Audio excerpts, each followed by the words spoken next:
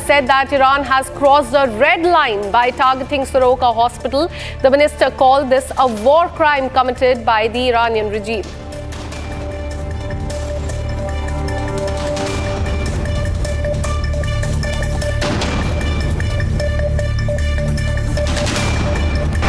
Israel's ambassador to the United States said on Wednesday that Israel must eliminate not only Iran's ability to make nuclear weapons but also its ability to produce the missiles.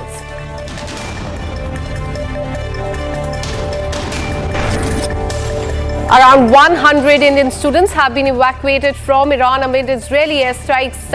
They have arrived back in India on Thursday morning, that is today, from Armenia as part of India's Operation Sindhu.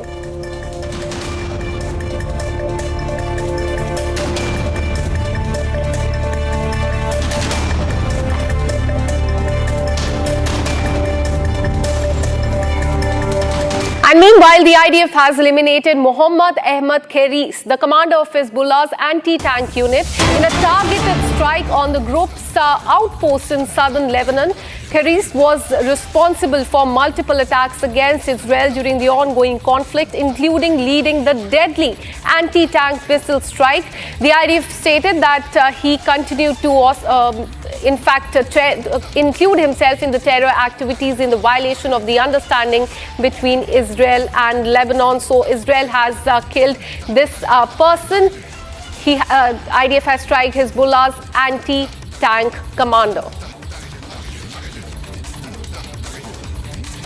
This is in fact the breaking news that we are getting for you. IDF has eliminated Mohammad Ahmad Kharis. He is said to be the commander of Hezbollah's anti-tank unit. And this was what IDF says is a targeted strike on the Hezbollah commander.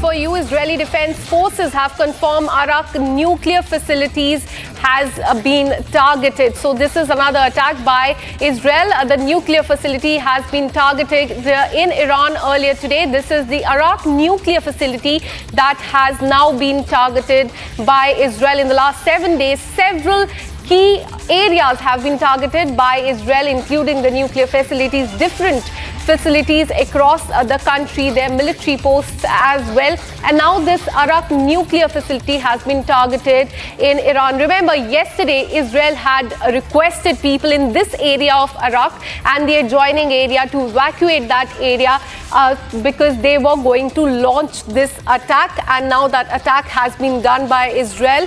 What we're learning is that there has been no nuclear leak so far and no death has been caused because of this.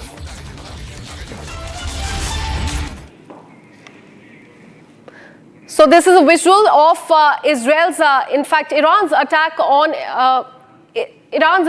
different parts of Israel is what we're learning. Now, Israel has attacked the Arak nuclear facilities, what we are learning after Israel asked people yesterday to evacuate this area. Now, this crucial nuclear facility has been attacked by Israel as far as this conflict is concerned. And this video has been released by IDF, which shows the attack by Israel on Iran on this very crucial nuclear facility there. In the last 7 days, several such nuclear facilities have been attacked by Israel across the country at different locations. Not just the nuclear facilities, but other military posts, top military commanders have been attacked. And now in focus is this Arak nuclear facilities. A day after Israel, in fact, warned people of this area to evacuate as soon as possible. Now this attack has been made.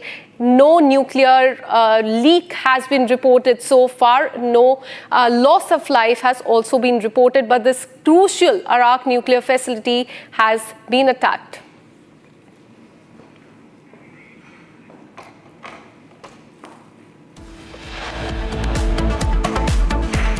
We're taking a very short break. Coming up on the other side, we'll tell you more about this big attack by Israel on Iran on this nuclear facility, a very crucial one in Iran.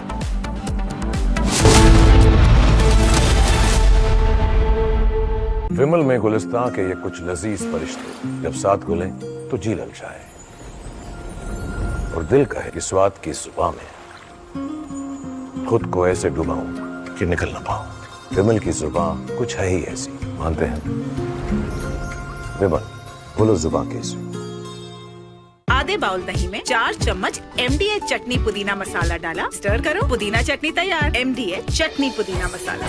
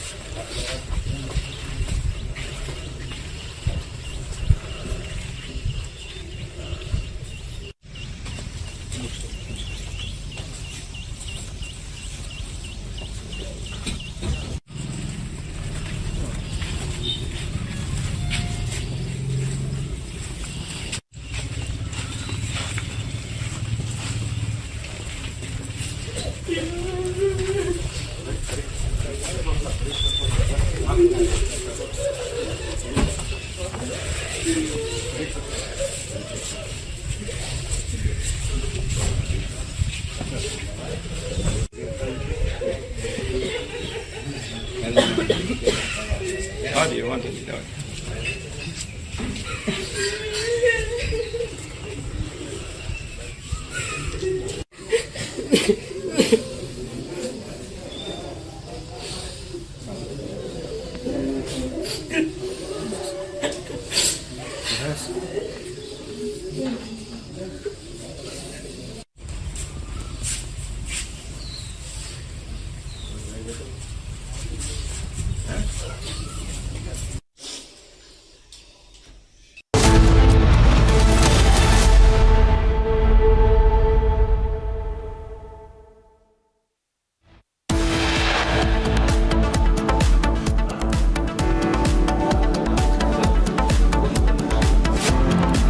United States President Donald Trump hosts Pahalgam mastermind Asim Munir after he backed Nobel Prize bid.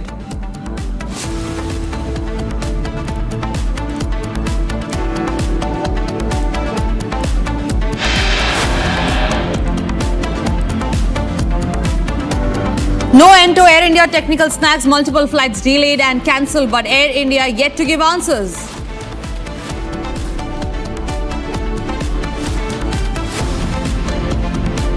Iranian missiles strike Soqara Hospital in Beersheba in Israel, where IDF soldiers are undergoing treatment.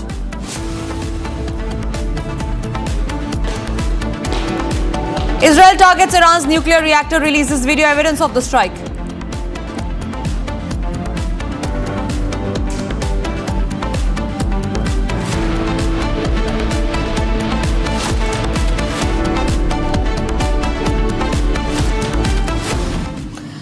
We start this edition with breaking news coming in, which is in regard with the Israel-Iran conflict, where we learn that the Israel Defense Forces have now confirmed that the Arak nuclear facility has been hit. This comes as a major development as the Israel-Iran conflict has entered day 7.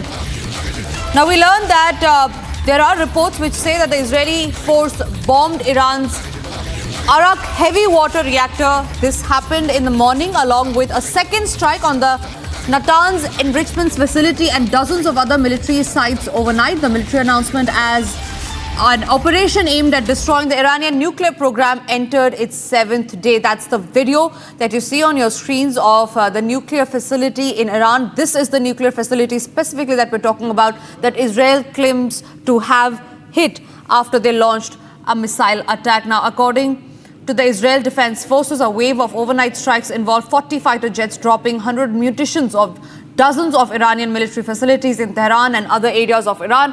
Kruthat, my colleague, is joining me live on the broadcast on that. Kruthat, this comes as a major development. Targeting of nuclear facilities is what being seen is it's a huge escalation again in Israel-Iran conflict. Where do you see this panning out?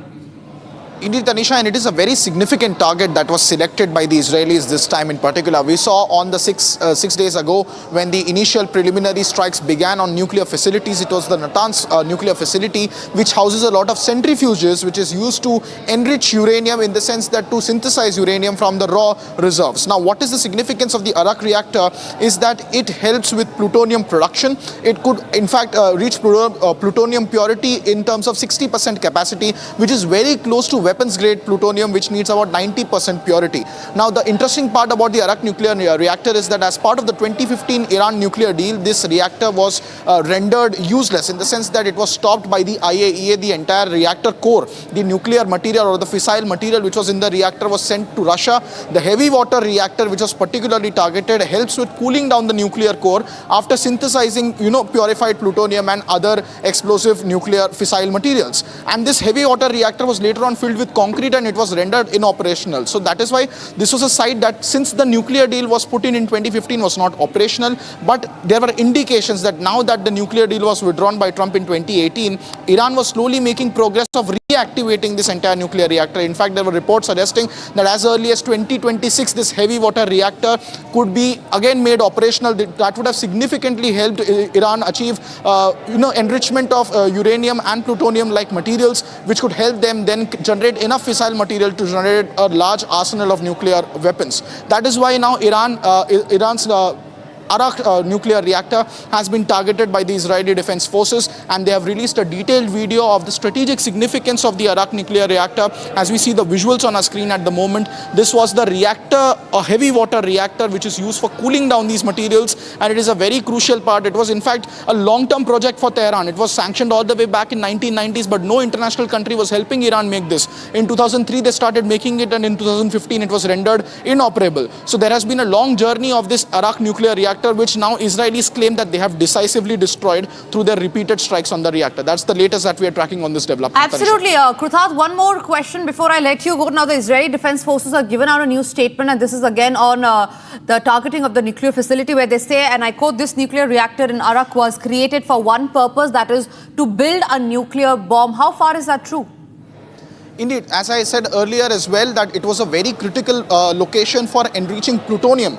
They had in fact in the past reached up to 60% purity of plutonium at this Arak nuclear facility. It was a heavy water reactor. The technical and scientific aspects, of course, the scientists can explain us better, but what we understand is that this heavy water reactor was used for cooling down this fissile material after it was purified, and it was a very crucial component of the nuclear infrastructure that was developed by Iran over the years. The Natanz province, of course, this facility is about 250 to 300 kilometers away from Tehran in the southern province of Iran, where in the Natanz province there is a centrifuge lab which was also initially targeted, and all the centrifuges were allegedly destroyed by the IDF. However, the IAEA chief Rafael Grossi had confirmed just a couple of days ago that there was no damage done particularly to the centrifuges, as this was a facility that was subsurface or underground, whereas the Arak nuclear reactor is not such. It is on the surface very much, but as I said earlier, it was rendered inoperable as part of the 2015 nuclear deal. The reactor's nuclear core was taken out, which is why, as the forces have rightly said, there is no nuclear leak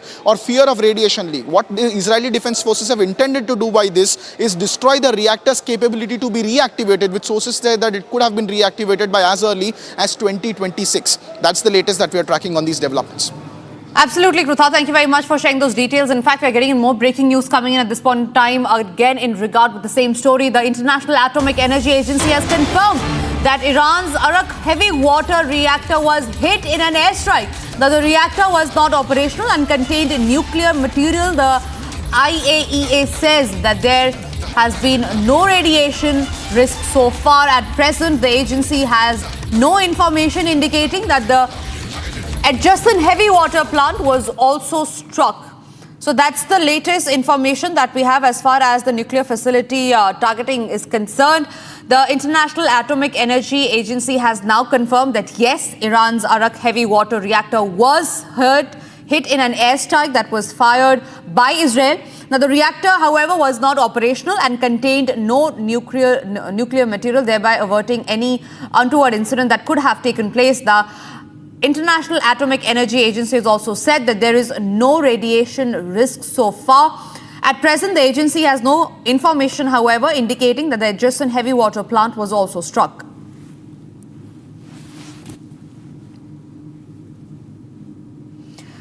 Meanwhile, Republic is the only channel to have first official statement from former Israeli Prime Minister. Hear him out as he appeals to the world and the people of Iran to stand up to a regime who he claims is violent and radical.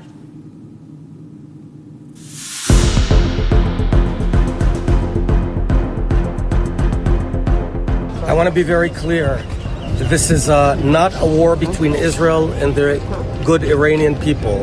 The Israelis feel for the Iranian people. The Iranian people are under a terrible regime. An old regime, incompetent, corrupt, radical, violent regime that beyond endangering the world is making the lives of the Iranians horrible.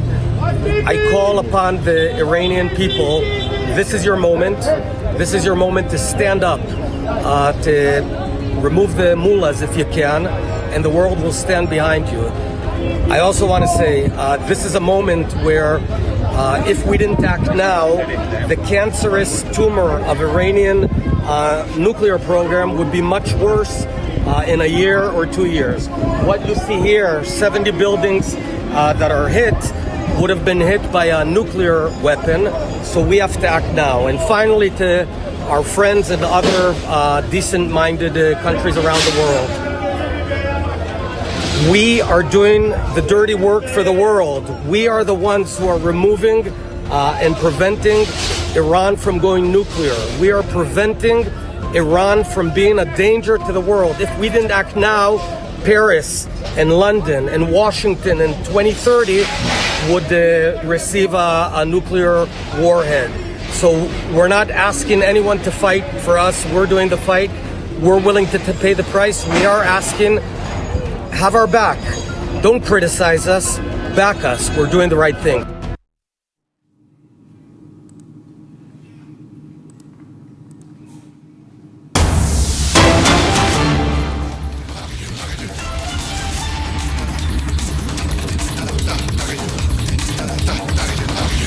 We are now learning that Iran has carried out multiple strikes in Israeli city of Holon, where a hospital, a school and a residential area was targeted. So back-to-back strikes that are happening as a result of tit-for-tat strikes. We learn that a residential area, a school and a hospital has been hit in the Iranian strike. Now remember, the hospital visual that we are showing to you on screen is the largest hospital in southern Israel that has been hit by Iran's missile. Now, Israeli hospital was targeted in an Iranian attack, and this is in Beersheba in the southern Israel. Largest hospital has been hit by Iranian missile. However, no injuries or death have been reported so far. Meanwhile, Republic is also reporting from Holon, the exact spot, the residential area that was targeted by the Iranian missiles today. Take a look. I'm currently in a residence house in Holon, and you can see the scale of destruction that this house has gone through. You can look up, see above my head to see the amount of destruction that this house has seen from a nearby rocket that fell right across the street, an Iranian rocket this morning at 7 o'clock. The house is completely destroyed. The citizens have to evacuate from this house and go to another location because it's unlivable. Let me show you some of the visuals from this house at the moment. So this is how the house looks right now. Completely destroyed. There's a pet as well, and you can see how much of the suffering that people have to go through here because the house here, if you look, everything is destroyed. Because of the rocket. The rocket fell right across the street there. Right across the street it fell. And currently, this entire place is in shambles. The residents, the pets, everybody has to evacuate the house. The windows are gone. And everything around this house is completely destroyed. All right, we're getting in a statement from Russia where they have finally responded to the United States intervention in the Israel-Iran conflict, where they say that US's intervention in Iran would be a terrible spiral of escalation, is what Russia says. They also say that any intervention by the United States in the Iran-Israel conflict would mark a terrible spiral of escalation. The Interfax news agency quotes Kremlin spokesperson.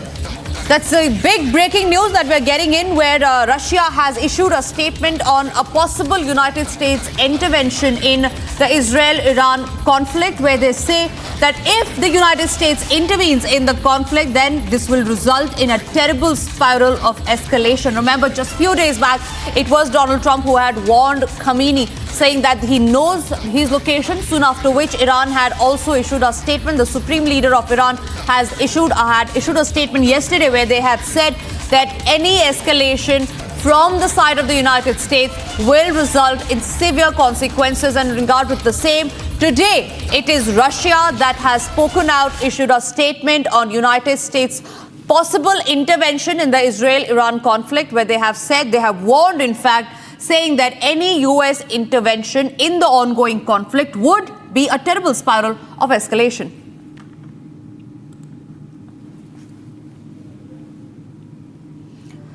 Now, ladies and gentlemen, as missile sirens continue to pierce the skies over Tel Aviv, civilian life in the city has been turned upside down. Schools are shut, businesses are operating in crisis mode, and families are spending nights in bomb shelters. The once bustling streets of Israel's commercial capital are now marked by fear, uncertainty, and a constant readiness for the next strike. We bring you an exclusive ground report showing how residents have had to flee the places they once called home, while buildings in once busy towns now stand deserted. In Israel, in Tel Aviv, and you can see that now it is closed. Nobody can go inside. Here are the residents of this area, and they are trying to understand where should they go after they have been evacuated, because as you can see, everything is destroyed. You can see inside the buildings, this was an apartment of somebody. It is completely devastated. As the house, you can see here inside, the devastation is immersing. Everything is completely destroyed. Windows are broken, also some of the walls. All the stuff inside of the houses, apartments, also burned, destroyed. You can see how much of the destruction caused just one missile from Iran. And here usually used to live young people, Israelis that are coming from all around the country because they want to live in this amazing non-stop city of Tel Aviv, next to the beach. The beach is just a few minutes walk from here, the Mediterranean Sea, but now this site is completely destroyed. Nothing could survive this blast of Iranian ballistic missile. You can see the destruction, all of those buildings. In each of them there are many apartments, many people lived here, and everything is destroyed. You can see here there are balloons with gas that also could explode, and if it explodes, then the damage will be, of course, much higher. And the buildings here completely destroyed. You can see it yourself.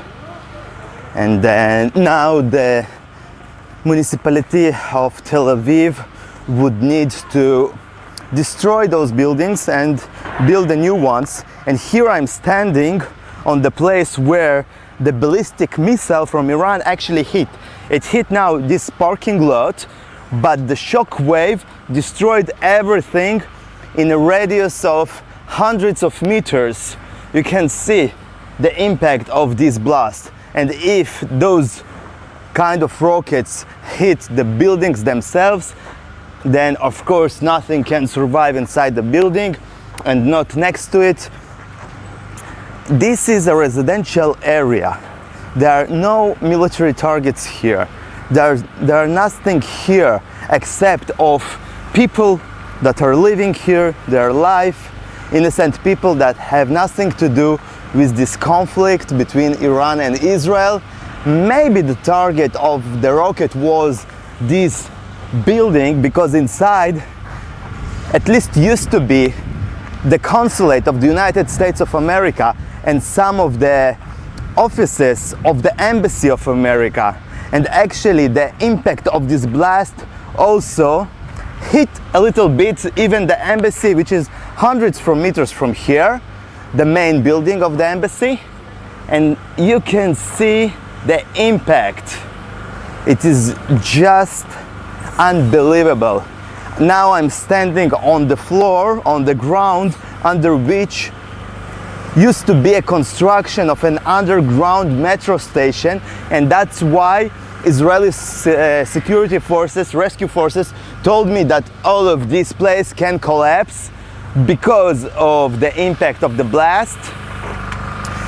And this is just one neighborhood that was almost completely destroyed, and there are many more neighborhoods like this one, residential areas that also were the targets of the Iranian ballistic missiles. And in all of those places there are a lot of destruction.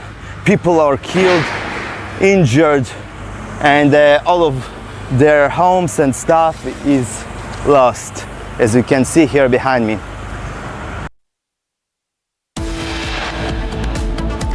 It's time for us to slip into a short break, but after the break we'll get to the details of why actually is the United States cozying up with Pakistan. Also after the break is details on how there is no end to Air India technical snags. Multiple flights have been delayed and cancelled today as well, but Air India is yet to give answers. Those details right after a short break.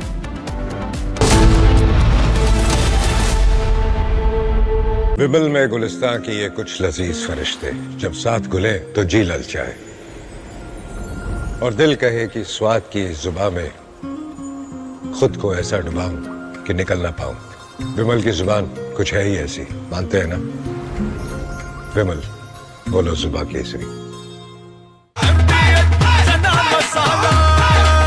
अब छोलिया हो या लोबिया, सफेद चने या काले चने, सब कुछ मजेदार बने। MDH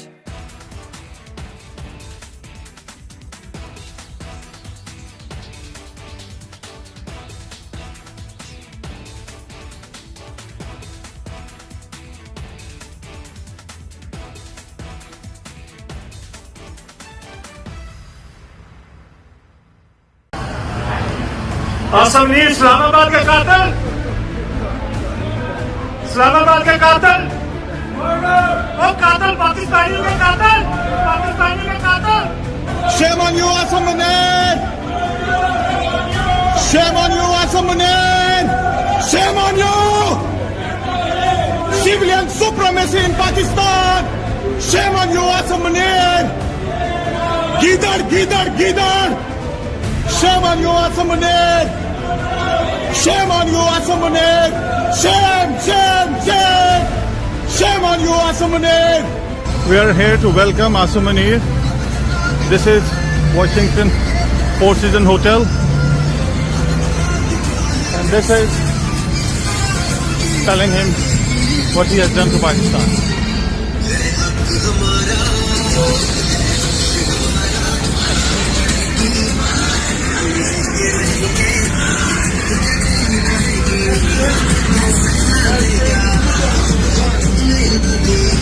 Pakistan will rise, inshallah. Qasem Munir, you can hide. You're in the second basement, down underneath, and people are here to hunt you. Civilian supremacy in Pakistan! Shame on you! Shame on you! Shame on you, bastard! Shame on you! Shame on you! Shame on you! Dictator! Shame on you, dictator! Shame on you! Shame on you!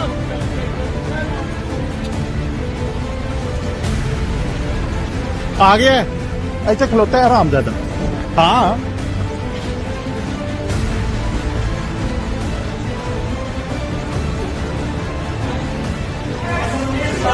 I have freedom. I'm on the pavement. You are there. This is not your property. I'm standing here. That's your property. This is public property.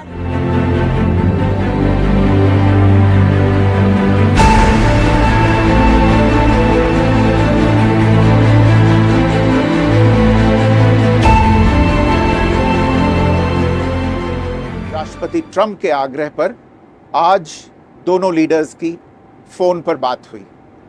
प्रधानमंत्री मोदी ने राष्ट्रपति Trump को स्पष्ट रूप से कहा कि 22 अप्रैल के बाद भारत ने आतंकवाद के खिलाफ कार्रवाई करने का अपना दृढ़ संकल्प पूरी दुनिया को बता दिया था। भारत ने यह भी स्पष्ट कर दिया था कि पाकिस्तान की गोली का जवाब भारत गोले से देगा। 9 मई की रात को उपराष्ट्रपति वैंस ने प्रधानमंत्री मोदी को फोन किया था। उपराष्ट्रपति वैंस ने कहा था कि पाकिस्तान भारत पर बड़ा हमला कर सकता है। प्रधानमंत्री मोदी ने उन्हें साफ शब्दों में बताया था कि यदि ऐसा होता है तो भारत पाकिस्तान को उससे भी बड़ा जवाब देगा।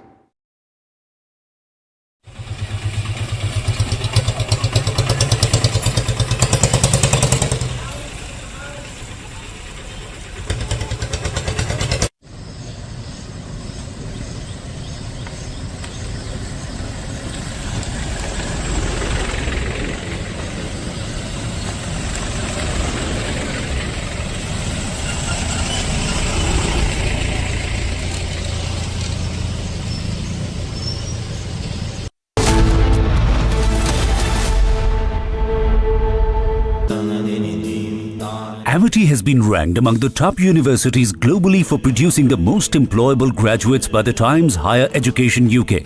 Yet another testimony to Amity's excellent placement record. MDH की हल्दी मिर्ची धनिया करे कमाल, ये रंग दे, ये खुशबू दे, ये तीखा, ये कम पड़े, क्या निराला MDH मसाला।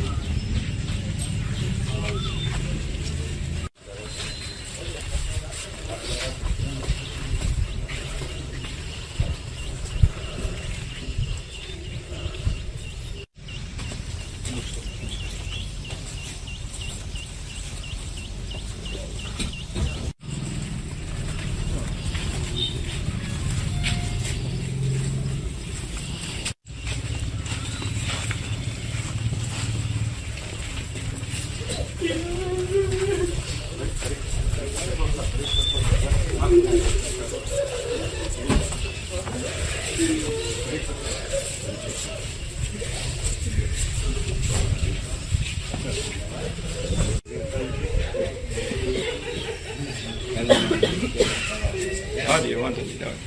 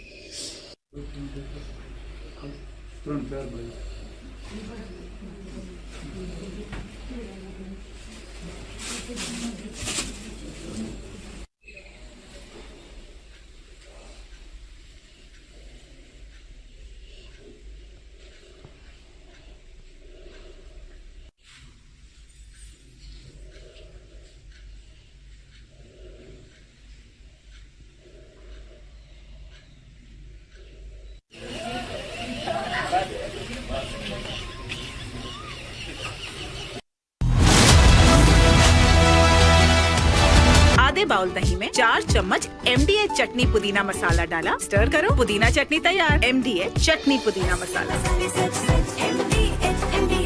आपकी फेवरेट हुंडई कार्स पर मिल रही है अमेजिंग डील्स। वैसे लोगे तो आप हुंडई ही, चाहे दिल की सुनो या डील्स की, तो जल्दी चले आओ हुंडई शोरूम। दादी के हाथों का जादू और खुशबू से महकता घर, माँ की मुस्कुराहट और खाने की सुगंध। MDH गरम मसाला, क्योंकि हर रिश्ता है स्वाद से जुड़ा। असली इस्लामाबाद के कातिल, इस्लामाबाद के कातिल, वो कातिल पाकिस्तानी के कातिल, पाकिस्तानी के कातिल। Shame on you, Asam Munir! Shame on you, Asam Munir! Shame on you! Civilian supremacy in Pakistan! Shame on you, Asam Munir! Gidar, Gidar, Gidar! Shame on you, Asam Munir! Shame on you, Asam Munir! Shame, shame, shame! Shame on you, Asam Munir! We are here to welcome Asam Munir. This is Washington Four Seasons Hotel. And this is telling him what he has done to Pakistan.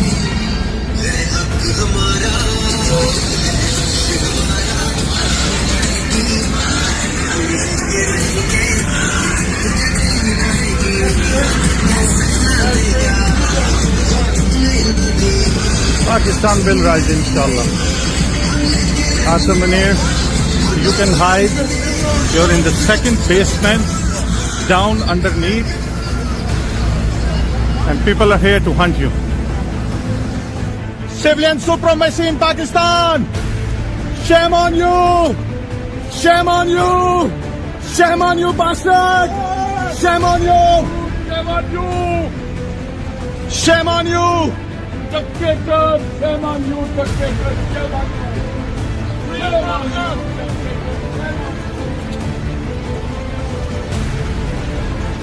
आगे ऐसे खलोता है आरामजादा। From Asia's largest news headquarters, setting the agenda for Bharat.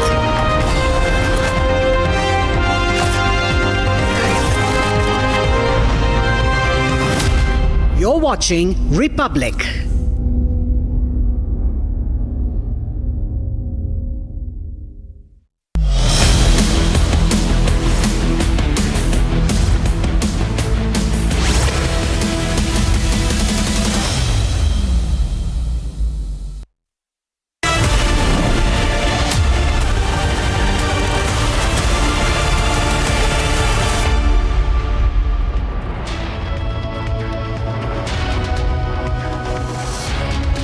Good afternoon, viewers. You're watching Live and Breaking, and I'm Rakta Mishra with you. In this edition, we're going to get you all the updates coming in as to what's really brewing between Donald Trump and Asim Munir. Donald Trump, remember, hosted the Pakistani army chief in Washington, D.C., and there are many interpretations to it. We will break it down for you layer by layer. First, the headlines.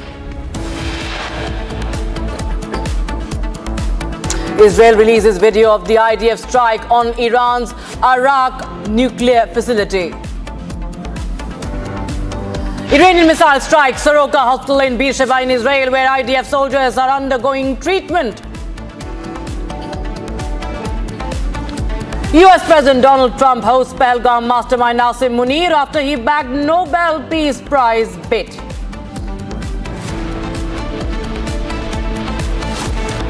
And there's no end to Air India's technical snags. Multiple flights delayed today and cancelled. But Air India has given no answers yet on that. And Yogi Police's mega crackdown on criminals. Operation Langda underway in Bareilly, in Pratapgarh and in Meerut.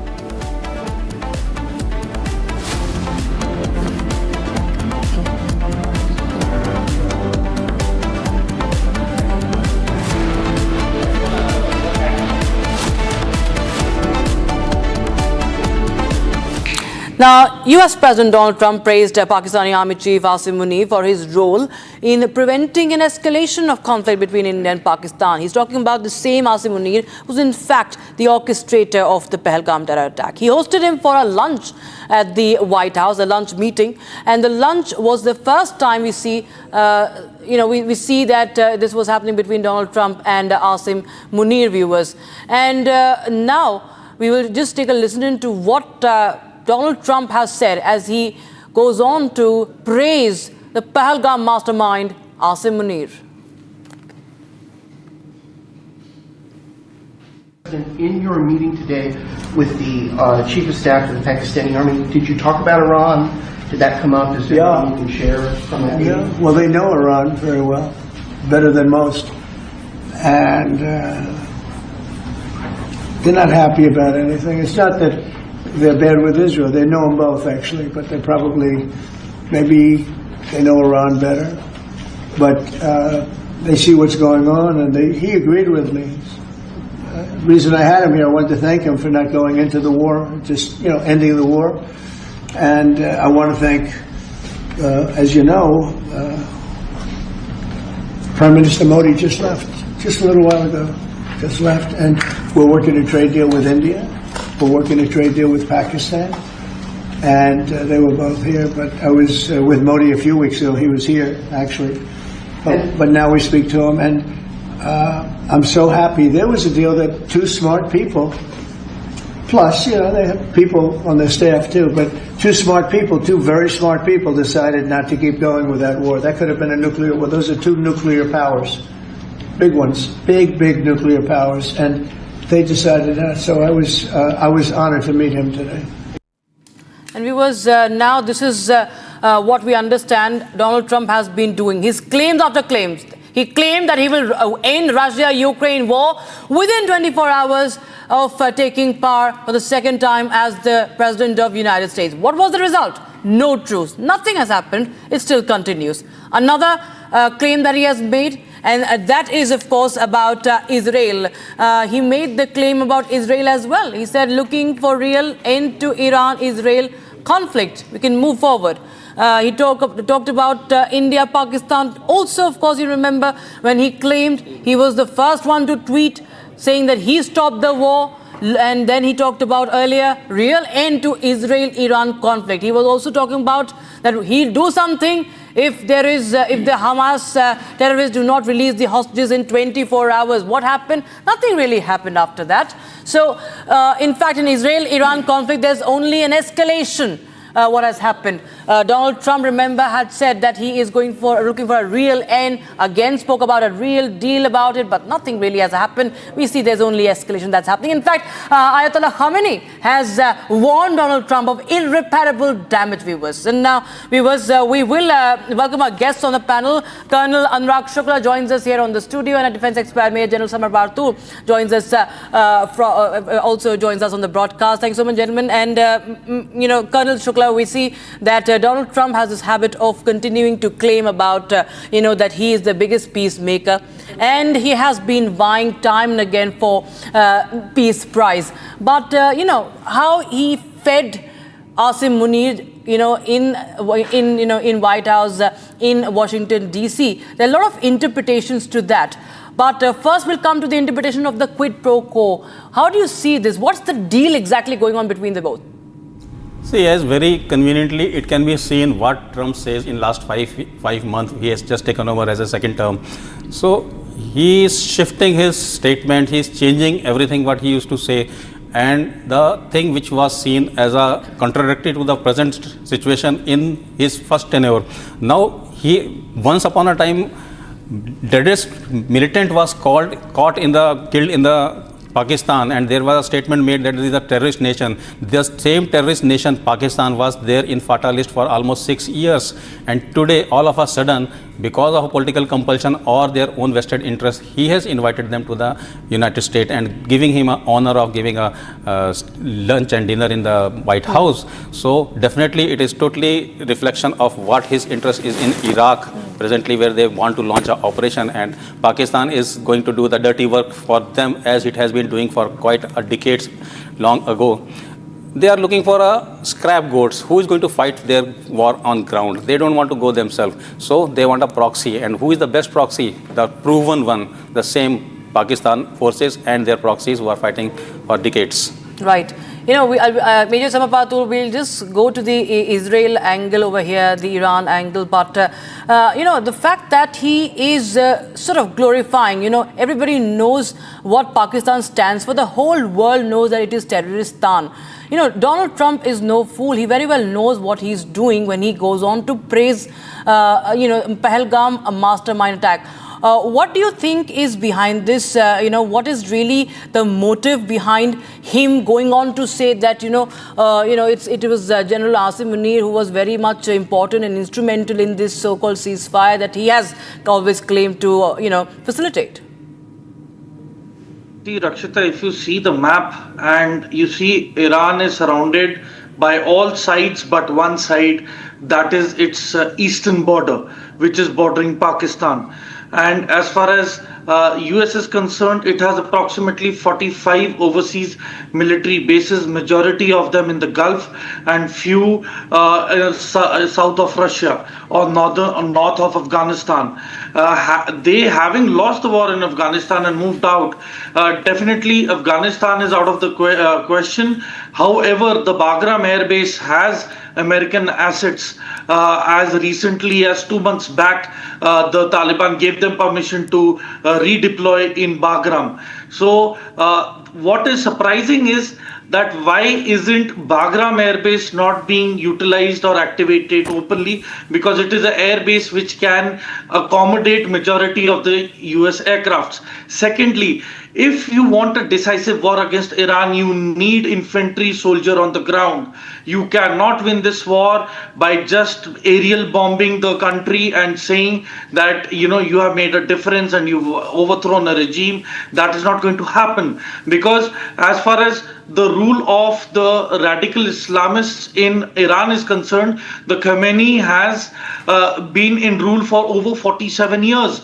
So the psychological radicalization of Iran is gone so deep that you see there is not much of support with what the Americans had tried to plant upon, and that is the Shah's son, Rizvi, who had given a statement appealing to the masses of Iran to overthrow the Khamenei, but which is actually not, it's fallen on deaf ears.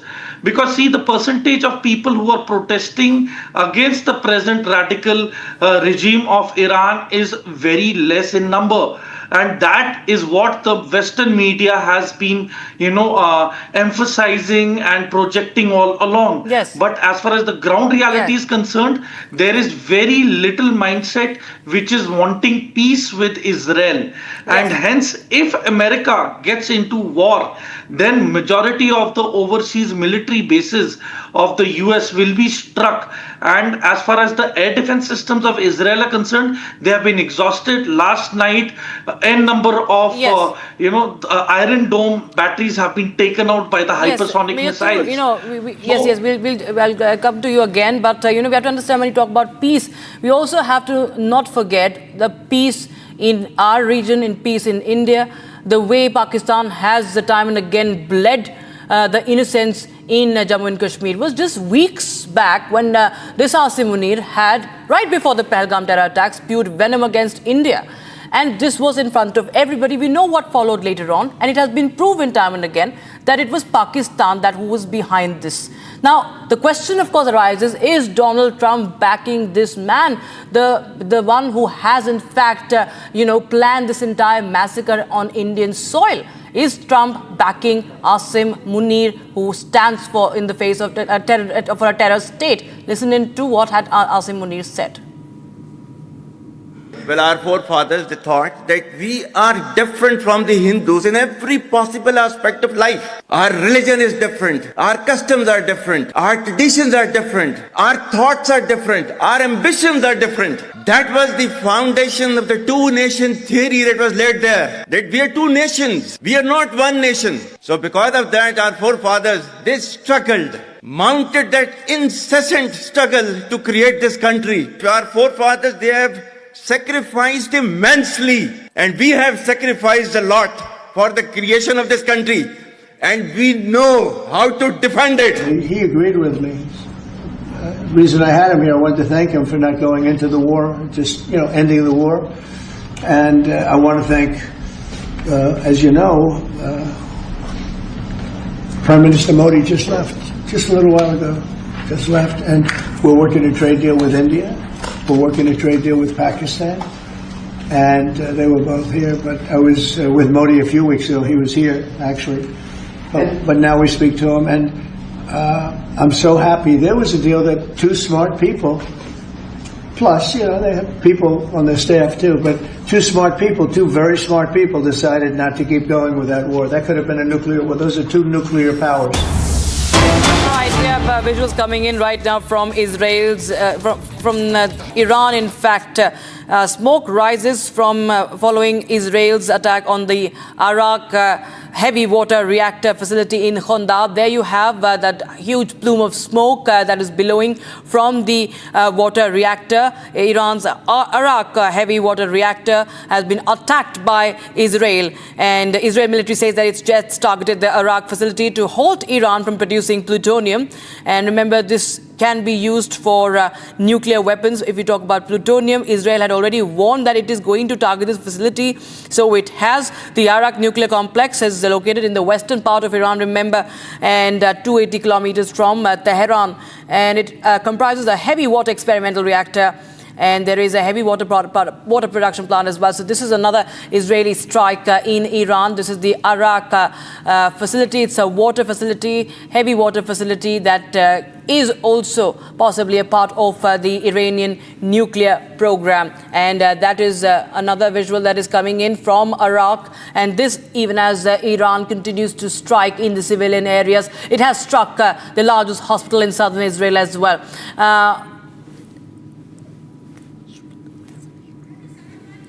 All right, Major Samarpatul, I'll just bring you this on this visual that we're getting in right now. This is the Arak facility. Now we see that Israel, one by one, is trying to target all these important facilities which are part of the Iranian nuclear program. Now, this, of course, again comes in as a blow to the Iranians. How do you see this development? See, this is the primary objective, Rakshita. This is the primary objective of the Israelis, that is to deny Iran any assistance or anything whatsoever related to the nuclear bomb. And you see, there is the Fordo nuclear facility, which was earlier the Iranian Revolutionary Guard Corps missile base, which was then in 2009 converted into a nuclear reactor facility. And in 2009, when this was disclosed to IAEA, there was a lot of disgruntlement and anger amongst the Western countries as to why this information was hidden. And then later on, they had also declared that Arak is a heavy water production plant for uranium enrichment. So, this is worrying. And then they have the nuclear research center in a place called Isfahan. So Isfahan is related to nuclear technology, nuclear fuel manufacturing plant, and centrifuges manufacturing in Isfahan. So that is definitely going to be a further target. Then Bushehr already has a nuclear power plant. So see, whatever related to nuclear is going to be destroyed, and there can be a lot of repercussions, as Russia has already told that the world is millimeters away from disaster. So attacking these nuclear sites might result in a catastrophic explosion which will decimate the whole area in and around these facilities. So that is one of the major reasons why people of Tehran have been asked to leave by Tel Aviv. So this is only going to get worse by tonight, and especially when Iran has analyzed and realized that Israeli air defenses are now ineffective because they've been exhausted, they've been outstretched, and they cannot counter a back-to-back barrage of their supersonic missiles. So in the coming 48 hours are going to be very decisive. Yes, Mayur, and Colonel Shukla, in fact, we also see that, there is, the hostilities are only intensifying now. And in the latest, we have that even once again, Israel is warning that, Khamenei won't be existing anymore. As the escalation happens on ground. Also, the war of words is also intensifying now. But what really happens next? What is your understanding of the situation? See, going for a ground to man fight looks remote at this stage.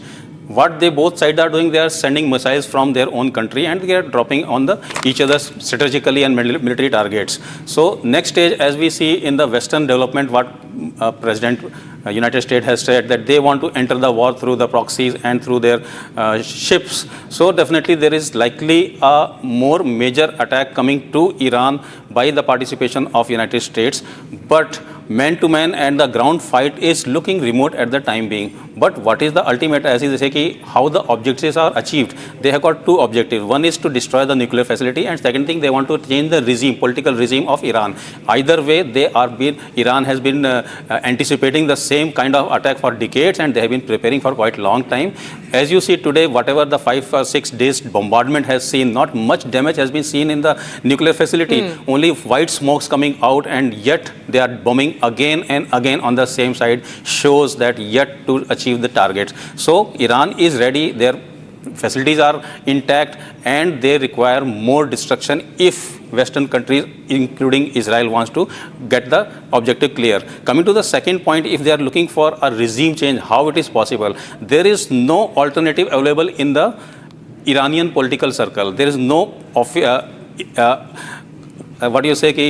government in waiting or government in exile is not available. So how to change? Right, sir.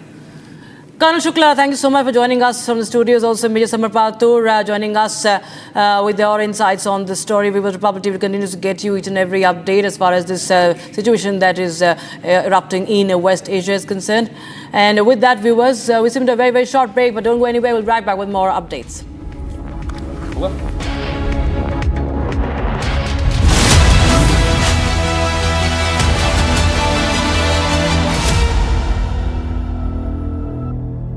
विमल में गुलिस्तां के ये कुछ लजीज फरिश्ते जब साथ घुलें तो जी ललचाए और दिल कहे कि स्वाद की जुबान में खुद को ऐसे डुबाऊं कि निकल ना पाऊं। विमल की जुबान कुछ है ही ऐसी, मानते हैं? विमल, बोलो जुबान कैसी? MDH की हल्दी मिर्ची धनिया करे कमाल, ये रंग दे, ये खुशबू दे, ये तीखा, ये कम पड़े, क्या निराला MDH masala.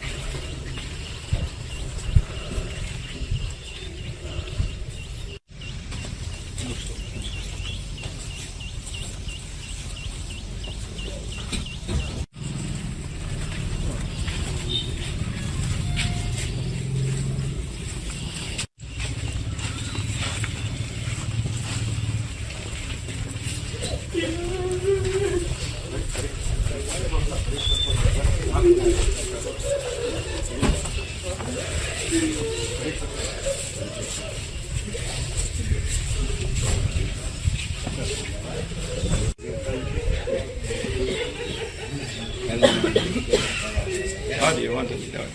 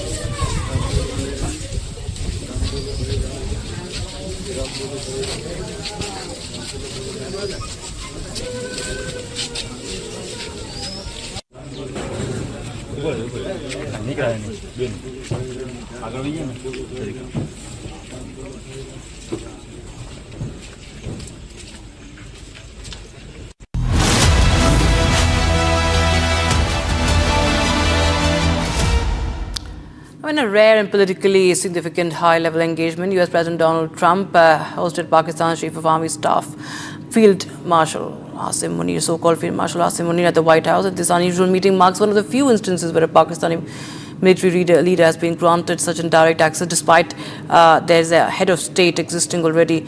Let's get you this report. Reports have been received recently that Donald Trump has invited Field Marshal Asif Munir to the White House for lunch, and maybe he will also be attending the military parade in Washington. Now all this is part of the United States attempts to pressurize India to play ball, attempts to pressurize India not to get too close to Russia, China, and to not purchase any Russian military equipment and buy instead the American F-35 stealth fighters.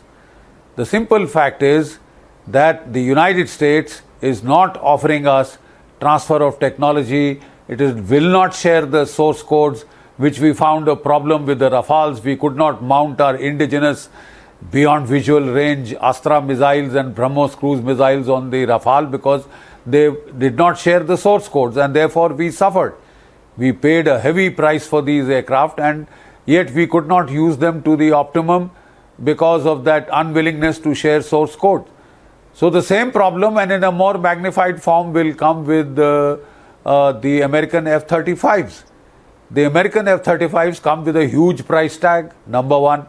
Number two, the maintenance costs are terribly high because stealth paint gets eroded, it has to be repainted, recoated. Most of the time these will be in hangar. And the other fact is that India will have limited control over these planes, because America would want to know where they are being based, where they are being sighted. It will want oversight. Where they are being used, America will have vetoes. So it would be very strange if we can't use them against Pakistan. What the hell are we buying the planes for then? So there are basic questions of national interest which cannot be wished away. So quite obviously India has not been too keen at all to accept the F-35 deal, and actually no concrete offers have been made so far which India can consider, evaluate. I mean, it's not just on a verbal commitment that you can go in for these kind of deals. These entail billions of dollars of expenditure. So India has to make a very considered decision, and the decision India has made is we can't kill our own homegrown AMCA. We will damn well go in for it, and as an interim measure, if we are forced, we may have to accept 1 or 2 squadrons of fighters. There the Su-57 offers a much better deal. They are prepared to share technology, they are prepared for local manufacture, they are prepared to transfer technology, share source codes. So, I mean, they are giving us all that we want, and yet just because they are Russian and that would make the Americans unhappy, we can't mortgage our national interests in that manner. We can't be bullied in that manner also. I think America has to make allowance for India, has to act in its national interest and not just in the national interest of the United States. We are, after all, not the 51st state of the United States, and I don't think we ever will be. So America has used pressure tactics. It has used the India-Pakistan binary to try and apply pressure on India. I think it may be a mistake. No other country is so hated in India as Pakistan is. Pakistan has waged 5 conventional wars against India. Pakistan has waged continuous asymmetric wars against India for 30 to 40 years non-stop. It is the biggest pain in the neck as far as India is concerned. And if the United States wants to cozy up to Pakistan, it will be construed as a very hostile gesture in India. It would be back to the Cold War era when Richard Nixon had sent the 7th Fleet to prevent the breakup of Pakistan, to help India, to help Pakistan against India. Even the 7th Fleet could not save Pakistan then, and Pakistan was broken in two. For all its hubris, for all its one-upmanship, Pakistan had to suffer that humiliation, and the United States was not able to save it. Now for the United States to align itself back with Pakistan, I think would be a tragic mistake. I am very certain that there is enough computation power in the United States, in its think tanks, in its administration, to work out the vis-a-vis value of relationships with India or with Pakistan, right? And if the United States chooses India over Pakistan, it's welcome to its choice. Pakistan is a failing state. It's almost a failed state. It's on the brink of failure. It is a state in economic chaos and turmoil. It is a state where the military overspends to the extent of destroying the state, destroying its economic basis, right? It is a state which is riven by civil war and internal conflict. And if the United States chooses to back this up against India, which is the 4th largest economy in the world, India is also a nuclear power, and India is also a nuclear and space power of consequence. It is a major military power. The choice is America. The raison d'etre for the reset between relations between India and America was primarily based upon a jointly perceived threat from China, which was the rising new superpower on the bloc, which was asserting its military power in a very aggressive manner in all its borderlands, whether in South China Sea, whether against Taiwan, whether against India in Ladakh and Arunachal and elsewhere. Chinese have been getting very aggressive, and this is what had forced India to bandwagon with the United States to contain the power of a hostile and increasingly aggressive China. Even the United States was finding China as the major threat. All that changed in the era of Joe Biden. Joe Biden stopped the pivot to Asia. He pivoted right back to Europe. He said, to hell with China, it is the Russians who are my major enemies, and I am going to destroy the Russian economy. I am going to fight Russia to the last Ukrainian. I am going to bleed Russia to death. These were very fanciful ambitions. I'm afraid all of them have been belied. Russia has emerged economically and militarily much stronger from this conflict than it was in 2022. And it is Ukraine which is close to collapse. Donald Trump in the meantime came. He wanted to pivot back to Asia. He considered China its main threat, and therefore he decided to cut this needless war in Ukraine to wash off America's hands from the Russia-Ukraine war, and he wanted a period of peace, quiet and consolidation. That was his grand strategy. But 6 months into his regime, we see his grand strategy faltering. He has not been able to bring peace in Russia, Ukraine, nor in the Middle East. Then he made an attempt to foist peace between India and Pakistan, and that also seems to have backfired a bit, because his staff just failed to inform him of the background situation in South Asia. It is a blood insult to equate India with Pakistan. No government, and the people of India primarily, would be extremely het up if there was any sense to any attempt to create moral equivalence, strategic or economic equivalences, and hyphenate India and Pakistan once again. I thought we had gone far beyond that hyphenation, and for America to forget so much of history, recent history, and act as if India and Pakistan are equals. Moral equivalence in the context of terrorism is horrible. America is supporting Israel all out because there it sees the terrorist Iran and its terror proxies, and quite rightly it has weighed in very strongly towards Israel. Why does the same logic not apply to India? That means it is okay if Indian lives are lost. If it is okay if there is mass murder in India carried out by Pakistan, but Pakistan is a great nation. Pakistan's military de facto ruler is now being invited to the White House. It's quite an unprecedented situation. It is understandable. We understand that the United States is trying to show India its place, that if you don't play ball with us, we'll get Pakistan to play ball. They've always played ball. They just want the money and free weapons, etc. And they are willing to fight anybody they are paid to fight. So, the basic premise is well understood. It is common sense premise.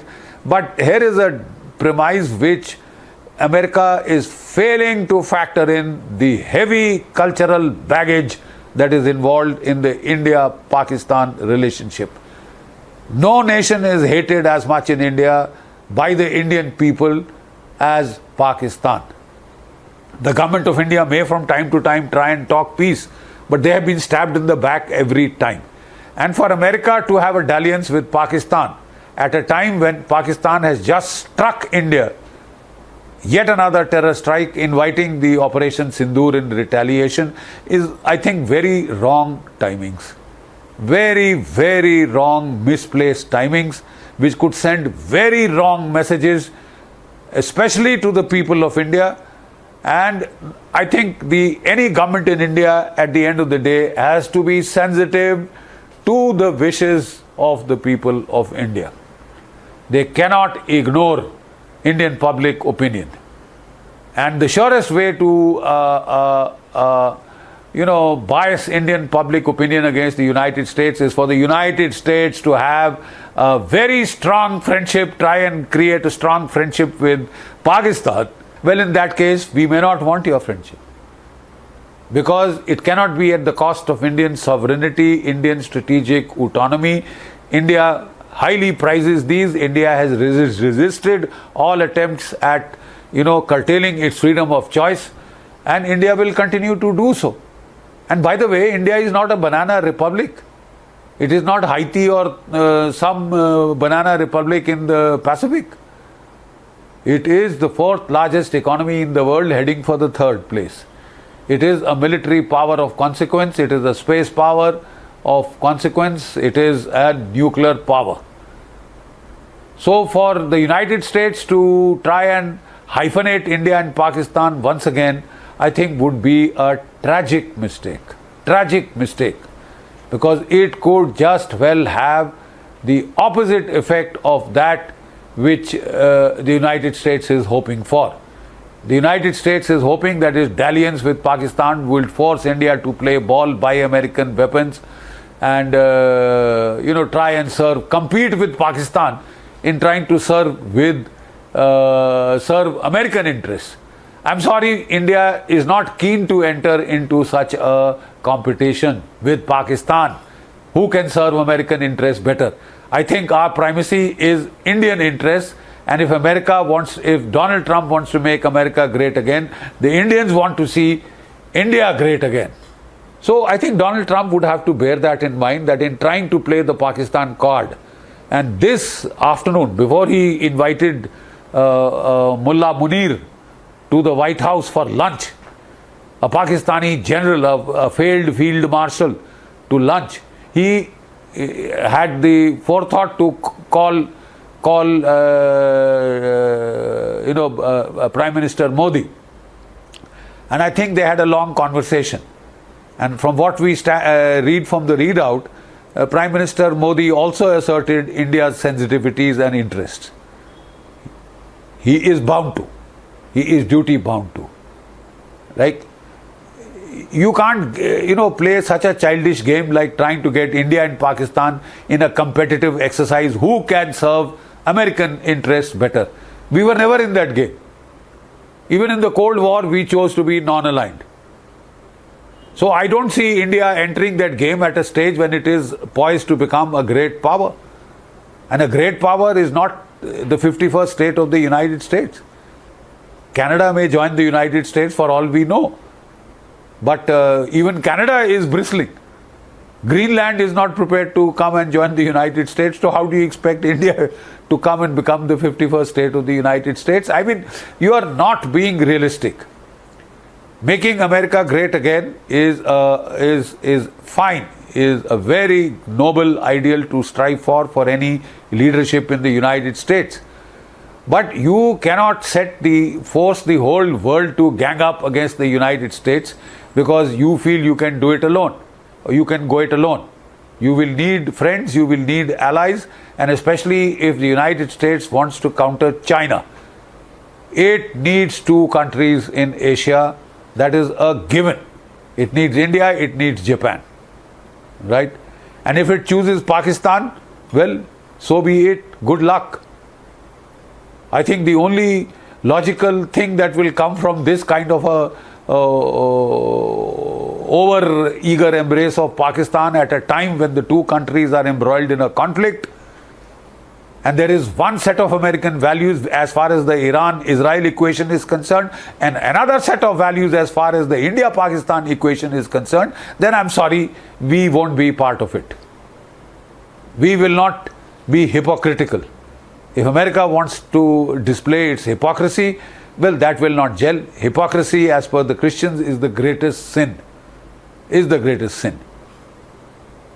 So I think we will have to take care of our own interest, and I think if that means going in for the the Russian Su-57 stealth fighter as a stopgap while our AMCA is developed over the next 3, 4, 5 years or more, well, I think India may just make that choice because America is leaving us no choice. But the simple fact is that there is a limit to which you can push India, especially by using Pakistan, an arch enemy, as a bargaining chip or a bargaining lever or a card, which could backfire with the tragic results both for India and the United States.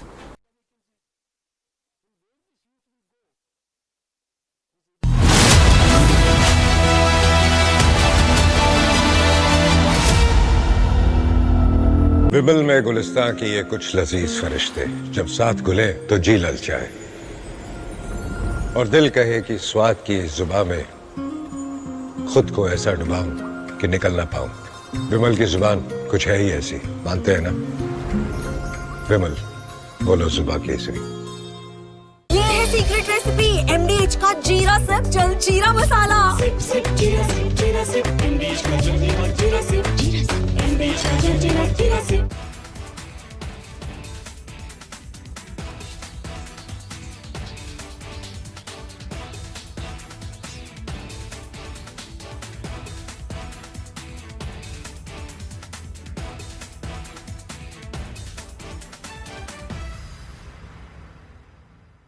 Reports have been received recently that Donald Trump has invited Field Marshal Asif Munir to the White House for lunch, and maybe he will also be attending the military parade in Washington.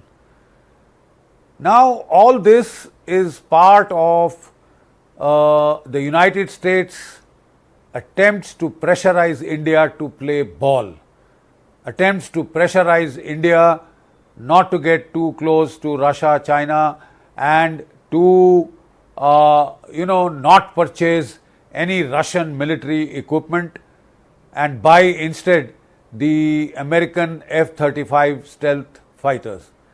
The simple fact is that the United States is not offering us transfer of technology. It will not share the source codes, which we found a problem with the Rafales. We could not mount our indigenous beyond visual range Astra missiles and BrahMos cruise missiles on the Rafale because they did not share the source codes, and therefore we suffered. We paid a heavy price for these aircraft, and yet we could not use them to the optimum because of that unwillingness to share source code. So the same problem, and in a more magnified form, will come with the American F-35s. The American F-35s come with a huge price tag, number one. Number two, the maintenance costs are terribly high because stealth paint gets eroded. It has to be repainted, recoated. Most of the time these will be in hangar. And the other fact is that India will have limited control over these planes because America would want to know where they are being based, where they are being sighted. It will want oversight. Where they are being used, America will have vetoes. So it would be very strange if we can't use them against Pakistan.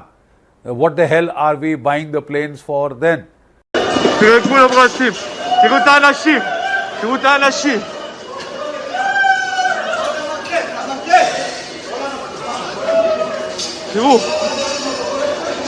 פה נפל הטיל.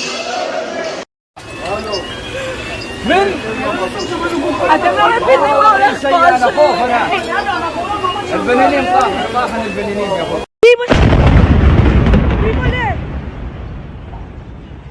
הלך סורוקה, בראש של אמא שלי הלך סורוקה. נפתלי. איפה היית? איפה היית? מה? שמע לי פעם הבאה. מה שמע לך? תבוא לתרד. איפה הלכת לי?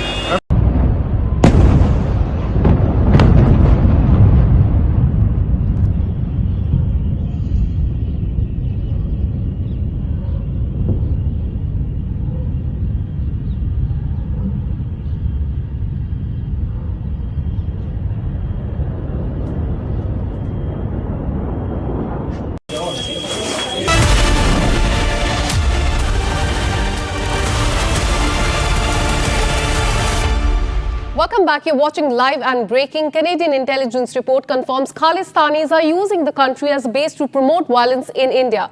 The report also acknowledges that Khalistani elements seek to use violent means to establish an independent nation state in India. Here's more. who are going to challenge his sovereignty. Canada's intelligence agency has finally acknowledged India's concerns regarding activities of the extremist Khalistani group on Canadian soil. In an annual threat assessment report, the CSIS noted that violent elements linked to the Khalistan movement remain active in Canada. The report reveals that Khalistanis using Canada as a base to promote violence in India. It acknowledges that these elements seek to use violent means to establish an independent nation-state, Khalistan. This acknowledgement validates India's long-standing concerns about Canada's role as a safe haven for anti-India elements. The report was published after Prime Minister Modi attended G7 summit in Canada and held a bilateral meeting with Canadian counterpart Mark Carney. And with this, we're taking a very short break. Coming up on the other side, Israel has released video of IDF strikes on Iran's Arak nuclear facilities. We'll show you that video right after this very short break. Stay with us. इसको घर पे लगाओगे तो शादी का तो पता नहीं, पर घर पक्का नहीं टूटेगा। रुंगटा नहीं तो घर स्ट्रॉन्ग नहीं। रुंगटा स्टील TMT बार एकदम सॉलिड। पहाड़ों में एक हाइकिंग स्टिक भी बन सकती है।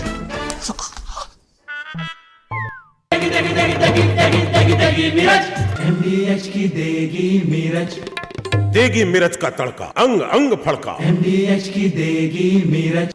Reports have been received recently that Donald Trump has invited Field Marshal Asif Munir to the White House for lunch, and maybe he will also be attending the military parade in Washington. Now, all this is part of the United States attempts to pressurize India to play ball, attempts to pressurize India not to get too close to Russia, China, and to not purchase any Russian military equipment and buy instead the American F-35 stealth fighters. The simple fact is that the United States is not offering us transfer of technology. It will not share the source codes, which we found a problem with the Rafales. We could not mount our indigenous beyond visual range Astra missiles and BrahMos cruise missiles on the Rafale because they did not share the source codes, and therefore we suffered. We paid a heavy price for these aircraft, and yet we could not use them to the optimum because of that unwillingness to share source code. So the same problem, and in a more magnified form, will come with the American F-35s. The American F-35s come with a huge price tag, number one. Number two, the maintenance costs are terribly high because stealth paint gets eroded. It has to be repainted, recoated. Most of the time these will be in hangar. And the other fact is that India will have limited control over these planes because America would want to know where they are being based, where they are being sighted. It will want oversight. Where they are being used, America will have vetoes. So it would be very strange if we can't use them against Pakistan. What the hell are we buying the planes for then?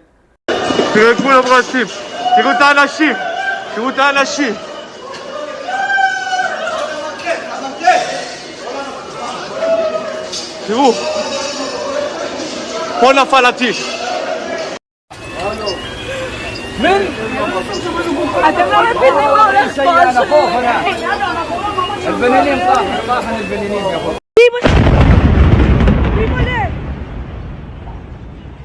הלך סורוקה, בראש של אמא שלי הלך סורוקה. נפתלי. איפה היית? איפה היית? מה? שמע לי פעם הבאה. מה זה לך? תבוא לתרד. איפה הלכת לי?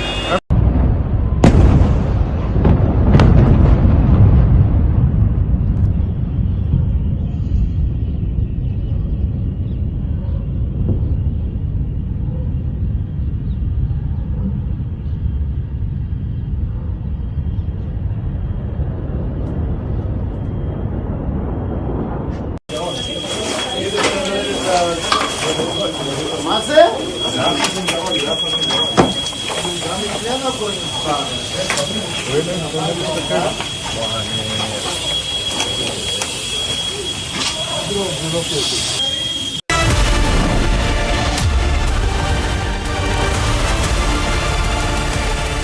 में गुलिस्तां के ये कुछ लजीज फरिश्ते जब साथ घुलें तो जी ललचाए और दिल कहे कि स्वाद की जुबां में खुद को ऐसे डुबाऊं कि निकल ना पाऊं।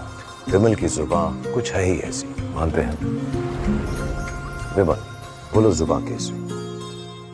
ये है सीक्रेट रेसिपी MDH का जीरा सिप जल जीरा मसाला। सिप सिप जीरा सिप जीरा सिप MDH का जल जीरा सिप जीरा सिप MDH का जल जीरा SIP. Reports have been received recently that Donald Trump has invited Field Marshal Asif Munir to the White House for lunch, and maybe he will also be attending the military parade in Washington.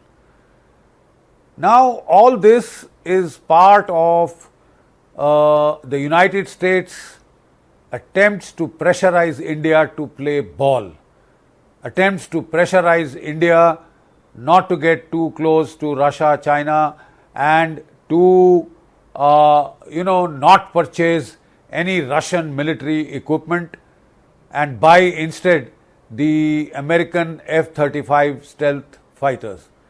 The simple fact is that the United States is not offering us transfer of technology. It will not share the source codes, which we found a problem with the Rafales. We could not mount our indigenous beyond visual range Astra missiles and BrahMos cruise missiles on the Rafale because they did not share the source codes, and therefore we suffered. We paid a heavy price for these aircraft, and yet we could not use them to the optimum because of that unwillingness to share source code. So the same problem, and in a more magnified form, will come with the American F-35s. The American F-35s come with a huge price tag, number one. Number two, the maintenance costs are terribly high because stealth paint gets eroded. It has to be repainted, recoated. Most of the time these will be in hangar. And the other fact is that India will have limited control over these planes because America would want to know where they are being based. Where they are being sighted, it will want oversight. Where they are being used, America will have vetoes. So it would be very strange if we can't use them against Pakistan. What the hell are we buying the planes for then?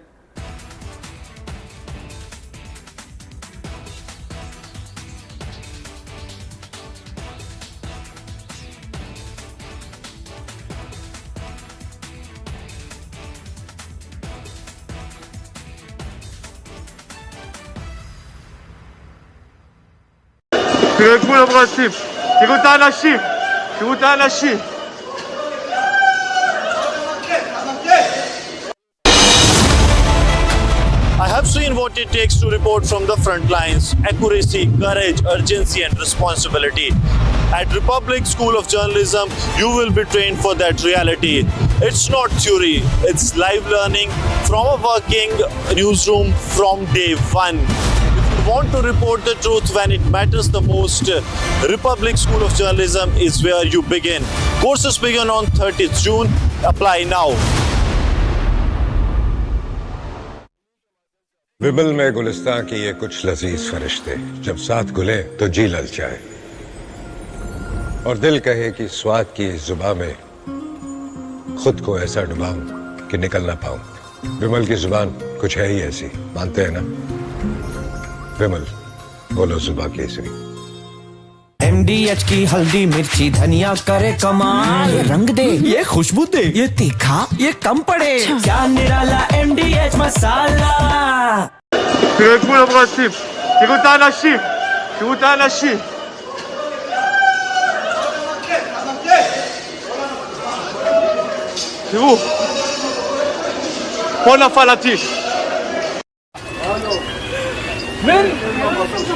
אתם לא מבינים מה הולך פה البنانين طاحن البنانين يابا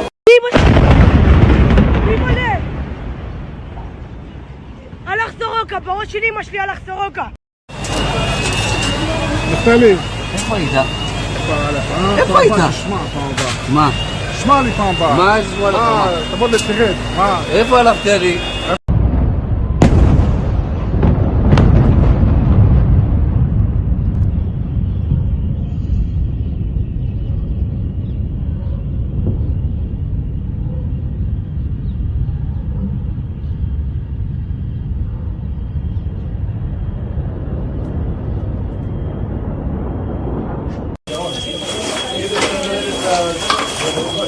מה זה?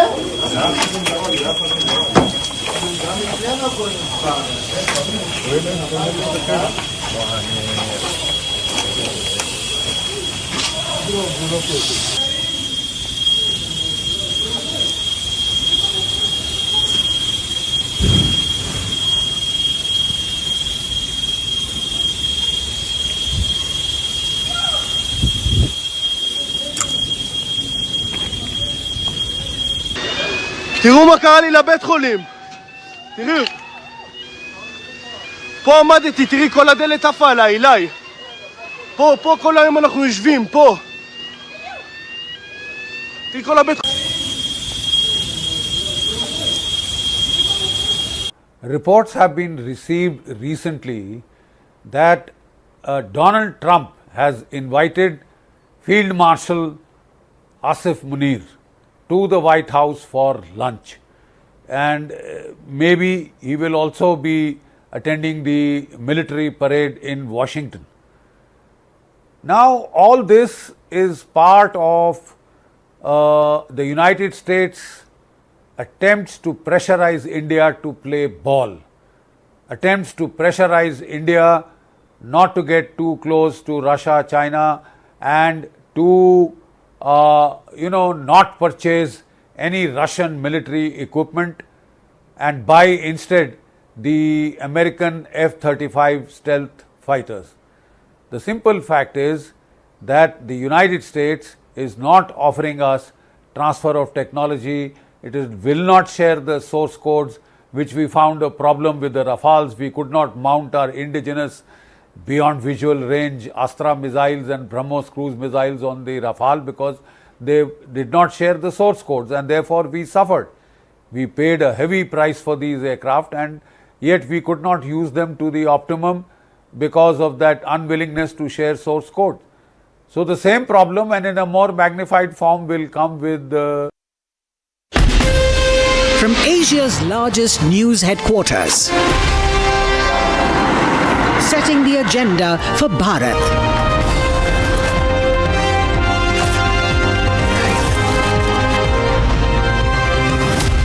You're watching Republic.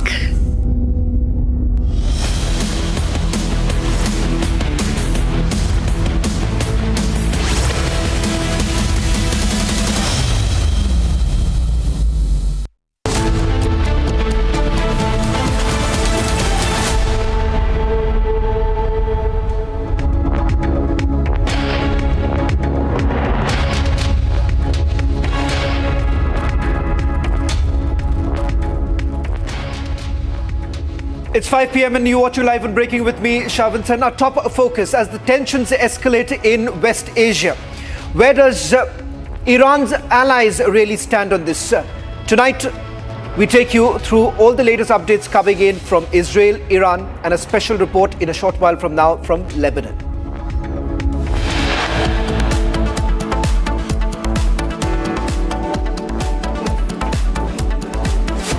Israel releases a video of nuclear site being targeted in Iran.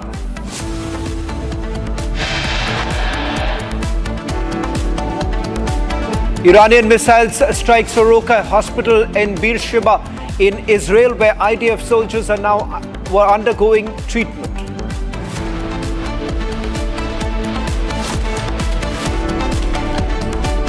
US President Donald Trump hosts a Pahalgam mastermind Asif Munir after he backed a Nobel Peace Prize bid for Donald Trump. No end to Air India technical snags, multiple flights delayed and cancelled, but Air India yet to give answers.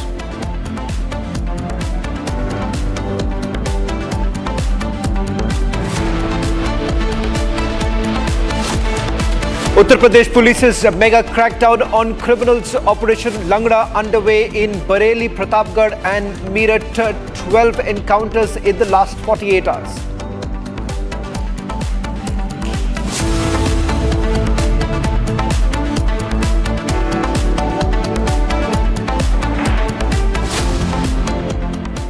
Has Iran essentially been weakened after the number of attacks that have actually taken place on the Iranian soil? Where does Iran's allies like Lebanon really stand on this entire position? And more importantly, what happens to its proxies? In fact, a short while back, Lebanon's president and prime minister said that their country must stay out of the conflict between Iran and Israel because any engagement would be detrimental to the small nation engulfed in an economic crisis. Hezbollah, which has been funded and armed by Iran, has long been considered Tehran's most powerful ally in the region. But now, with Hezbollah asked to drop the intervention in the war, is Iran absolutely cornered and isolated? In fact, we'll also try and go across to our reporters on the ground to get you a latest update as to what's really happening, what has really changed. And as far as Lebanon is concerned, remember, Lebanon has now made it very clear that they are not going to participate in it. In fact, it turns out that instructions have been given to Hezbollah to completely stay out of it. Republic, the only Indian news network to give a 360-degree view on this entire issue. Reports from Iran, Israel, and now coming up a report from Lebanon. Laba is joining us from Beirut at this point in time. Lama, thank you very much for joining us on this broadcast. It seems Lebanon has made the decision that they will stay out of the conflict. Also, instructions given to Hezbollah to stay completely out of it and not engage in the war. Give us a sense of what's really happening right now in Lebanon. What is the administration really deciding? Hello. So, as you said, Lebanon currently, amid the Israeli-Iranian escalation, it is in a position of an anxious spectator, where Lebanese people caught between mixed signals that ranges between being cautious, anxious, and worried about the re-escalation here. At the official level, the Lebanese stand is to maintain neutrality and distance from what's happening, while the president and the prime minister condemned Israeli attack on Iran, but have worked behind the scenes to keep Lebanon out of the escalation. Nevertheless, Israel is continuing its attack on Lebanon and Gaza. As the Israeli spokesperson today, he announced that their attacks on Lebanon and Gaza will continue besides their attacks to Iran. A sense of actually avoiding this conflict. Can I also get a quick? Yeah. Can I get a quick word on US's latest intervention in this entire matter, where US has warned Lebanon that they make it very clear that they should not participate in this. But is there pressure now building from Tehran? The fact that Lebanon has been depending on Iran for most of its trade, is it now becoming extremely difficult for Lebanon to stay out of this conflict? It is difficult for Lebanon to stay out of this conflict, not because of Iran, but because of Israel itself, because the war didn't stop. Since the announcement of the stopping of the war, Israel is attacking Lebanon every day. Till now, there is no response from Hezbollah, but we cannot detect when Hezbollah might respond or not. Hezbollah been completely weakened. The fact that most of the top commanders have been eliminated by the Israeli Defense Forces. In fact, there is also breaking news now coming in. Israeli Defense Forces have now confirmed that earlier today, another Hezbollah commander has been eliminated. What is happening in the Hezbollah camp right now? Because there were growing murmurs that they were unhappy with Tehran. They were unhappy the fact that Tehran did not intervene in the past, did not help Hezbollah. And that is the reason why there is discontentment within Hezbollah right now. Within the Hezbollah people, you mean community? Is there discontentment? Is there discontentment right now with Tehran? The community of Hezbollah now is supporting Tehran against Israel, of course. And yesterday, like, Israel announced killing Hezbollah commander, but actually there are 2 people who were killed also. One who was sitting in his balcony and the other with motorcycle. That was just yesterday. Lama, could you give us a consolidated report of what's really happening with the Hezbollah right now? The fact that they have been silent, especially they have become leaderless, they do not have a direction at this point in time, and with Iran backing out of it, is Hezbollah perhaps retreating at this point in time? We cannot know actually what's happening inside Hezbollah as a party, but what they announce for us. So till now, they didn't announce that they will engage in this escalation. Right. Thank you very much, Lama, for getting us that report from Beirut. In fact, the only Indian news network to get you the report coming in from Lebanon. And it's quite crucial, given the fact that there have been an understanding between Tehran and Beirut. But it turns out that with the Hezbollah leadership now completely unhappy with the way Tehran has essentially responded to this entire matter. Now we give it to understand that there have been direct instructions that have been given by Lebanon to Hezbollah not to participate, not to engage in this entire conflict. Well, in fact, Iran has launched another missile attack against Israel, causing extensive damage across the country and striking Israel's primary hospital in the southern areas. Now, there have been strikes and counter-strikes that have been taking place. In fact, it's the 11th wave of strikes that have been carried out by the Iranians. This morning around 7 o'clock is when this hospital in southern Israel was targeted. Israel says that IDF soldiers were being treated when this missile strike was carried out. Multiple injuries have also been reported. In fact, we're also getting you this report from Tel Aviv. In fact, we're getting in another breaking news right now. Israeli Prime Minister Benjamin Netanyahu has issued a direct warning to Iran, saying that it will pay a heavy price after a missile hit the hospital in the country's south. The defense minister has gone a step further, declaring that Iran's supreme leader will be held accountable for the attack. Now, tensions certainly escalating rapidly between the two nations. The United States of America has made it very clear that this is also a war with Iran. So it's US versus Iran. And now with Israel once again stepping up at the ante, you have Prime Minister Benjamin Netanyahu once making it very clear that Iran will have to pay a heavy price. In fact, this afternoon, a little after 3 p.m., confirmation actually came in that Israel had struck one of the nuclear facility in Iraq.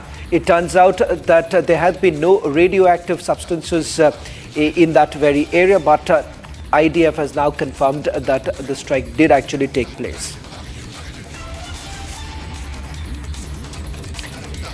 Well, in fact, Republic, the only Indian news network to be covering the war extensively from different parts of Israel as well as Iran. First, let me take you through the reports that have been filed from central Tel Aviv. Now, this is a location which is roughly about 5 kilometers from Tel Aviv, a place that was attacked this morning. Republic reporter Ratnadeep Chakrabarti was at the spot, detailing the kind of devastation that has actually taken place. Take a look. I'm currently in a residence house in Holon, and you can see the scale of destruction that this house has gone through. You can look up, see above my head to see the amount of destruction that this house has seen from a nearby rocket that fell right across the street, an Iranian rocket this morning at 7 o'clock. The house is completely destroyed. The citizens have to evacuate from this house and go to another location because it's unlivable. Let me show you some of the visuals from this house at the moment. So this is how the house looks right now. Completely destroyed. There's a pet as well, and you can see how much of the suffering that people have to go through here, because the house here, if you look, everything is destroyed. because of the rocket. The rocket fell right across the street there. Right across the street it fell, and currently this entire place is in shambles. The residents, the pets, everybody has to evacuate the house. The windows are gone, and everything around this house is completely destroyed. Well, in fact, the Israeli Air Force has said that it has bombed Iran's Arak heavy water reactor this morning, along with a second strike on Natanz enrichment facility and dozens of other military sites overnight. In fact, the military has announced as an operation aimed at destroying the Iranian nuclear program, which entered its 7th day. According to the Israel Defense Forces, a wave of overnight strikes that involved 40 fighter jets, dropping about 100 munitions on the dozens of Iranian military facilities in Tehran and other areas of Iran. In fact, we'll also go across to our reporter Nick, who is joining us from Tel Aviv. Nick, it seems that there has been a massive escalation this morning. You have visited some of the places where there's been a missile hit. What's the response really coming in from the Israeli government right now as far as the way forward? Israeli government outrageous because Iran continue to target civilian areas in Israel, skyscrapers, places where tens of thousands of people are working and places where people are living. And they are saying that the leader, so-called supreme leader of Iran, is hiding in the bunker, but still they can reach him even there. And in Israel, the assessment is Iran striking hospitals and public places because they are in a lot of stress. They don't know what to do because they don't have the force that Israel has.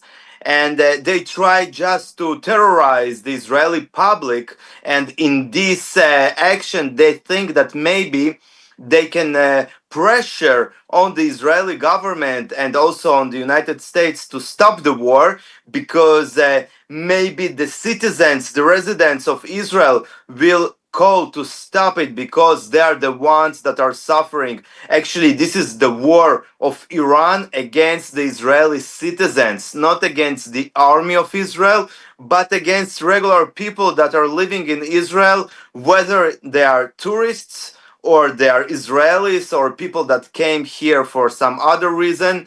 The fire of those missiles is indiscriminate. They can fall everywhere. One of the missiles today in the morning fell about 100 meters from where I was, and the whole building where I was shocked by this. It was shaken from side to side and it was really scary. And there are no military targets whatsoever in the all the zone where the missile hit, even not close to there. And it just gives you a sense of how evil this regime in Iran and how they don't care about the human lives. And it is really important to understand the war didn't start a week ago. It started many years ago, maybe even tens of years ago, when Iran did the revolution with the current regime in 79. And after that, they are started to build proxy forces like Hezbollah in Lebanon, and like Houthis in Yemen, and some militias in Syria, and other places that are surrounding Israel from all the sides. Also, they supporting Hamas. And in this way, they're bombarding Israel for many years from different directions with a lot of missiles, and now they are doing it directly. But before that, they did it with their proxies. And Nick, Israel there is also some more needed breaking news now coming in. Yes. Nick, I'm sorry to interrupt you, but there is also another breaking news. There's an update coming in from the Israeli Defense Forces right now, and they have now declared, the IDF has declared Operation Kalavi, if I'm not wrong, that's how we have been pronouncing it.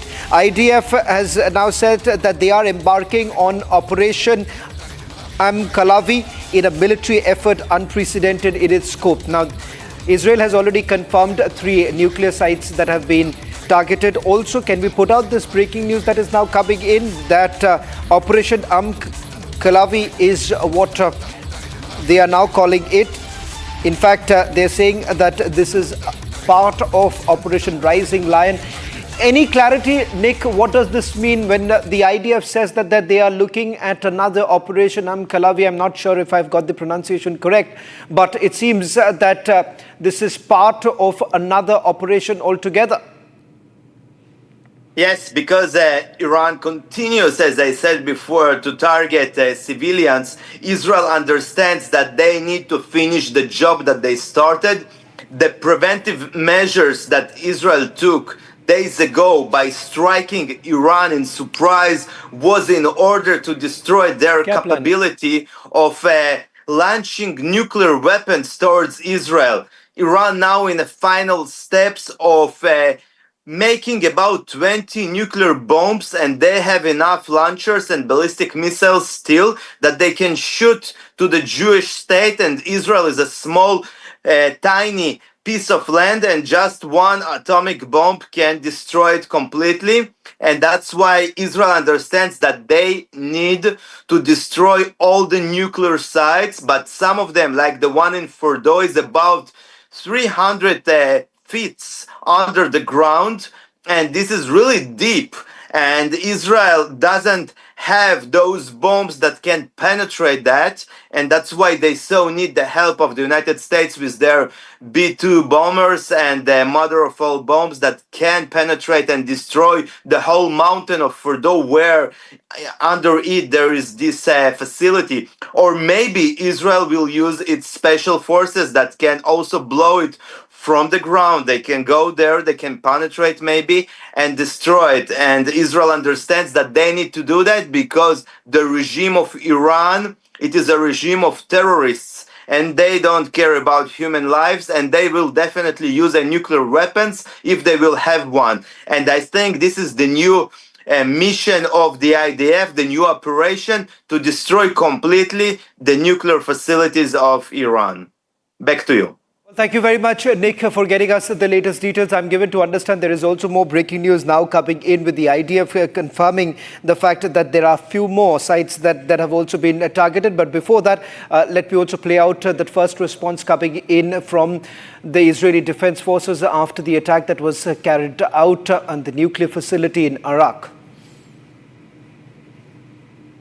Early this morning, an Iranian ballistic missile directly hit the Soroka hospital in Beersheba.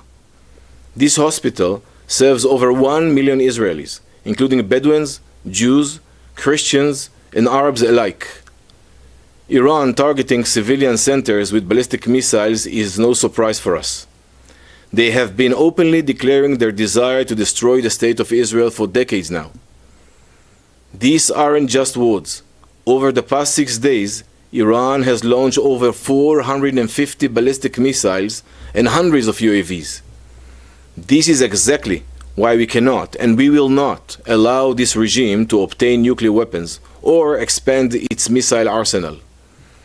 And so, we continue our operations, striking Iranian nuclear weapons facilities, missile launchers, and military sites. Iran targets civilians. We target an existential threat that endangers global security. And we will prevail.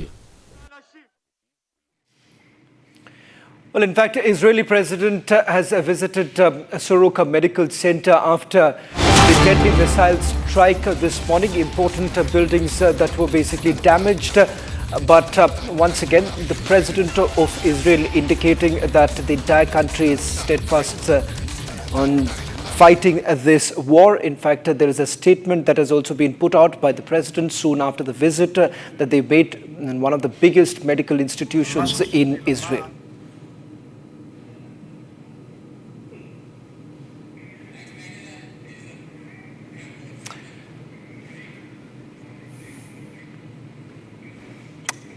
Well, in fact, those are the latest images that came in from Israel, the southern part that was attacked this morning. Multiple missiles that have been fired by the Iranians. In fact, it turns out that some of those missiles have been intercepted, but there are also claims that have been made by the Israelis, saying that they have managed to capture some of those very areas that were targeted earlier.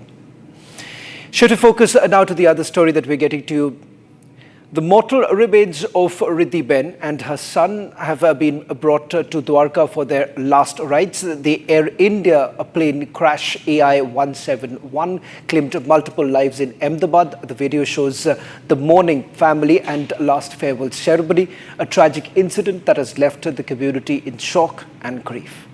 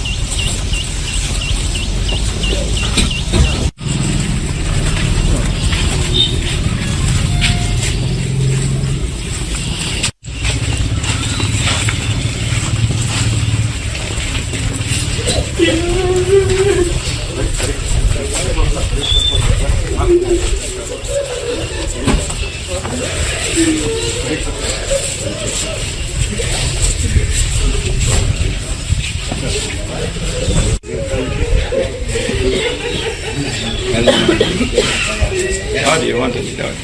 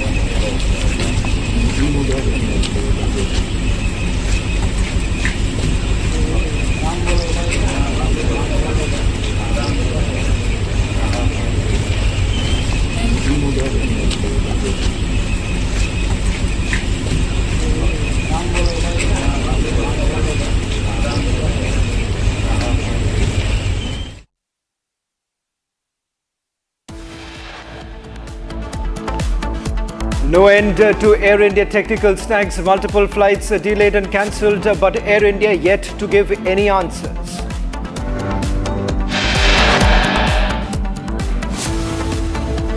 Uttar Pradesh's mega crackdown on criminals, Operation Langra underway in Bareilly, Pratapgarh and Beerat.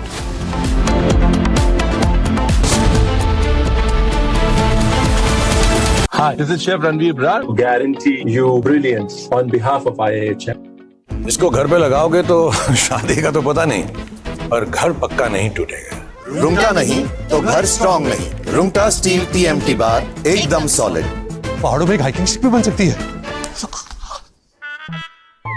दादी के हाथों का जादू और खुशबू से महकता घर, माँ की मुस्कुराहट और खाने की सुगंध। MDH गरम मसाला, क्योंकि हर रिश्ता है स्वाद से जुड़ा।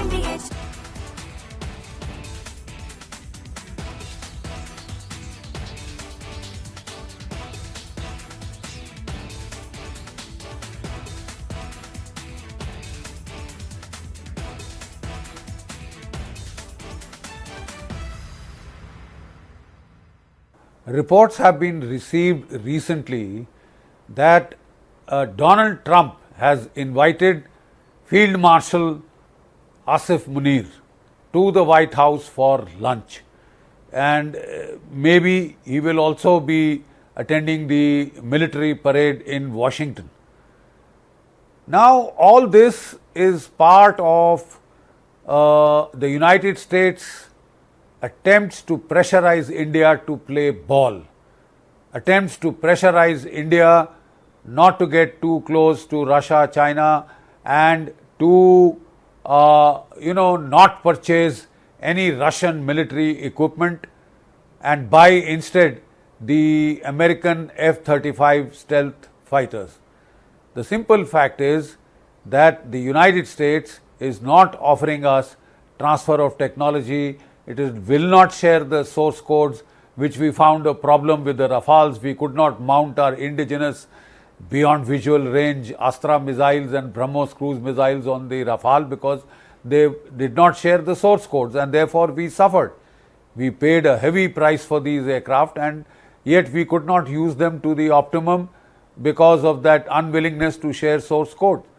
So the same problem, and in a more magnified form, will come with the American F-35s. The American F-35s come with a huge price tag, number one. Number two, the maintenance costs are terribly high because stealth paint gets eroded. It has to be repainted, recoated. Most of the time these will be in hangar. And the other fact is that India will have limited control over these planes because America would want to know where they are being based. Where they are being sighted, it will want oversight. Where they are being used, America will have vetoes. So it would be very strange if we can't use them against Pakistan. What the hell are we buying the planes for then?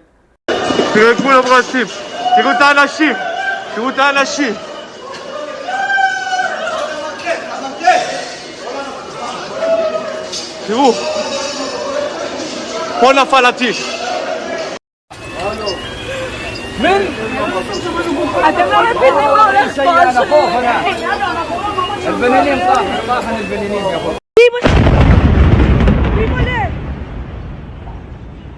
הלך סורוקה, בראש של אמא שלי הלך סורוקה. נפתלי, איפה היית? איפה היית? מה? שמע לי פעם הבאה. מה ישמע לך? תבוא לתרד. איפה הלכת לי?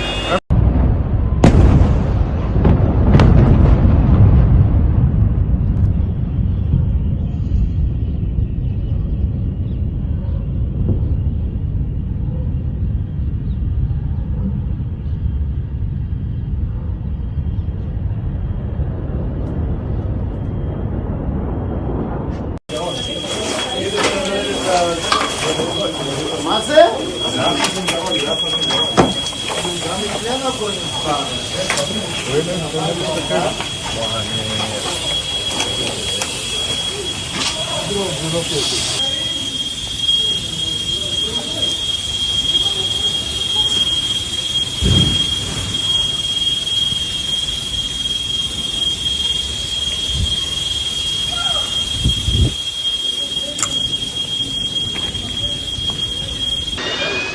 תראו מה קרה לי לבית חולים. תראו. פה עמדתי, תראי כל הדלת עפה עליי, אליי. פה כל היום אנחנו יושבים, פה. תראי כל הבית חולים. आपकी favourite Hyundai cars पर मिल रही है amazing deals. वैसे लोगे तो आप Hyundai ही, चाहे दिल की सुनो या डील्स की, तो जल्दी चले आओ हुंडई शोरूम। आधे बाउल दही में 4 चम्मच MDH चटनी पुदीना मसाला डाला, स्टर करो, पुदीना चटनी तैयार। MDH चटनी पुदीना मसाला। תראו את כולם רצים, תראו את האנשים, תראו את האנשים. Seen what it takes to report from the front lines. Accuracy, urgency, courage and responsibility.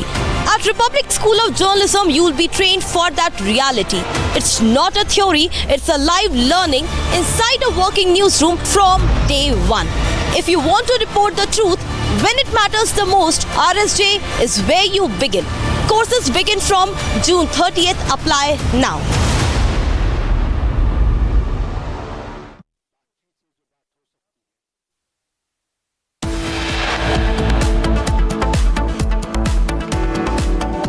Israel releases video of IDF strike on Iran's Arak nuclear facility.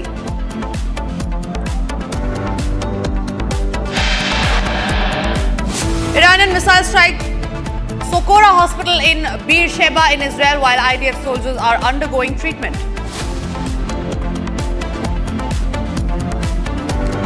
United States President Donald Trump hosts Pahalgam mastermind Asim Munir and he backed Nobel Peace Prize bid. No end to Air India technical snags, multiple flights delayed and cancelled, but Air India yet to give answers.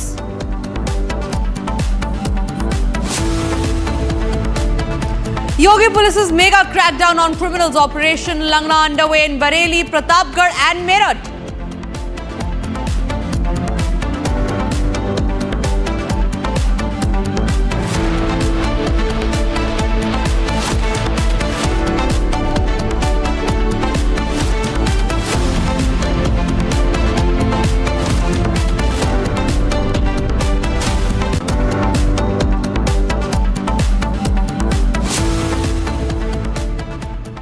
You're watching Live and Breaking at 5:30 p.m. I'm Tanisha Avasthi and we start this edition with the big breaking news coming in, and this is in regard with a dossier that India has shared as a high-stakes dossier with Canada exposing the Khalistani mafia network.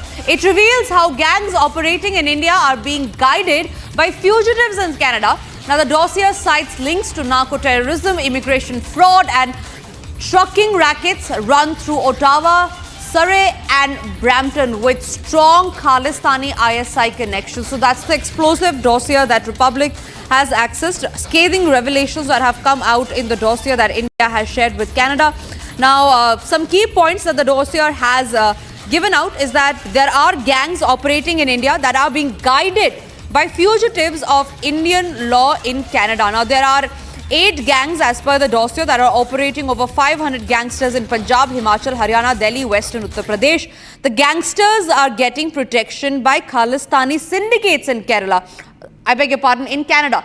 So this is a clear nexus that has been established between the gangs that are operating here in India to the extremists that are there in Canada. Hence, a nexus has clearly been established in a dossier that India has shared with Canada. We also learn that in the dossier, it names Ottawa, Brampton and Surrey as a hub of narco-terrorism. Canada has shown proof of anti-India and anti-Canada activities. Now, Khalistanis running immigration rackets are also abusing Gurudwara charities, is what the dossier has said.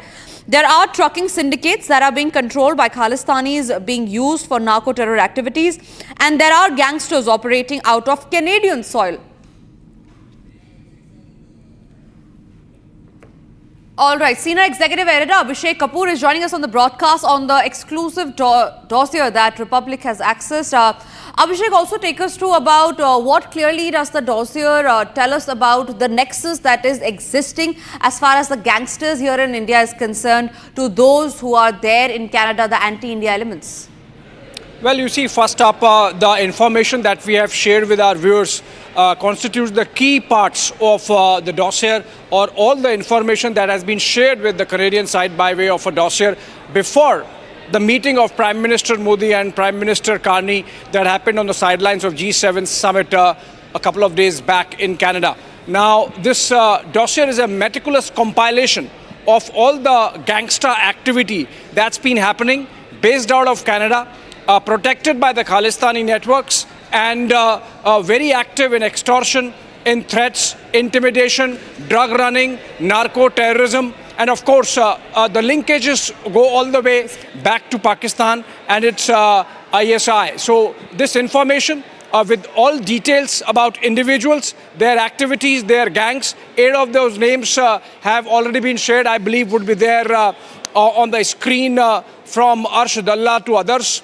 And in fact, the dossier also contains information about their recent activities in the last 1 year alone, through about 500 shooters and gangsters that they have active in India. Also, parallelly, it's not just anti-India activities.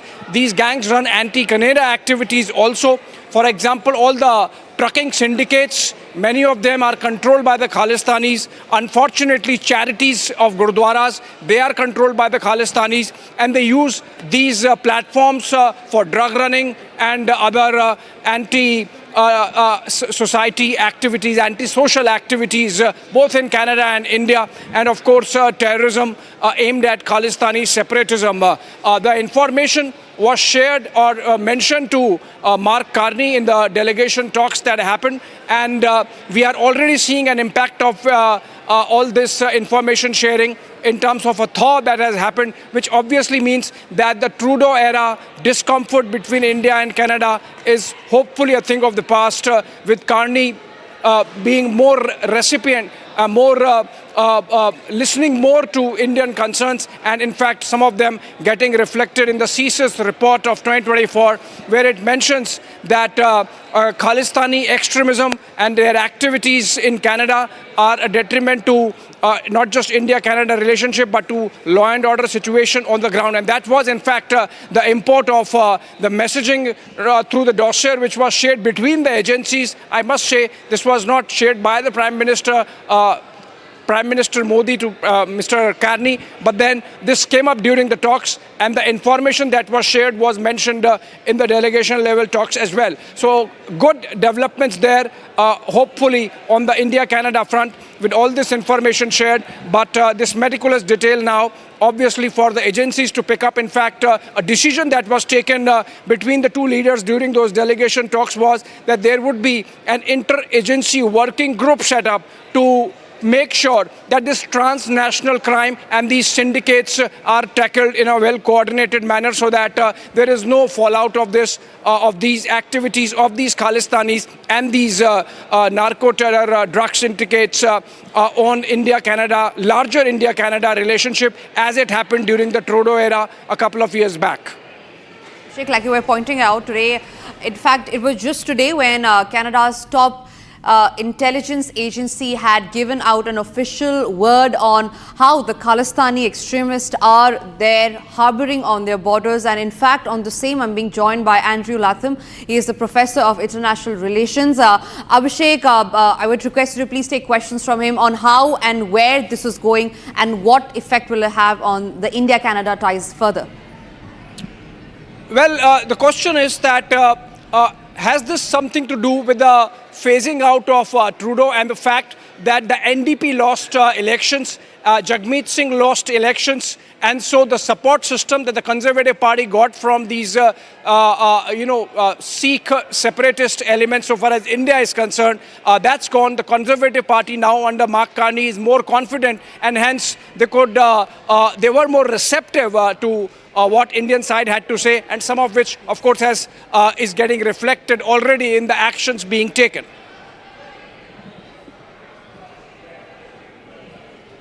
If you want my view, first of all, I grew up in Brampton, Ontario, just outside of Toronto, which is now, I'm a visible minority. It is a place now dominated by Pakistanis, Khalistanis, Indians, Sikhs. When I go home to visit my parents, like I said, I'm a visible minority there. But the politics is playing out there. The conflicts. There was a parade a while back which involved a gigantic statue of Indira Gandhi covered in blood, being slaughtered by her Sikh bodyguards. So yeah, the transition so that's the backdrop. I mean, I get it. It's in my blood. I fully understand that dynamic in Canada right now. I mean, there was also the incident, by the way, of the reputed assassination of a Khalistani separatist by the Indian government, which was hugely consequential in Canadian politics. Here's the bottom line, I guess, if I had to draw a bottom line. India and Canada Andrew, have a good... Yes. Andrew, I believe, I'm extremely sorry, I will have to cut you short on that because we're getting a very, very important news update from Israel where Netanyahu, the Israeli Prime Minister, has reached the exact spot where the hospital was targeted. In fact, he's speaking to the media. Let's listen in. מעוררת השתאות בעולם כולו. יש מחירים אישיים, אנשים נפגעו, יש אנשים שלצערנו גם נהרגו, משפחות ששכלו יקירים. אני מאוד מעריך את זה. כל אחד מאיתנו נושא מחיר אישי. זה לא פסח על המשפחה שלי. כן, פעם שנייה שבני אבנר, בגלל איום טילים וירי טילים, מבטל חתונה. זה בוודאי מחיר אישי יקר לו, גם לארוסתו ולמשפחתנו. וגם אני חייב להגיד... So that is Israeli Prime Minister Benjamin Netanyahu, who is at the Socorro Medical Center in Beersheba. This is in southern Israel, which was targeted in an Iranian missile attack just earlier today. It was a hospital, remember, that was treating many patients. There are reports of multiple injury, and for the same, Netanyahu, the Israeli Prime Minister, has visited the site. Remember, Netanyahu has pledged revenge as far as the Iranian missile strike is concerned.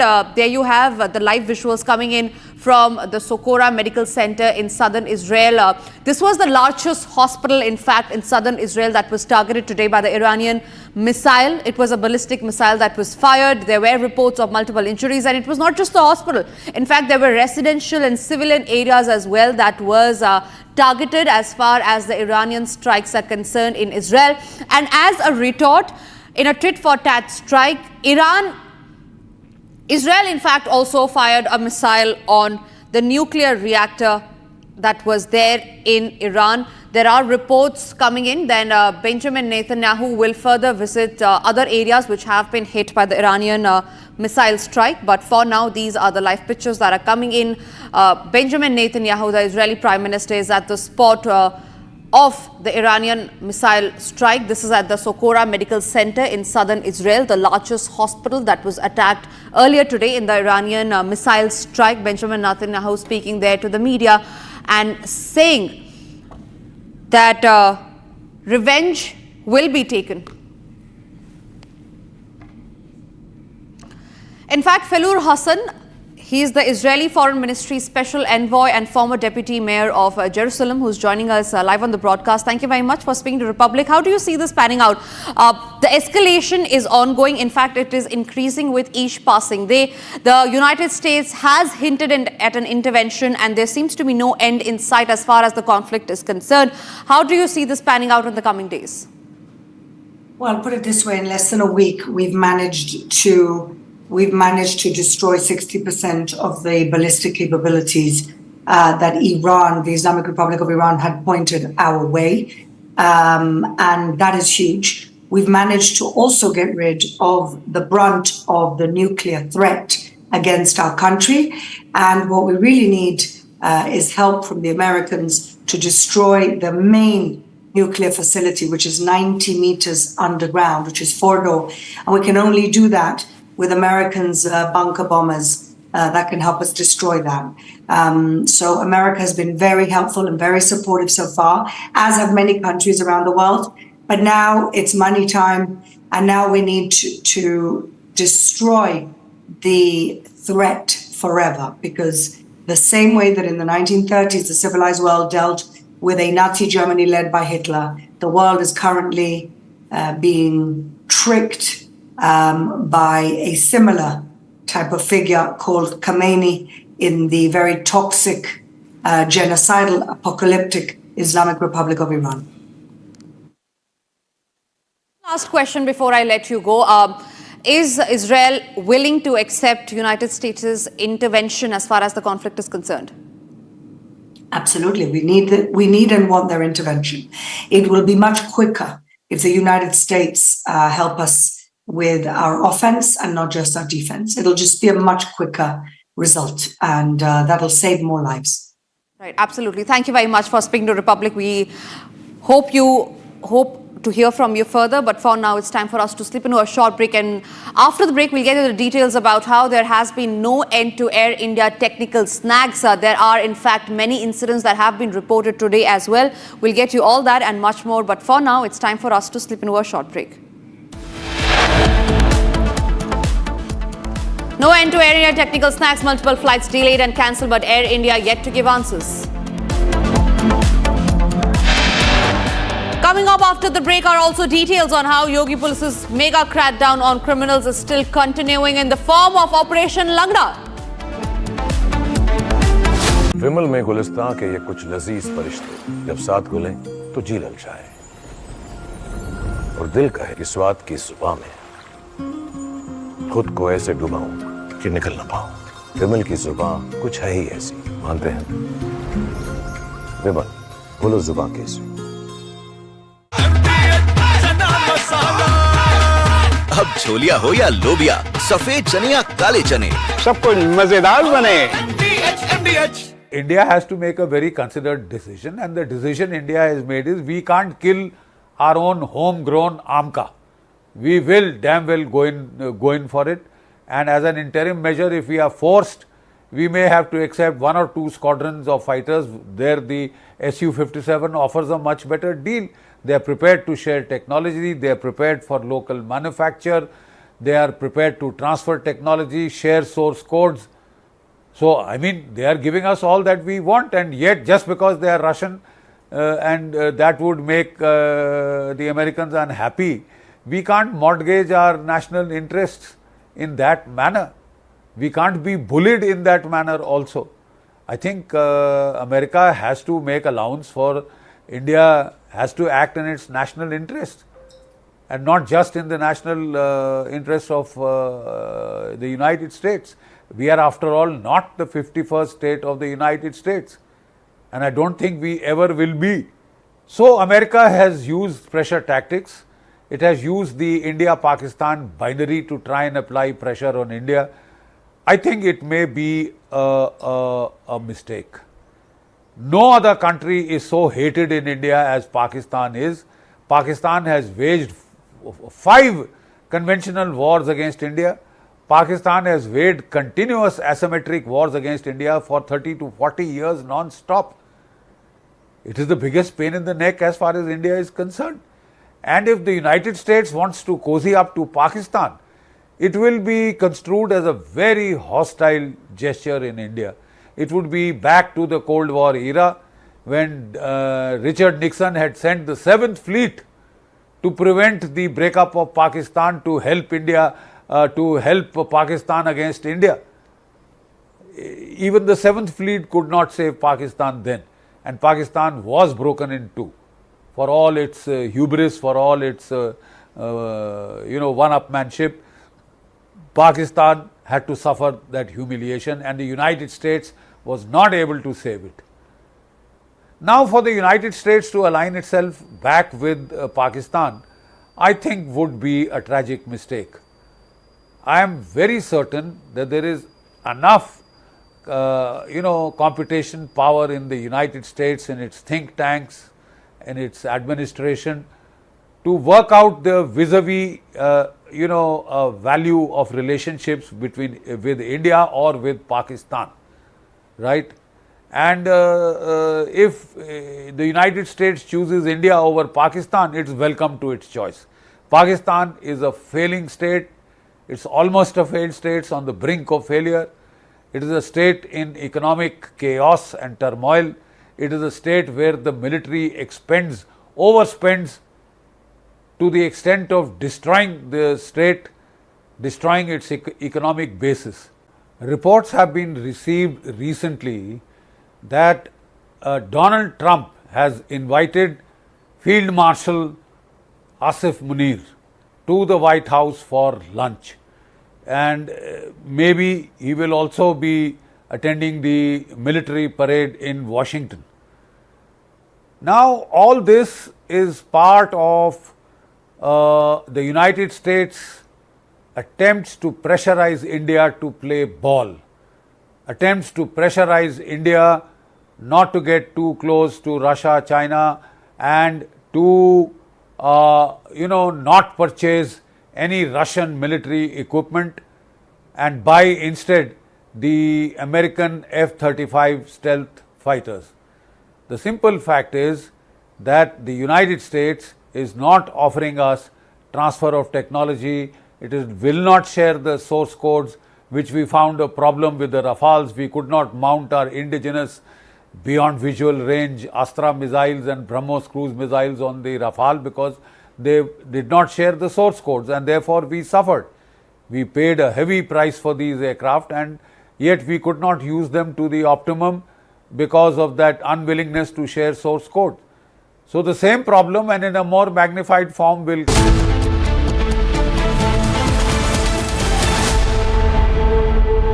Hi, this is Chef Ranveer Brar. Guarantee you brilliance on behalf of IIHM.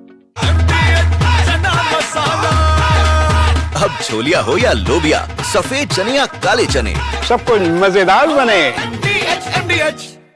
תראו את כולם רצים, תראו את האנשים, תראו את האנשים.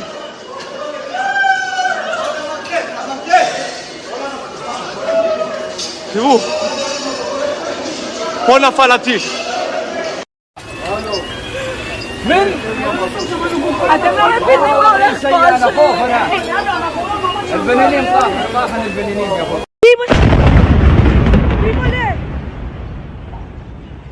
הלך סורוקה, בראש של אמא שלי הלך סורוקה. נפתלי. איפה היית? איפה היית? מה? שמע לי פעם הבאה. מה אשמע לך? תבוא לתרד. איפה הלכת לי?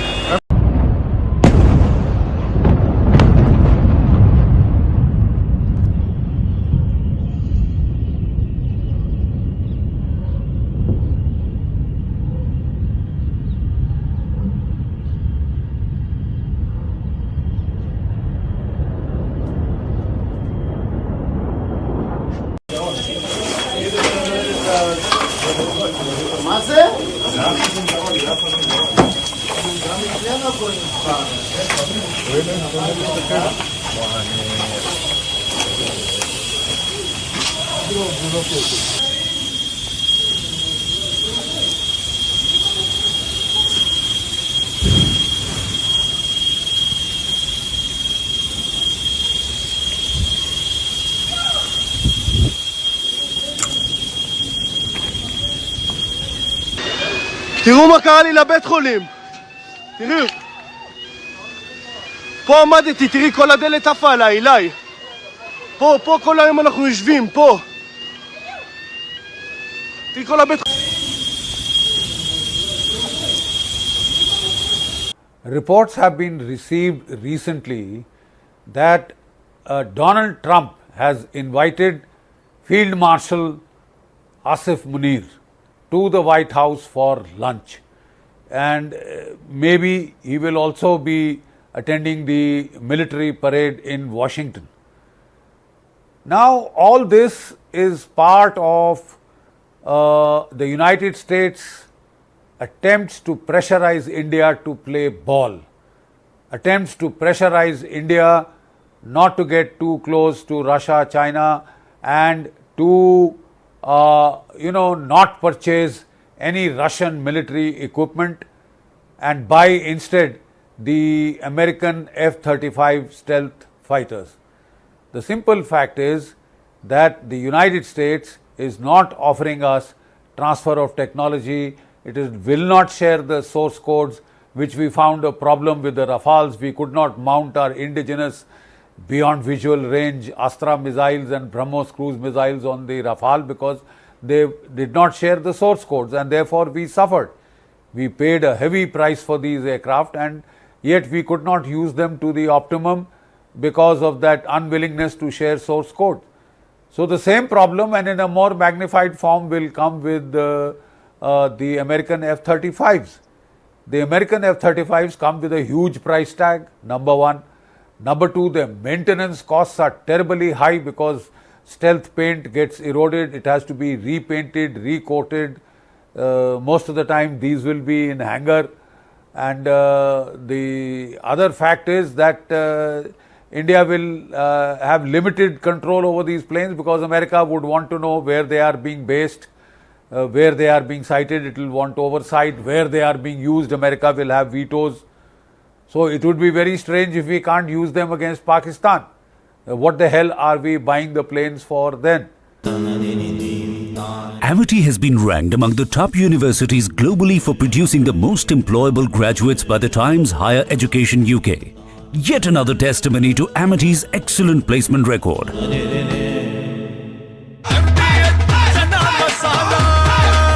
अब छोलिया हो या लोबिया, सफेद चने या काले चने, सब कुछ मजेदार बने। आपकी फेवरेट हुंडई कार्स पर मिल रही है अमेजिंग डील्स। वैसे लोगे तो आप हुंडई ही, चाहे दिल की सुनो या डील्स की, तो जल्दी चले आओ Hyundai showroom.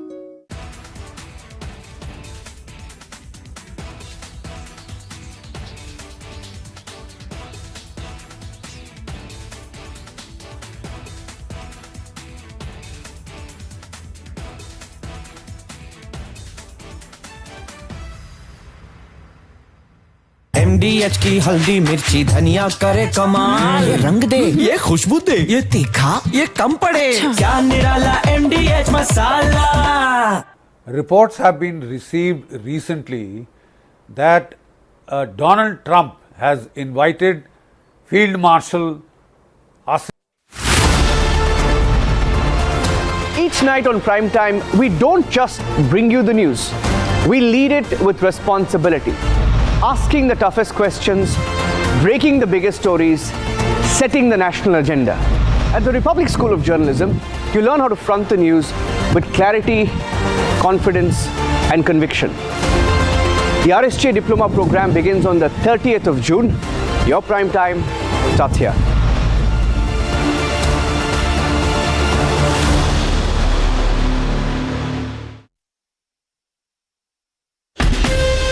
From Asia's largest news headquarters, setting the agenda for Bharat.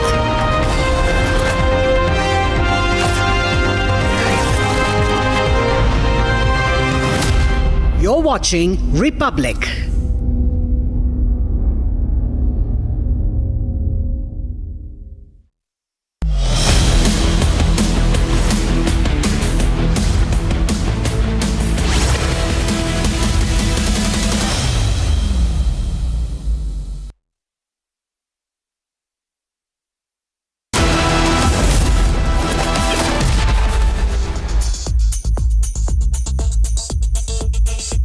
Very good evening, viewers. You're watching this latest edition of 6 Stories at 6, and I'm Rakta Mishra with you.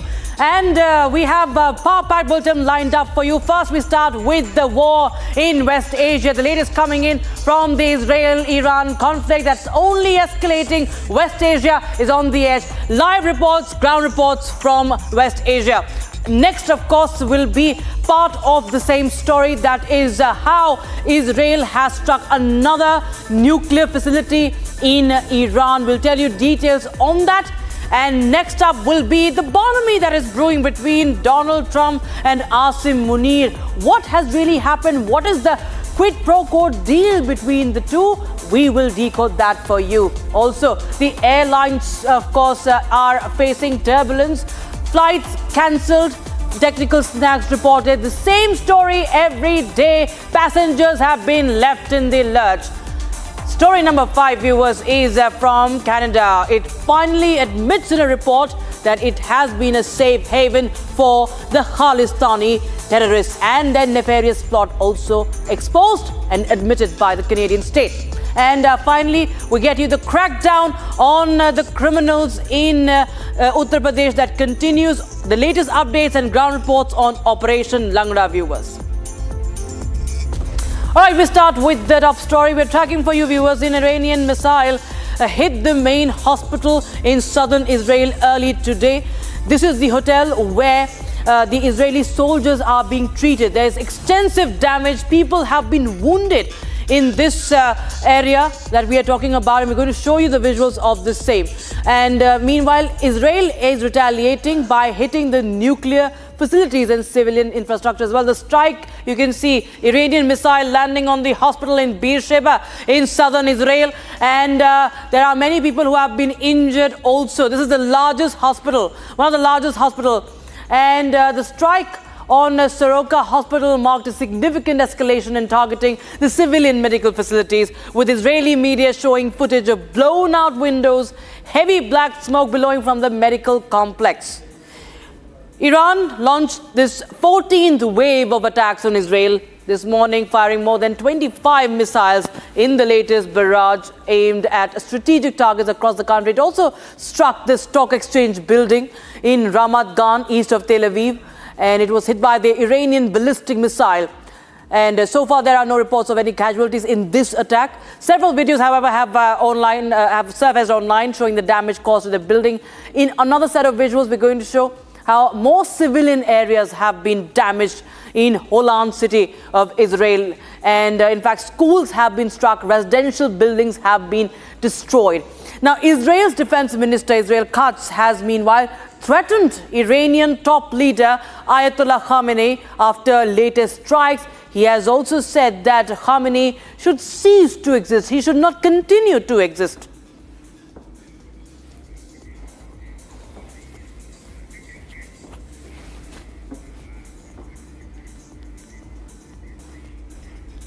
So viewers, we'll just help you understand where has this firefighting reached. If we talk about the latest, the Soroka Medical Center has been attacked, 1,000-bed hospital, and Israeli soldiers who are injured in this firefighting have been also treated over here. This was clearly a targeted attack by the Iranians in Beersheba. This is a 1,000-bed hospital that has been attacked. This is the Soroka Medical Center. We can go on to the next target by the Iranians. This is a hospital extensively damaged, and this is 200 to 300 kilometers away from Beersheba. This is several people have been injured, viewers, in this, and there are visuals of even babies who have been injured. They were being evacuated from that hospital that's the largest there, and many people have also been injured. And in fact, viewers, let's take a listen in to what Katz, the defense minister of Israel, had said as he talks about this heinous attack on civilian areas and the warning against the leadership of Iran. אנחנו קבענו את יעדי המלחמה להסיר איום גרעיני, איומי השמדה ולסכל את איומי הטילים, ובתוך הדבר הזה צה"ל נלחם ויודע וכדי להשיג את כלל המטרות, בהחלט האיש הזה לא צריך להמשיך להתקיים. אנחנו קבענו את יעדי המלחמה להסיר איום גרעיני, איומי השמדה ולסכל את איומי הטילים, ובתוך הדבר הזה צה"ל נלחם ויודע וכדי להשיג את כלל המטרות, בהחלט האיש הזה לא צריך להמשיך להתקיים. In fact, viewers, Republic is also reporting from Holon in Israel from the damaged residential building. Let's take a look at this ground report. I'm currently in a residence house in Holon, and you can see the scale of destruction that this house has gone through. You can look up, see above my head to see the amount of destruction that this house has seen from a nearby rocket that fell right across the street, an Iranian rocket this morning at 7 o'clock. The house is completely destroyed. The citizens have to evacuate from this house and go to another location because it's unlivable. Let me show you some of the visuals from this house at the moment. So this is how the house looks right now. Completely destroyed. There's a pet as well, and you can see how much of the suffering that people have to go through here because the house here, if you look, everything is destroyed. Because of the rocket. The rocket fell right across the street there. Right across the street it fell. And currently, this entire place is in shambles. The residents, the pets, everybody has to evacuate the house. The windows are gone. And everything around this house is completely destroyed. So this conflict has clearly taken a dangerous turn with Israel's tit-for-tat strike. In fact, both of them exchanging this firepower, and they have struck now the Iranian nuclear facility. Israel has targeted the Arak nuclear reactor in Iran overnight and struck what it said was a nuclear weapon development site in the area of Natanz. And among its nuclear sites, Iran had a partially built heavy water research reactor called Arak. It's now called Khanab as well. And the Israeli military adds that it targeted the structure of the reactor's core seal in Iraq, which it identifies as a key component in plutonium production. Now, plutonium is also used for manufacturing those nuclear weapons, viewers, and henceforth it becomes very important site for the Israelis. Now, I will show you this attack, how the airstrikes were conducted. There you see, viewers, we are just playing out this region. Viewers, this is more than 200 kilometers away from Tel Aviv. You can see this is the Arak nuclear site. And you can see Israel is launching the missiles from here, and the reactor construction that is in fact very old. It's around, it's less than 30 year old, but it's almost 2.5 decades. And it was intended for weapons grade plutonium. Which of course Iran continues to deny. It also says there's no reaction, but the IAEA, remember, has also confirmed that Israel has struck the reactor. Project never completed. The strike targeted component intended for plutonium production. So plutonium, again, as I mentioned earlier, is a very important as far as the manufacturing of nuclear weapons is concerned. And if we talk about the Natanz facility, the Israeli Air Force also struck the nuclear weapon development site in Natanz as well.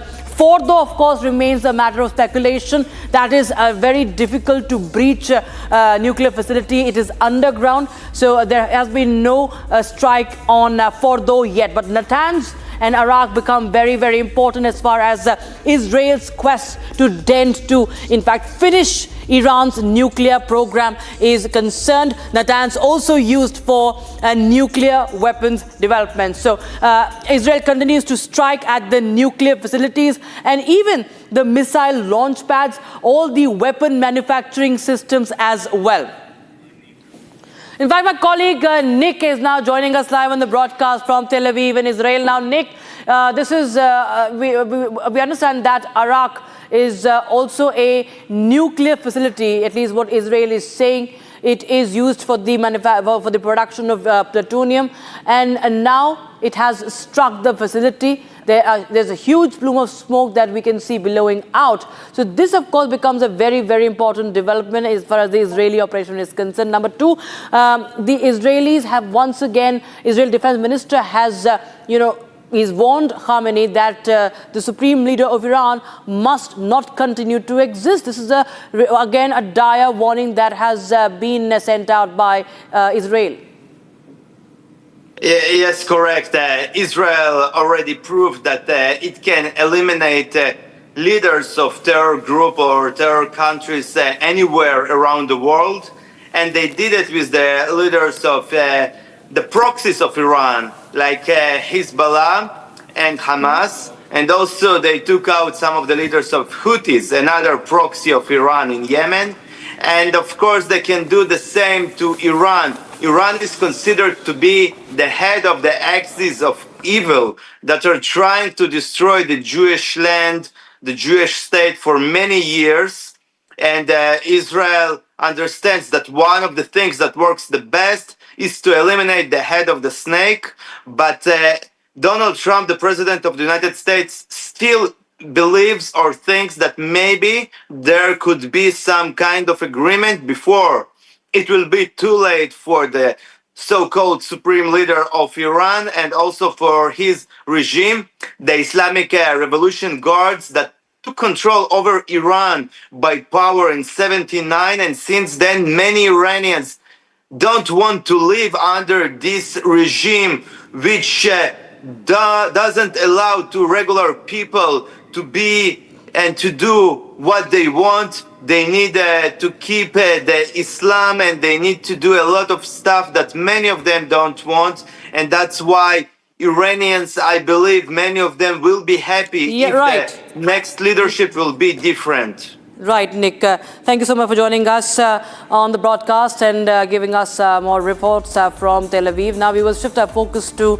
this meeting between Donald Trump and Asim Munir. US President praised Pakistan Army Chief Asim Munir for his so-called role in preventing an escalation of the conflict between India and Pakistan post-Pahalgam, as he hosted Asim Munir for a lunch meeting at the White House, viewers.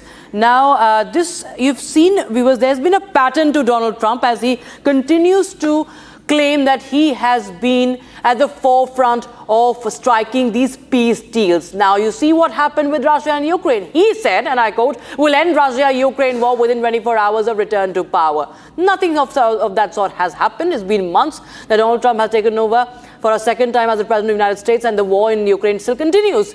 There was no result. Now, he's also claimed about he stopped the war between India and Pakistan. India, clearly, Prime Minister Modi, in fact, has told Donald Trump, he set the record straight that no one has meddled, no one has mediated, and there's no requirement of any sort of mediation. He talked on similar lines about Israel and Palestine as well. He said that they were looking for a real end to Israel, Iran also. In Palestine also, he was talking about how he gives an ultimatum to the Hamas terrorists to release the hostages in 24 hours. Nothing of that sort happens. And now we see in Iran conflict right now as we speak, there is only escalation despite Trump, issuing many warnings to Khamenei. Now, viewers, let's take a listen in to what Donald Trump has said, because we've seen Donald Trump promising a world time and again where peace would reign, and he has always talked about why wars should not take place, and he's also always posed himself as the biggest peace maker. Listen into Donald Trump. In your meeting today with the Chief of Staff of the Pakistani Army, did you talk about Iran? Did that come up? Is there anything you can share from that meeting? Yeah, well, they know Iran very well, better than most. And they're not happy about anything. It's not that they're bad with Israel. They know them both, actually, but they probably, maybe they know Iran better. But they see what's going on, and he agreed with me. The reason I had him here, I wanted to thank him for not going into the war, just, ending the war. And I want to thank, as you know, Prime Minister Modi just left, just a little while ago, just left. And we're working a trade deal with India. We're working a trade deal with Pakistan. And they were both here. But I was with Modi a few weeks ago. He was here, actually. But now we speak to him. And I'm so happy. There was a deal that two smart people, plus, they have people on their staff too, but two very smart people decided not to keep going with that war. That could have been a nuclear war. Those are two nuclear powers, big ones, big nuclear powers, and they decided not. So I was honored to meet him today.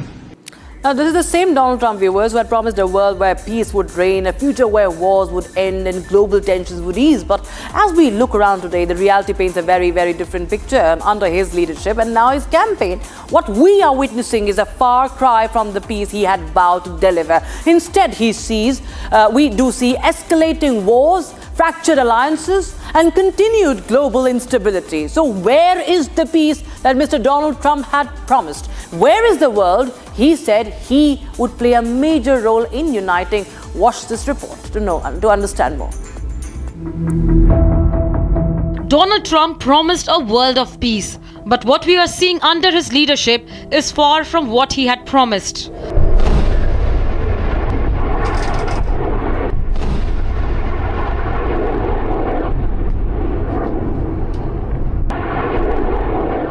wasn't a one-off statement. It was a major plank of his presidential campaign. I wouldn't let anybody do business with them. They ran out of money. They were broke. They had no money for Hamas. They had no money for anything. No money for terror. That's why you had no terror at all during my administration. This place, the whole world is blowing up under him. One of Trump's signature promises was to end the war in Ukraine. At the 2024 debate, he said this. We'll have the disastrous war between Russia and Ukraine settled. It will be settled quickly.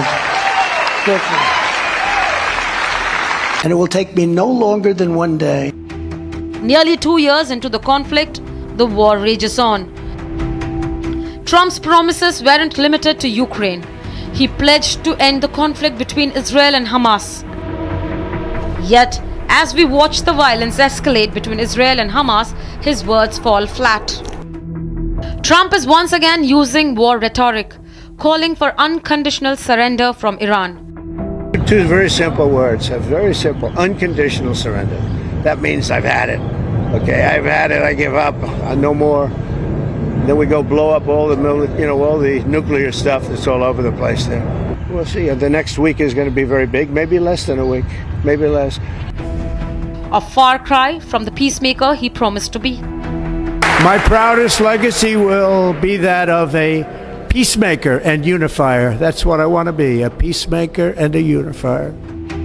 To make matters worse, Trump is now trying to take credit for something he never accomplished. He claims to have stopped a potential war between India and Pakistan. But I stopped the war between Pakistan and India. This man was extremely influential in stopping it from the Pakistan side, Modi from the India side, and others. And they were going at it, and they're both nuclear countries. I got it stopped. I don't think I had one story. Did I have one story written about it? I stopped a war between two major nations, major nuclear nations. प्रधानमंत्री मोदी ने राष्ट्रपति Trump को स्पष्ट रूप से कहा कि इस पूरे घटनाक्रम के दौरान कभी भी किसी भी स्तर पर भारत अमेरिका ट्रेड डील या अमेरिका द्वारा भारत और पाकिस्तान के बीच मध्यस्थता जैसे विषयों पर बात नहीं हुई थी। प्रधानमंत्री मोदी ने जोर देकर कहा कि भारत ने न तो कभी मध्यस्थता स्वीकार की थी, न करता है और न ही कभी करेगा। But this too is nothing but a cover-up and a convenient lie to distract from the fact that his promises on peace have remained just that of promises.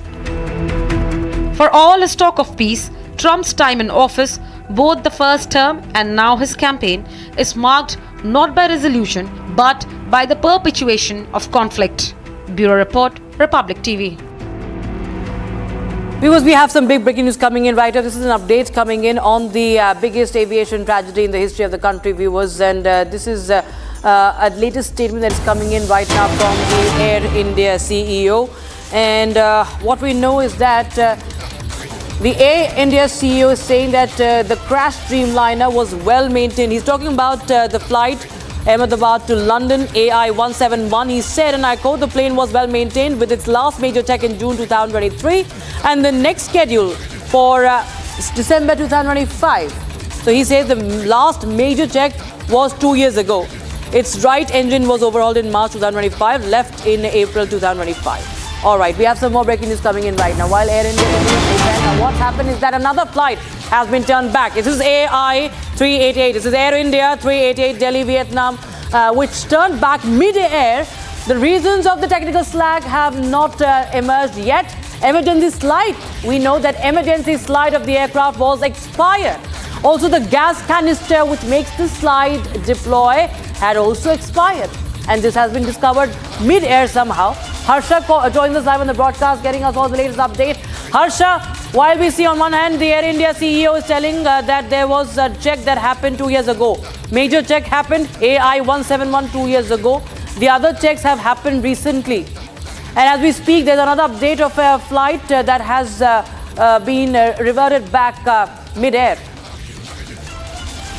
Yeah, Rakshita, there has been a message from CEO Campbell Wilson just a minute ago where he was stated, where he has mailed each and every passenger of Air India by stating that inspection has been done. We are following inspections. There's no technical snag. Cancellations are happening because of the closed airspace. But this particular aircraft information we broke in the afternoon. It was the Delhi Vietnam flight of Air India which turned back mid-air. And Rakshita, it was a major concern. We were speaking that time also. The major concern with the flight was that this aircraft was unfit to fly. That pilot in command told the ATC mid-air. And after 1:45, this particular aircraft departed from Delhi. After 20 to 30 minutes back, it made a U-turn mid-air. While it was airborne, it came back to Delhi in 45 minutes. Now we are getting to know that the major technical snag in this aircraft was that the emergency slide of this particular aircraft was expired.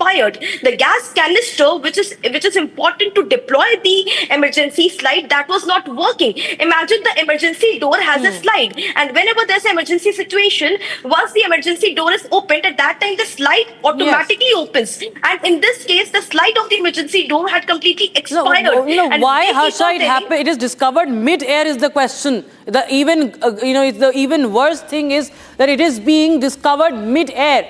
Like that's something that we find our heads to wrap around our heads. It's very difficult to understand what's the logic of these checks happening mid-air. The flight has to be called back. Thank you so much, Harsha, for joining us with that update coming in on the aviation crisis in the country. Viewers, we continue to get you more updates. Right now, it's time for a very short break. Don't go anywhere. Live and breaking on the other side.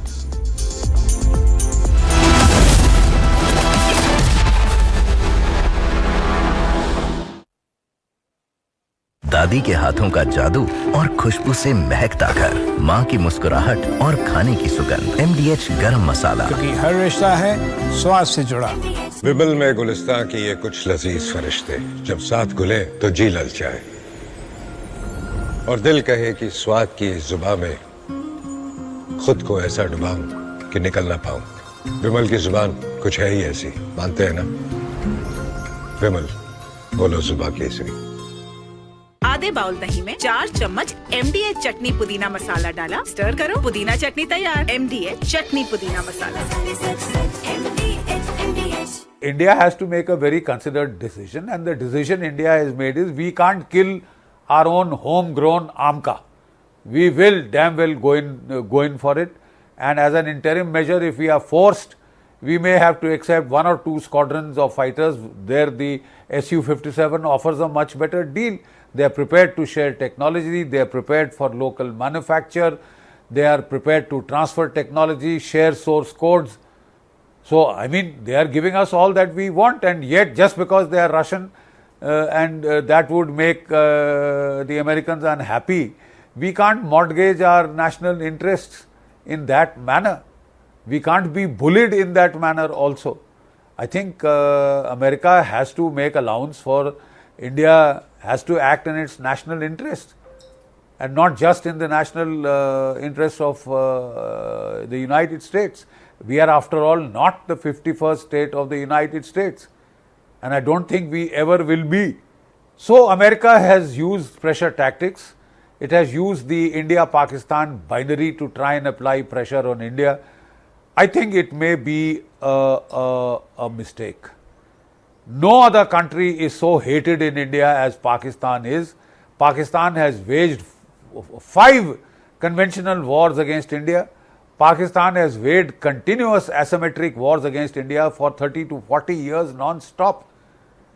It is the biggest pain in the neck as far as India is concerned. And if the United States wants to cozy up to Pakistan, it will be construed as a very hostile gesture in India. It would be back to the Cold War era when Richard Nixon had sent the 7th Fleet to prevent the breakup of Pakistan, to help India, to help Pakistan against India.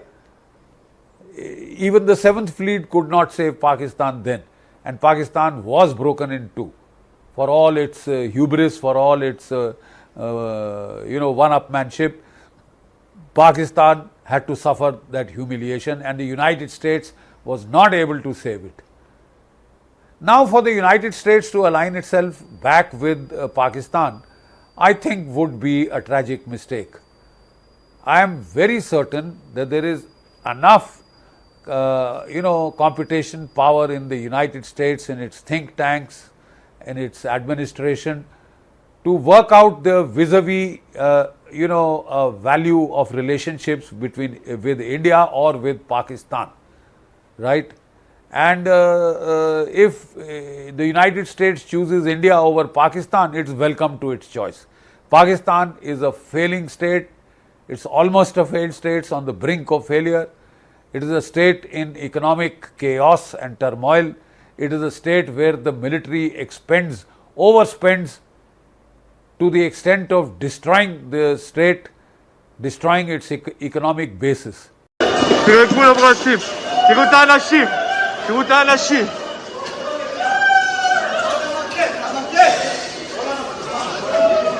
תראו, פה נפל הטיל.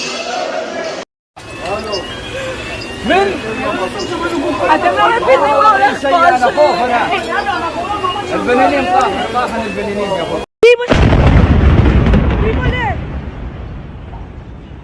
הלך סורוקה, בראש שלי אמא שלי הלך סורוקה. נפתלי. איפה היית? איפה היית? שמע פעם הבאה. מה? שמע לי פעם הבאה. מה אשמע לך? תבוא לתרד. מה? איפה הלכת לי?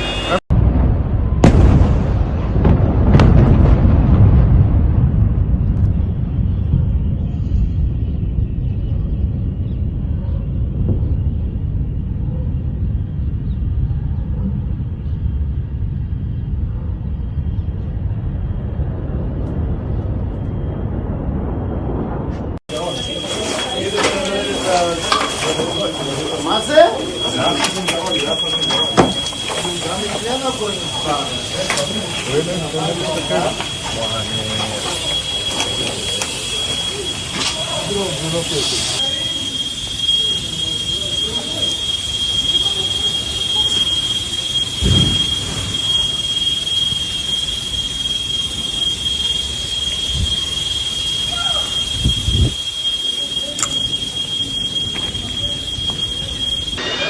תראו מה קרה לי לבית חולים. תראו. פה עמדתי, תראי כל הדלת עפה עליי, אליי. פה כל היום אנחנו יושבים, פה. תראי כל הבית חולים. Reports have been received recently that Donald Trump has invited Field Marshal Asif Munir to the White House for lunch, and maybe he will also be attending the military parade in Washington. Now all this is part of the United States attempts to pressurize India to play ball, attempts to pressurize India not to get too close to Russia, China, and to not purchase any Russian military equipment and buy instead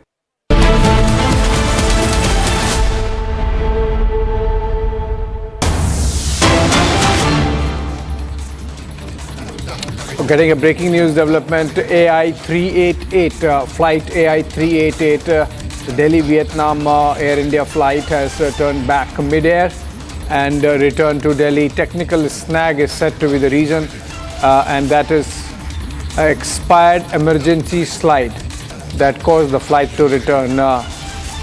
Expired safety gear led to Air India flight 388, which was en route to Vietnam, to make a U-turn and come back. The emergency slide of the aircraft was expired. Also, the gas canister, which makes the slide deploy, had expired. It's surprising that the flight was allowed to take off, and this technical issue was found midway.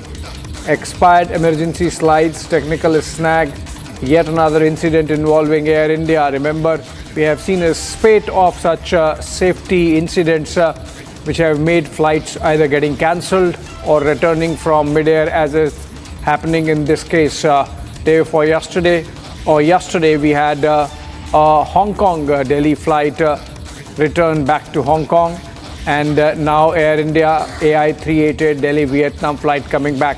We have Harsha joining us. over the phone. She's joining us live. Harsha, is the flight safely back, and how come this technical fault was found mid-air and not before takeoff?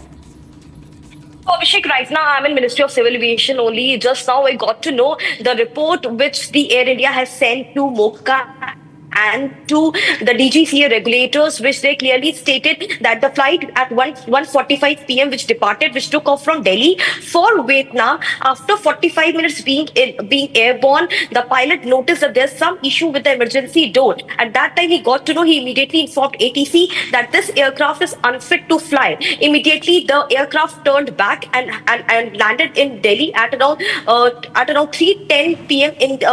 At around 3:10 p.m. What we've got to know. And the prelim report which has been given by Air India to DGCA, it has stated that there was a slide was expired. The emergency door slide was expired in this particular aircraft. The gas canister which is responsible to deploy this slide was expired, and this aircraft therefore was unfit to fly. The major concern, Abhishek, here is that yesterday Air India stated that line checks are done. Whenever the plane takes off, line checks are done. If line check was done in this particular aircraft, then how come the major error was showcased in the aircraft mid-air? And there's a huge concern, heavy concern, and Ministry has also asked for a response for Air India regarding this particular aircraft. Back to you. Okay, thank you so much, Harsha, with those details. So on that note, we have just take a quick short break, coming back on the other side with more on Air India's issues with safety. And by-poll voting held in 5 assembly seats. Details on the other side.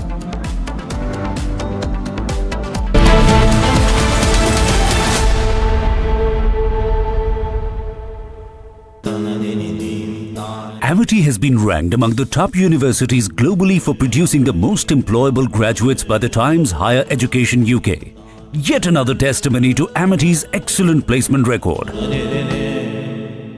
दादी के हाथों का जादू और खुशबू से महकता घर, माँ की मुस्कुराहट और खाने की सुगंध, MDH गरम मसाला, क्योंकि हर रिश्ता है स्वाद से जुड़ा।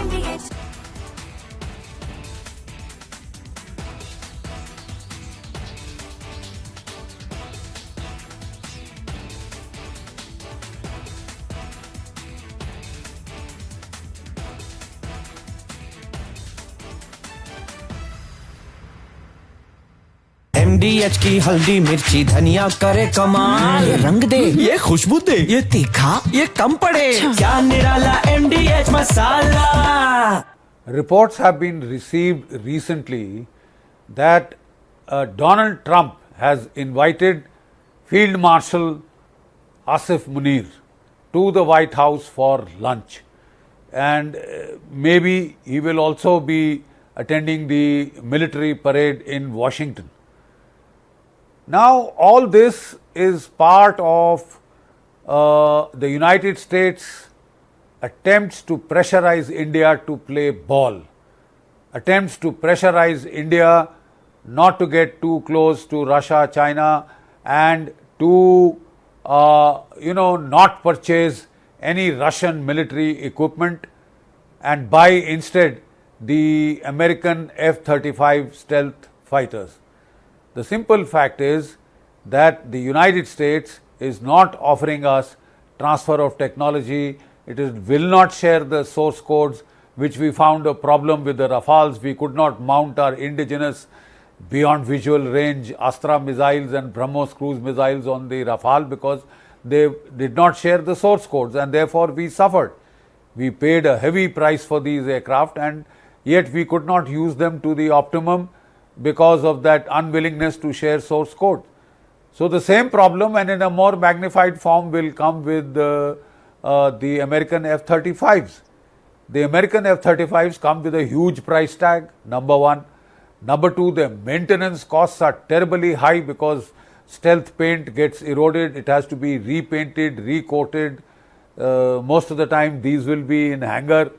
And the other fact is that India will have limited control over these planes because America would want to know where they are being based, where they are being sighted. It will want oversight. Where they are being used, America will have vetoes. So it would be very strange if we can't use them against Pakistan. What the hell are we buying the planes for then? India has to make a very considered decision, and the decision India has made is we can't kill our own homegrown AMCA. We will damn well go in for it, and as an interim measure, if we are forced, we may have to accept 1 or 2 squadrons of fighters. There the Su-57 offers a much better deal. They are prepared to share technology, they are prepared for local manufacture, they are prepared to transfer technology, share source codes. So, I mean, they are giving us all that we want, and yet just because they are Russian and that would make the Americans unhappy, we can't mortgage our national interests in that manner. We can't be bullied in that manner also. I think America has to make allowance for India, has to act in its national interest and not just in the national interest of the United States. We are, after all, not the 51st state of the United States, and I don't think we ever will be. So America has used pressure tactics. It has used the India-Pakistan binary to try and apply pressure on India. I think it may be a mistake. No other country is so hated in India as Pakistan is.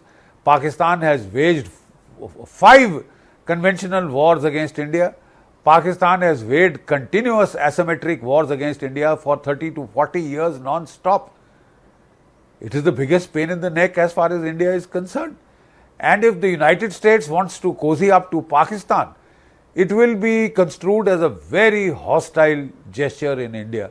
It would be back to the Cold War era when Richard Nixon had sent the 7th Fleet to prevent the breakup of Pakistan, to help India, to help Pakistan against India. Even the 7th Fleet could not save Pakistan then, and Pakistan was broken in two. For all its hubris, for all its one-upmanship, Pakistan had to suffer that humiliation, and the United States was not able to save it.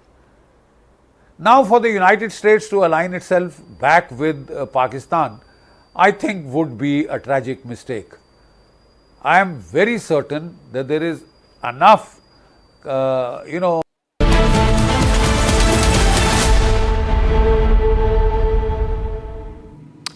Welcome back, friends. Moderate turnout marked by polls in 5 assembly seats across Punjab, West Bengal, Gujarat and Kerala. Voting began at 7 a.m. with incidents of tension in the Bengal seat. Key contests and political stakes remain high ahead of June 23 results. Nilambur in Kerala recorded 70% turnout. I believe Ashwin is joining us live from Tiruvananthapuram. Ashwin, seems like a prestige battle for the Gandhis, Nilambur being part of the seat from where Priyanka Gandhi is the Lok Sabha MP, if I am correct, and highest turnout there? Absolutely, 70.26 is the correct number that has come forward in a very closely contested fight where there are 232,000 plus voters, with an average of 113,000 men voters, remaining women. What needs to be seen in this election is the way, is whether this will turn the way to the left or to the Congress-led UDF. Certainly, there is this, there is a lot of commotion also that has happened. There have been small fights that have occurred between the LDF and the UDF. But the high voter turnout certainly seems to be that it is something that has come out. It will be an anti-incumbency for sure. And in a four-corner fight, this is certainly going to be an interesting outcome that is going to come in the days to come on June 23rd. Thank you, Ashwin. From Kerala, we go to Gujarat, where Gopi is reporting live from Ahmedabad. Gopi, 2 seats in Gujarat that have gone to by polls. Kadi in North Gujarat and Vesavadar in Saurashtra. What is the latest you can share about the 2 seats? Well, in fact, it is a triangular battle, as we know, that from Vesavadar is in fact, very crucial seat, as the former Gujarat president of Aam Aadmi Party, Gopal Italia, is contesting from there. While what we understand as of now is over 55% of voter turnout has already happened till 5 p.m. It is going to rise till 60%. while prominent faces like Nitin Patel have voted from the Kadi seat, which you've just mentioned. But yes, over 1.20 lakh partidars have voted from the Vasavadar seat. It's a triangular battle between BJP, Congress and Aam Aadmi Party on both the seats. Back to you. Right, Gopi, you know, both the seats once were represented by BJP stalwarts, Keshubai Patel in the case of Vasavadar and of course Nitin Patel in the case of Kadi. Different kinds of Patels. Moving on for now to Ludhiana and Ludhiana West seat from where Aam Aadmi Party has fielded its Rajya Sabha member and that's significant. Sanjeev Arora, if I'm correct. Lalit, what's the latest from Ludhiana on the bypoll?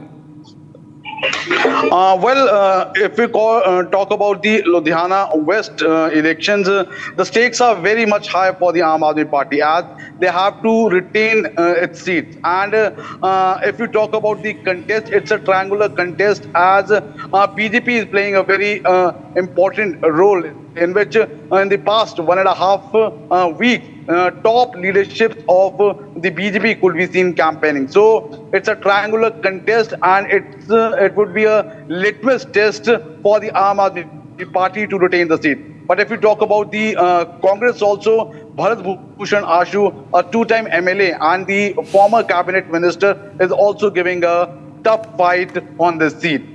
Till 5 p.m. the voting percentage is roughly around 49% and it seems that around the voting percentage would be around 54 to 55%. Okay. But yes, it's a triangular contest. Back to the studio. Triangular contest, but at the same time prestige battle and a likely route for Arvind Kejriwal to come to Rajya Sabha in case Arora wins. Moving on for now. Thank you so much Ashwin, Gopi and Lalit. We are taking again a break and coming back on the other side on to the story under our focus all these days, the Israel-Iran war. Israeli Prime Minister Benjamin Netanyahu visits Soroka Medical Center after the deadly Iranian missile strike this morning.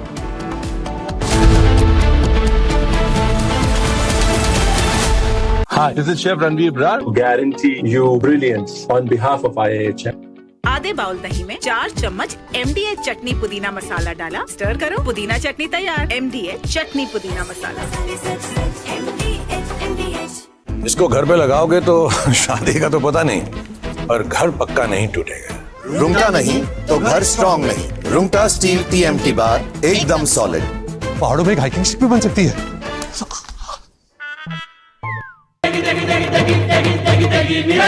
MDH की देगी मिर्च, देगी मिर्च का तड़का, अंग अंग फड़का। MDH की देगी मिर्च.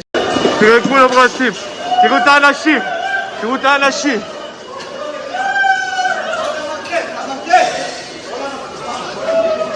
תראו, פה נפל הטיל. אתם לא מבינים מה הולך פה. البنانين طاحن البنانين يا اخو.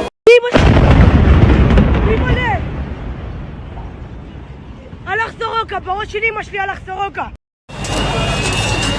נפתלי. איפה היית? איפה היית? שמע פעם הבאה. מה? שמע לי פעם הבאה. מה אשמע לך? תבוא לתרד. מה? איפה הלכת לי?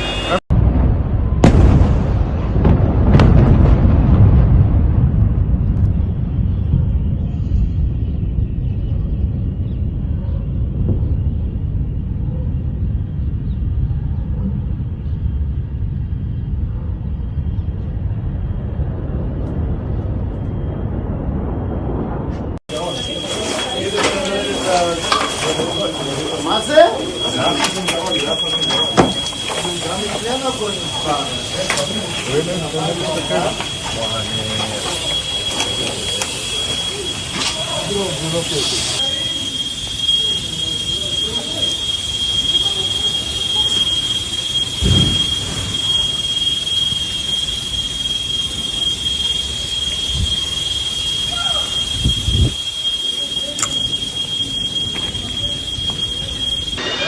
תראו מה קרה לי לבית חולים. תראו. פה עמדתי, תראי כל הדלת עפה עליי, אליי. פה כל היום אנחנו יושבים, פה. תראי כל הבית חולים. Reports have been received recently that Donald Trump has invited Field Marshal Asif Munir to the White House for lunch, and maybe he will also be attending the military parade in Washington. Now, all this is part of the United States attempts to pressurize India to play ball, attempts to pressurize India not to get too close to Russia, China, and to not purchase any Russian military equipment and buy instead the American F-35 stealth fighters. The simple fact is that the United States is not offering us transfer of technology. It will not share the source codes, which we found a problem with the Rafales. We could not mount our indigenous beyond visual range Astra missiles and BrahMos cruise missiles on the Rafale because they did not share the source codes, and therefore we suffered. We paid a heavy price for these aircraft, and yet we could not use them to the optimum because of that unwillingness to share source code. So the same problem, and in a more magnified form, will come with the American F-35s. The American F-35s come with a huge price tag, number one. Number two, the maintenance costs are terribly high because stealth paint gets eroded. It has to be repainted, recoated. Most of the time these will be in hangar. And the other fact is that India will have limited control over these planes because America would want to know where they are being based, where they are being sighted. It will want oversight. Where they are being used, America will have vetoes. So it would be very strange if we can't use them against Pakistan. What the hell are we buying the planes for then? India has to make a very considered decision, and the decision India has made is we can't kill our own homegrown AMCA. We will damn well go in for it, and as an interim measure, if we are forced, we may have to accept 1 or 2 squadrons of fighters. There the Su-57 offers a much better deal. They are prepared to share technology, they are prepared for local manufacture, they are prepared to transfer technology, share source codes. So, I mean, they are giving us all that we want, and yet just because they are Russian and that would make the Americans unhappy, we can't mortgage our national interests in that manner. We can't be bullied in that manner also.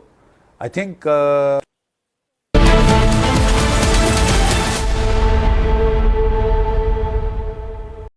תראו את גבול הברזים, תראו את האנשים, תראו את האנשים.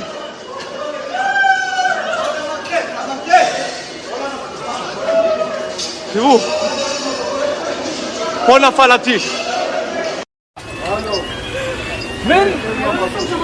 אתם לא מבינים מה הולך פה.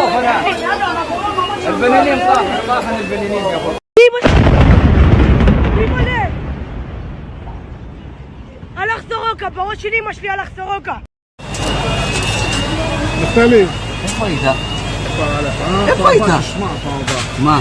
שמע לי פעם הבאה. מה אשמע לך? תבוא לתרד. מה? איפה הלכת לי?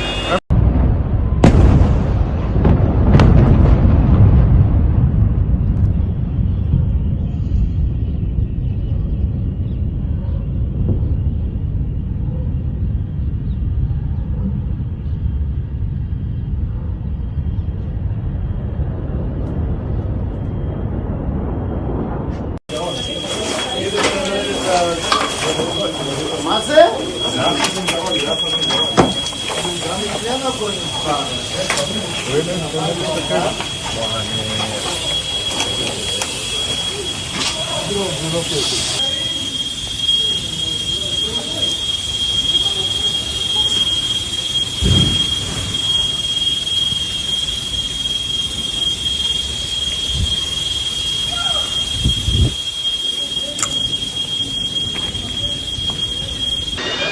תראו מה קרה לי לבית חולים.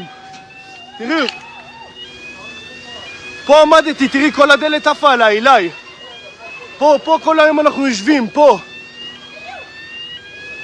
תראי כל הבית חולים.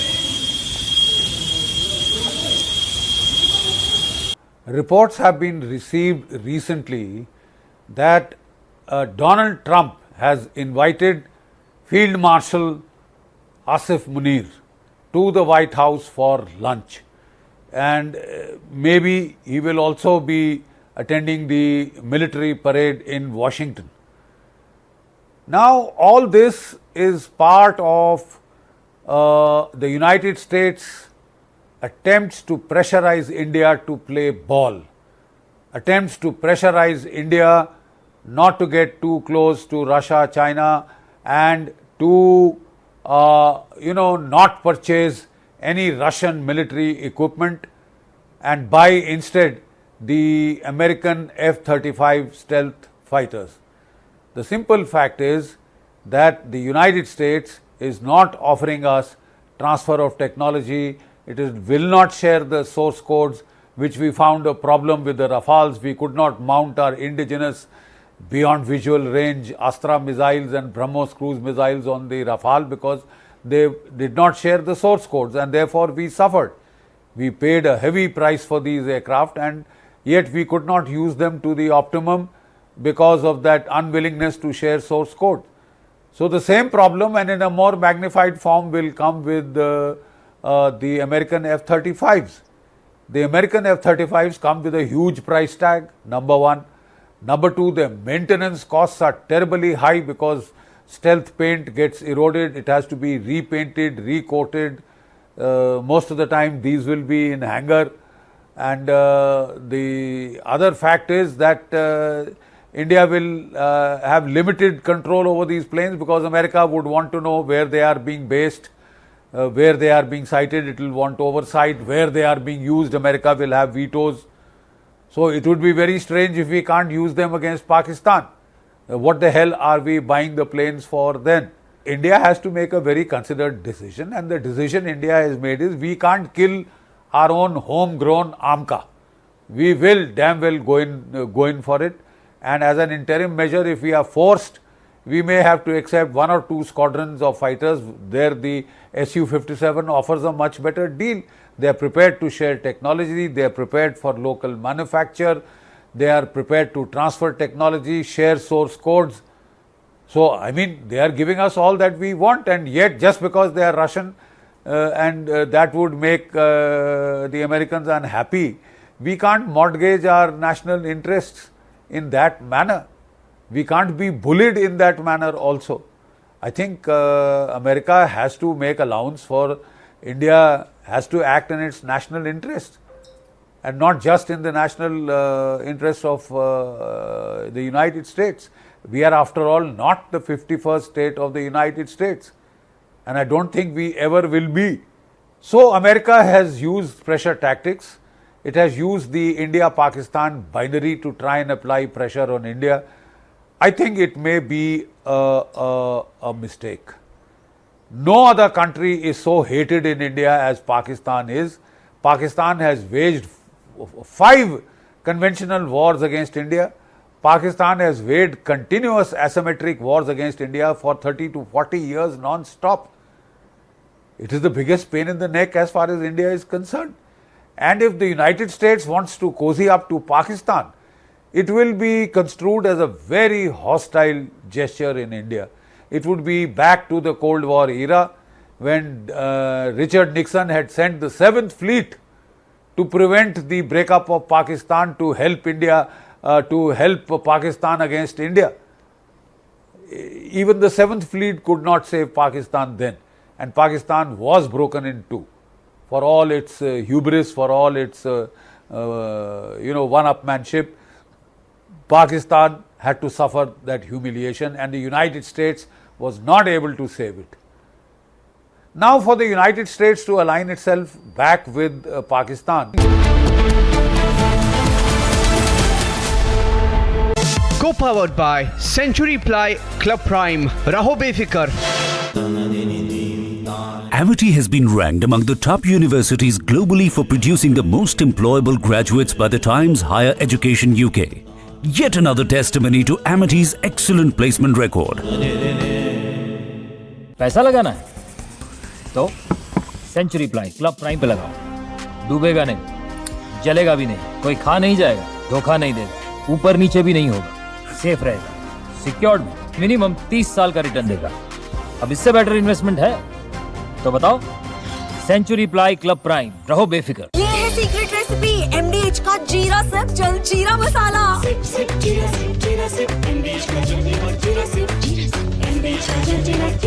विमल में गुलिस्तां के ये कुछ लजीज फरिश्ते जब साथ घुलें तो जी ललचाए और दिल कहे कि स्वाद की जुबां में खुद को ऐसे डुबाऊं कि निकल ना पाऊं। विमल की जुबां कुछ है ही ऐसी, मानते हैं? विमल, बोलो जुबां कैसी?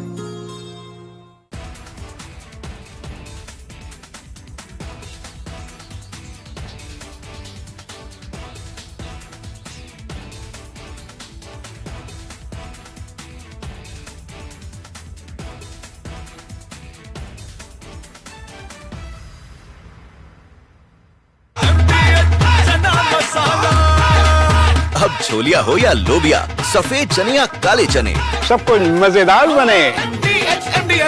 India has to make a very considered decision, and the decision India has made is we can't kill our own homegrown amka. We will damn well go in for it, and as an interim measure, if we are forced, we may have to accept 1 or 2 squadrons of fighters. There the Su-57 offers a much better deal. They are prepared to share technology, they are prepared for local manufacture, they are prepared to transfer technology, share source codes.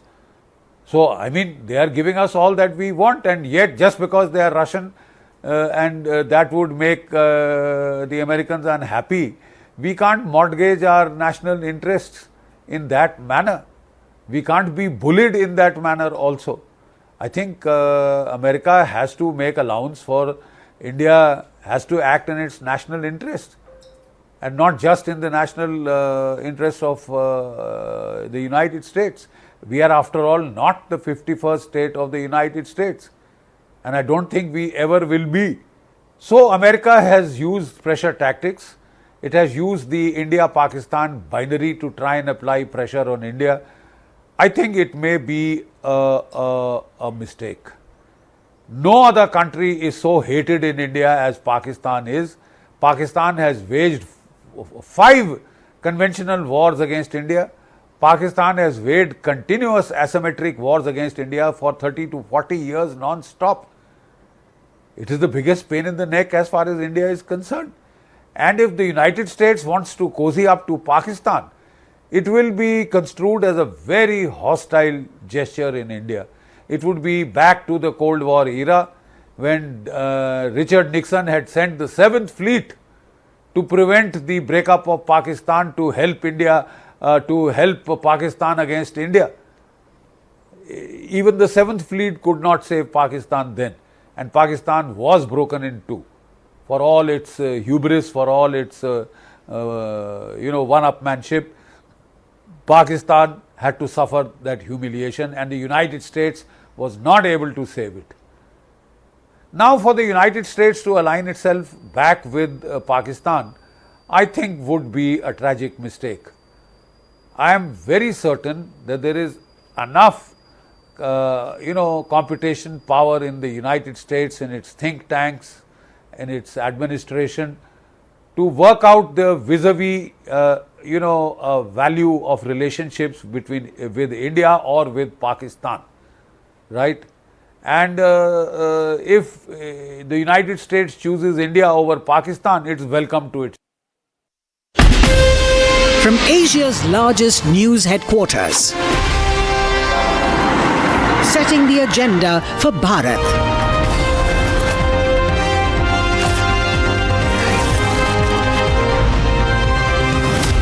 You're watching Republic.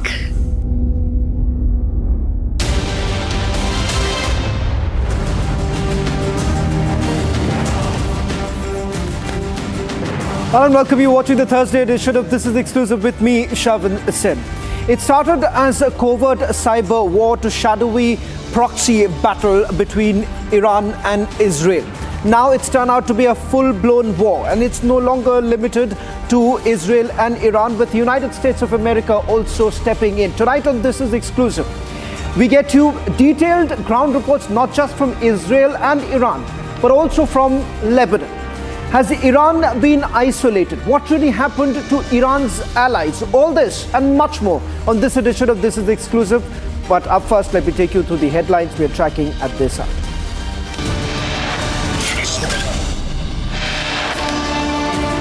Israel releases video of IDF strike on Iran's Arak nuclear facility.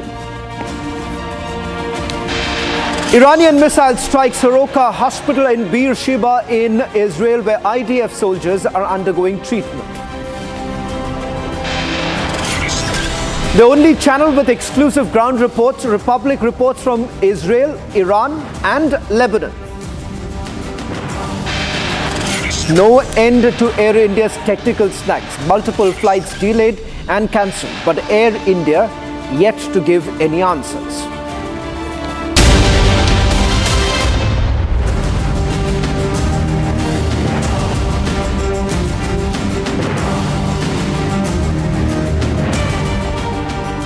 Ladies and gentlemen, as the smoke begins to clear over Tel Aviv, the scars of yet another cycle of conflict remains etched across the skyline. Overnight airstrikes, air raid sirens and hours spent in bomb shelters have left this bustling city subdued and shaken. While much of the military focus has been on the southern and northern borders, Tel Aviv, Israel's economic and cultural nerve center, has not been spared. Civilian neighborhoods have borne the brunt of missile and barrages and retaliatory airstrikes. But the damage here is not just physical, it is economic too. Tel Aviv Stock Exchange, a barometer of the nation's financial health, has felt the tremors too. The businesses remain shut. Public transport operates in disruption, and tourism, once a lifeline, has all come to a complete halt. Republic, as always, brings you what's happening on the ground through multiple exclusive reports. In a short while from now, we're also going to be joined by a parliamentarian from Israel. So this is a residential area here. This is a residential area, and you can see the skyscrapers were the target of the Iranian ballistic missile, and it can still collapse.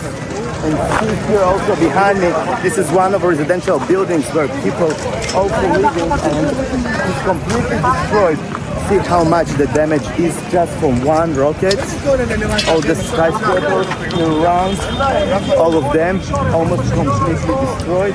And there is now some danger that it can collapse, and that's why we can't stay here. But just see how big the damage.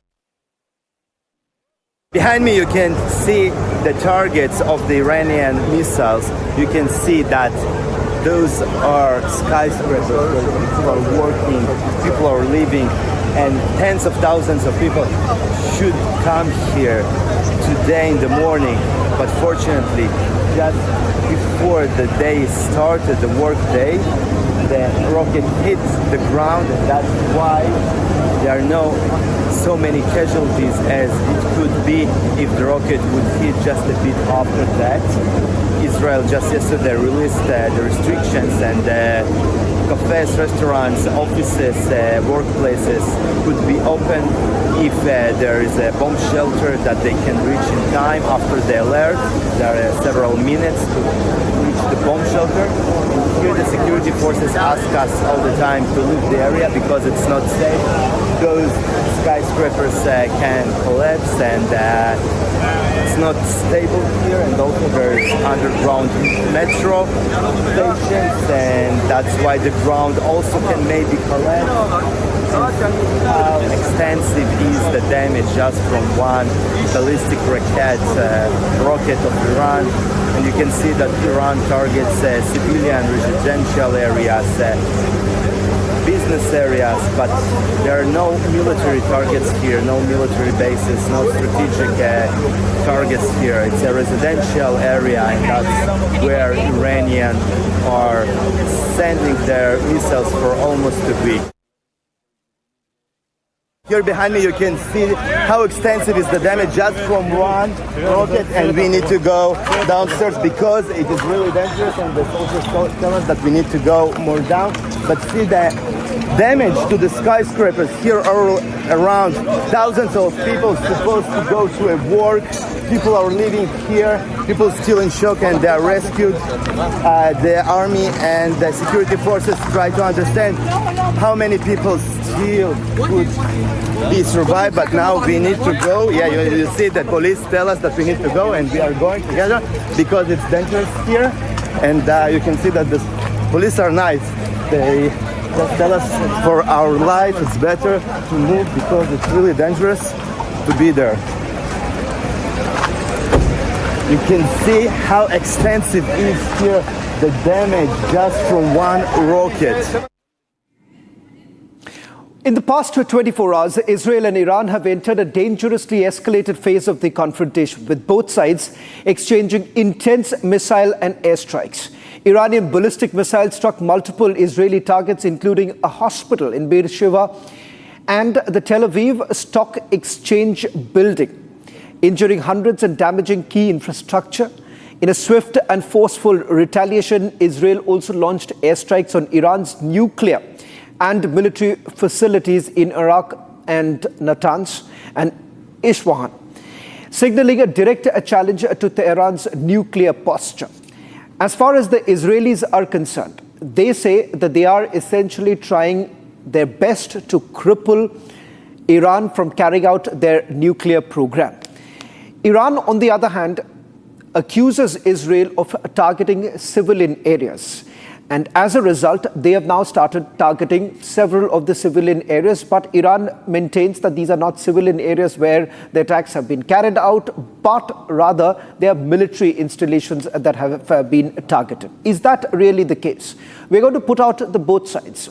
On the ground, what's happening? On your screens right now, these are the last images coming in from the last 24 hours. It's a quick recap before I introduce my very special guest tonight who's joining us. An Israeli parliamentarian who has also questioned some of the decisions that have been made in the past. He has served as an officer in the Israel Defense Forces, and he's been part of the Golan Brigade. He was elected as the mayor of Yehum. That was between 2010, Yehum from 2010 to 2018. He was elected to the Israeli parliament in April 2019, and he served as a Minister of Strategic Affairs and Minister for Civic Issues. Joining us is Michael Bitton. Michael Bitton, thank you very much for joining us on this broadcast. It's a pleasure having you on our show. I want to straight away begin by asking you, there was a point in time that you were essentially urging the Iranians for a dialogue. This coming in from an Israeli parliamentarian, urging Iranians for dialogue. Does that really echo the sentiment of Israelis right now on the ground? First of all, hello. The second, we are calling the people of Iran, not to the radical regime of Ayatollah that really became a threat and dangerous. And the most important thing that people who are watching us should ask themselves today, why the regime of Iran would like to destroy Israel. After all, Israel was involved in building Iran until 1980. We had good relations, we were involved there, and we were partners. Suddenly, radical Islamic regime that would like to occupy the world, that would like to implement radical Muslim philosophy against Israel, against the US, against the West in general. And why they hate us? No reason. Because we are here, they are there. The only reason they hate us is that they have ideology of destroying Israel. And that ideology is the nearest attitude to what the Nazis did, when you would like to hate someone without any reason. So we are fighting the regime, we are fighting the Ayatollah regime, but we would like to have peace and partnership with the people of Iran, as we used to have until 1980. Mr. Bitton, you are also the same parliamentarian who has questioned this government with regards to some of the policies in place. Do you believe that Benjamin Netanyahu today is representing what every Israeli believes, or perhaps his coalition is also weakening at this point in time? Because Israel perhaps is also fighting a dirty war, as the German Chancellor has been saying. We are united in this war. I will tell you why. We had the patience and we had the hope that there will be relations and peace with Iran. Iran planted the Hezbollah in Lebanon against us already in the beginning of the 80s. Iran planted the Islamic Jihad and Hamas in Gaza with money, with missiles, with weapons. And we got missiles on our towns.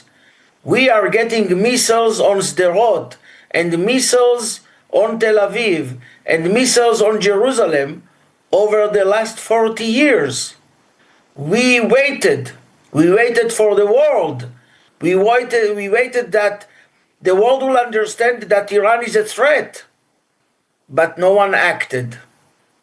And now, when we didn't have a choice, when we saw that Iran is soon gonna get nuclear bomb, we had to act. So the people of Israel are united this moment, and we understand that this is existential threat on the existence of Israel for the future. And as you know, Iran was fooling the world. Iran was violating any agreement that they had with the international community and with the International Council of Atomic Energy. This regime planted terror all over the world. This regime created terror in Argentina, killing hundreds of Israelis. Thousands of Israelis died with the initiative of Iran over the years. We waited 40 years to this moment, and we could not and we cannot wait anymore. And why I tell you that? Because from the beginning of this war, they were sending on Israel more than 1,000 missiles. Where they were sending it? To neighborhoods, to houses, to hospitals, and they killed people. So imagine if they have a nuclear weapon. They will never hesitate to use it even this moment. But Mr. Bitton, can I get a quick answer from you, because you are part of the parliament, and I need to get this answer from you. Today, Israel finds itself in a precarious situation, because if the United States of America does not really help you, you can't really complete your program.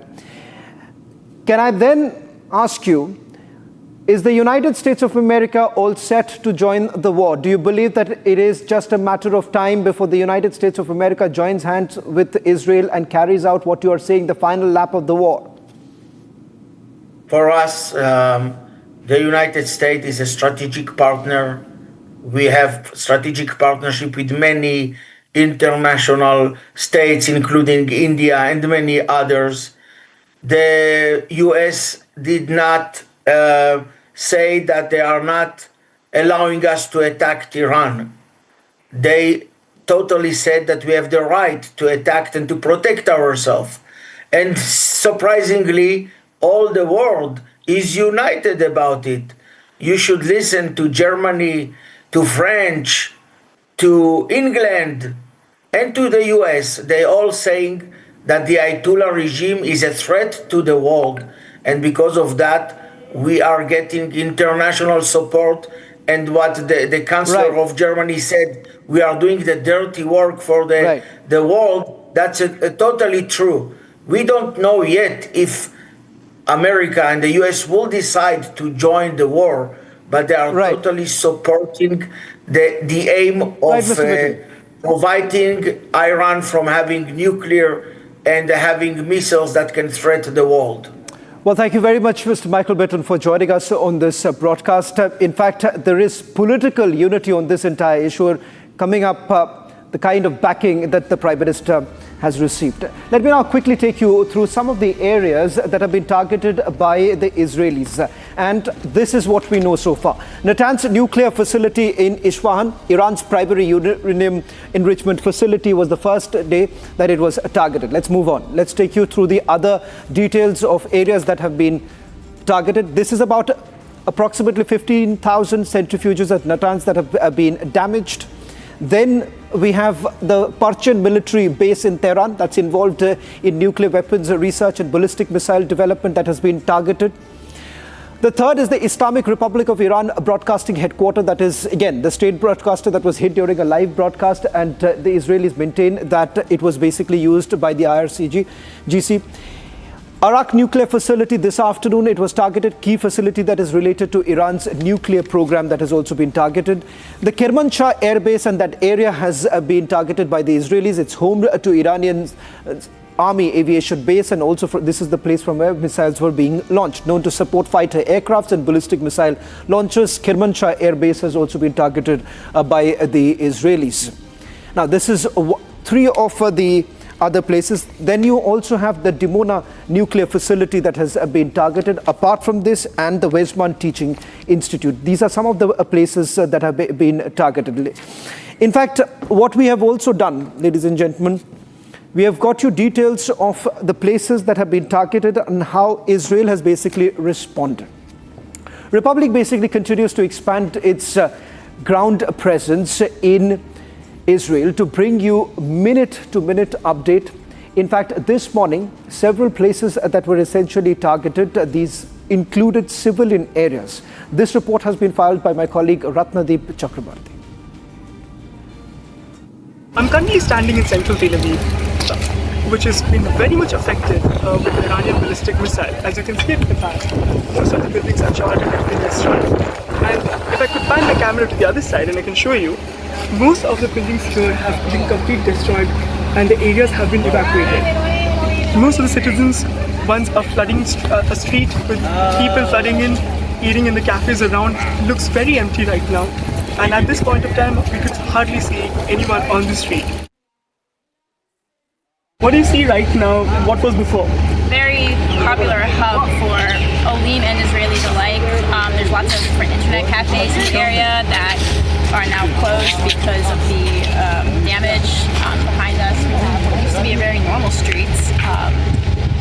Down there, there's a very well-known internet cafe that is now closed. Insane. I try not to walk here super often since Sunday because of all the glass and all the destruction, but eventually it's just unavoidable. So it's a bit freaky seeing it and just what it used to be. It used to be just a very normal place where you just see everyone, like as you walk down all the cafes, you see everyone you know, and now it's just totally different. And let's focus on that building for a second. Can you show that building? That building is standing for sure, but that looks nothing like what it used to be. No, standing, but it's just barely. I mean, thankfully a lot of the buildings in the area, as long as you're in the shelter, in the miklach or the mamak or the mamad, whatever you go to when there's a siren, you'll be safe. But then you exit and it's just absolutely chaos and destruction. So it's there's tons of broken windows. It just looks bad. We've got you all the reports from Israel. Crossing over now to Iran. Ladies and gentlemen, a high-stake moment has essentially unfolded in the volatile skies of the Middle East. In a bold tactical move, Israel thereafter launched a Hermes precision drone, reportedly that was aimed at a strategic site inside Iran's Kermanshah region. But Iran now claims that the Iranian air defense system successfully intercepted the incoming drones before it could reach its intended target. In fact, on your screens right now, we have basically accessed these images that have been released by the Iranian Foreign Ministry.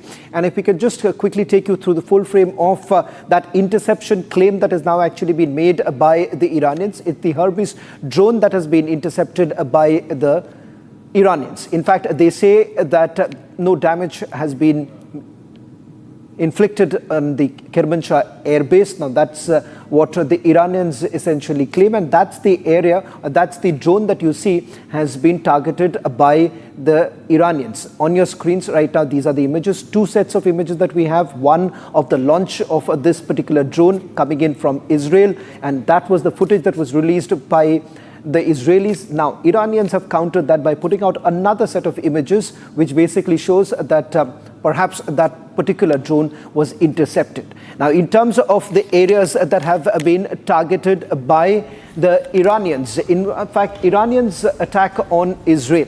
Now, they have essentially made these are the following claims that Iranians have made. Iran says that they have basically targeted Tel Aviv, the Kiryat district. Now, this is described as Israeli Pentagon. That's the headquarters that have been targeted. Let's move on. There are a few other areas that they have said that they have targeted, which is houses, government and military facilities, including the IDF headquarters in Tel Aviv, that's the Kiryat district. In fact, they say that the oil refinery, the major economic hub that's in Haifa that they have targeted, that's the Bazan oil refinery that Iran has targeted using Fatah missiles and a few others that they've actually used. Soroka Medical Center, remember, that happens to be one of the biggest hospitals in Iran, situated adjacent to the IDF command center and the intelligence camp that was attacked this morning around 7 o'clock. Let's move on to the other hospitals that have been used for treatment of injured IDF soldiers, was targeted by the Iranians this morning. And finally, you have Dimona nuclear facility, center of Israel's nuclear weapons program. Iran claims that they have also targeted the Dimona nuclear facility, and the existence of nuclear weapons that have been facilitated by Dimona serves as a deterrent against potential attacks. And this, the Iranians say that they have also been successful. Now, this was another place from where Republic had reported. That's the Weizmann Institute of Teaching Lab, leading research institute of the country's science and technology educational program that has also been targeted. Now, this is what the Iranians are essentially claiming. Ladies and gentlemen, there is another country which is of equal importance, that is Lebanon. And the very fact that Iran's proxy, Hezbollah, has been completely weakened in this entire process. It turns out that Lebanon has now told Hezbollah not to engage in it and to keep away from it. In fact, this is a report coming in from Beirut by Republic's reporter. Take a look. So amid the Israeli-Iranian escalation, the official stand of Lebanon remains to maintain Lebanon neutral and at a distance from what's happening on.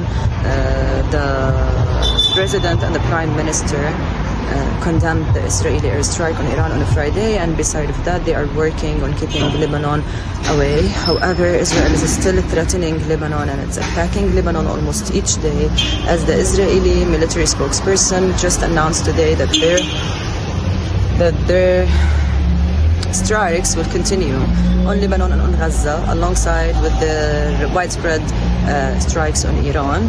By this, Lebanon is still a spectator, with a chance of and the probability of escalation from any time being started from the side of Israel. Well, that's all that we could pack in this edition of This Is Exclusive. Coming up, trending with my colleague Rakshit.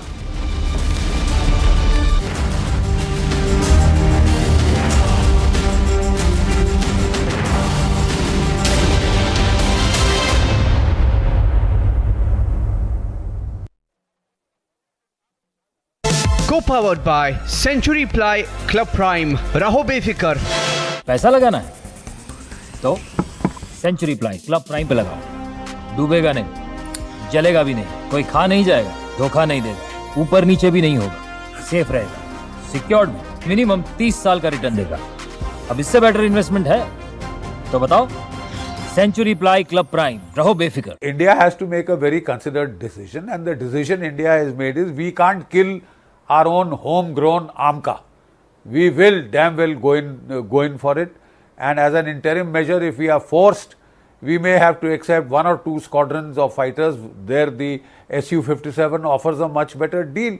They are prepared to share technology, they are prepared for local manufacture, they are prepared to transfer technology, share source codes.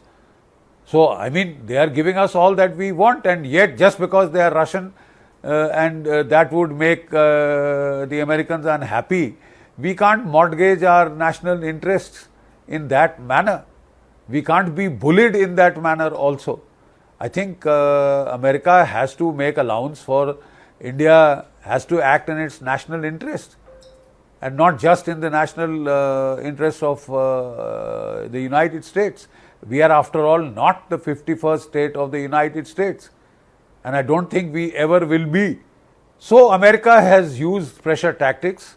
It has used the India-Pakistan binary to try and apply pressure on India. I think it may be a mistake. No other country is so hated in India as Pakistan is. Pakistan has waged 5 conventional wars against India. Pakistan has waged continuous asymmetric wars against India for 30 to 40 years non-stop. It is the biggest pain in the neck as far as India is concerned. And if the United States wants to cozy up to Pakistan, it will be construed as a very hostile gesture in India. It would be back to the Cold War era when Richard Nixon had sent the 7th Fleet to prevent the breakup of Pakistan, to help India, to help Pakistan against India. Even the 7th Fleet could not save Pakistan then, and Pakistan was broken in two. For all its hubris, for all its one-upmanship, Pakistan had to suffer that humiliation, and the United States was not able to save it. Now for the United States to align itself back with Pakistan, I think would be a tragic mistake. I am very certain that there is enough computation power in the United States, in its think tanks, in its administration, to work out the vis-a-vis value of relationships with India or with Pakistan, right?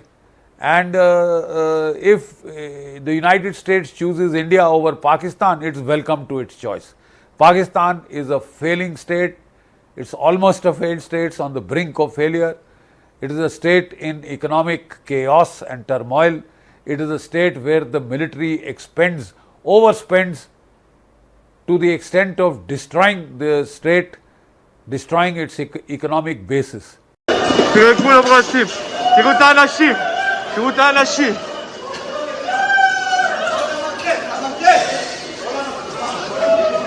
תראו, פה נפל הטיל. אתם לא מבינים מה הולך פה. البنانين راحن البنانين يا اخو.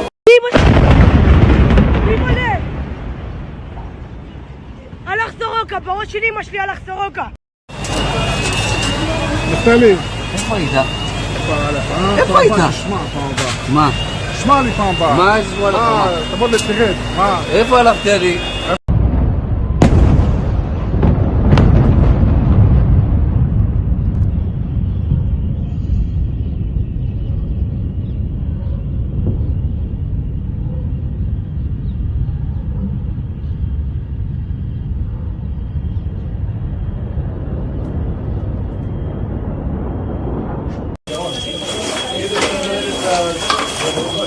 מה זה?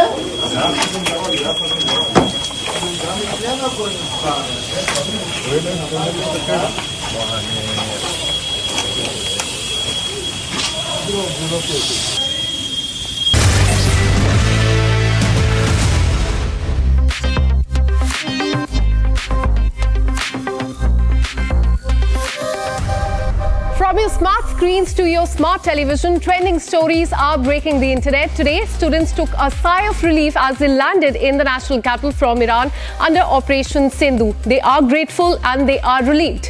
Iran-Israel conflict entered day 7. Attacks and counter-attacks continue. We will show you the latest video of the destruction. And lastly, Trump's double-speak now stands exposed. His global peace promise has now failed. We have this and a lot more in this power-packed bulletin for you. I'm Akanksha Khajuria and you are watching Trending Today.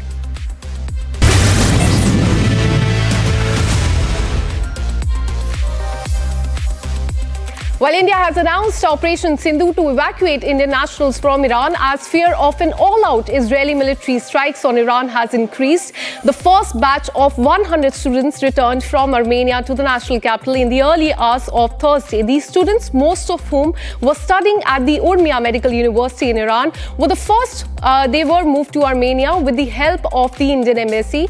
Of the 110 students, 90 are reported to be from Kashmir Valley. Watch this.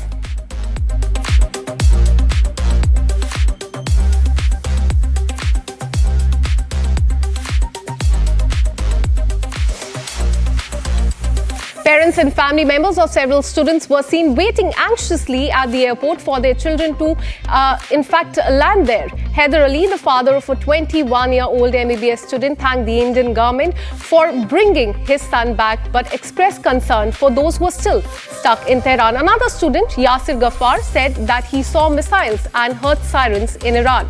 Watch what he had to say.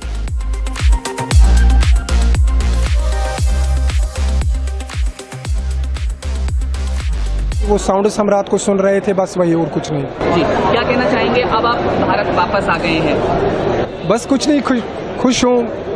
अभी यहाँ पहुँचे, India पहुँचे, खुश हूँ बस।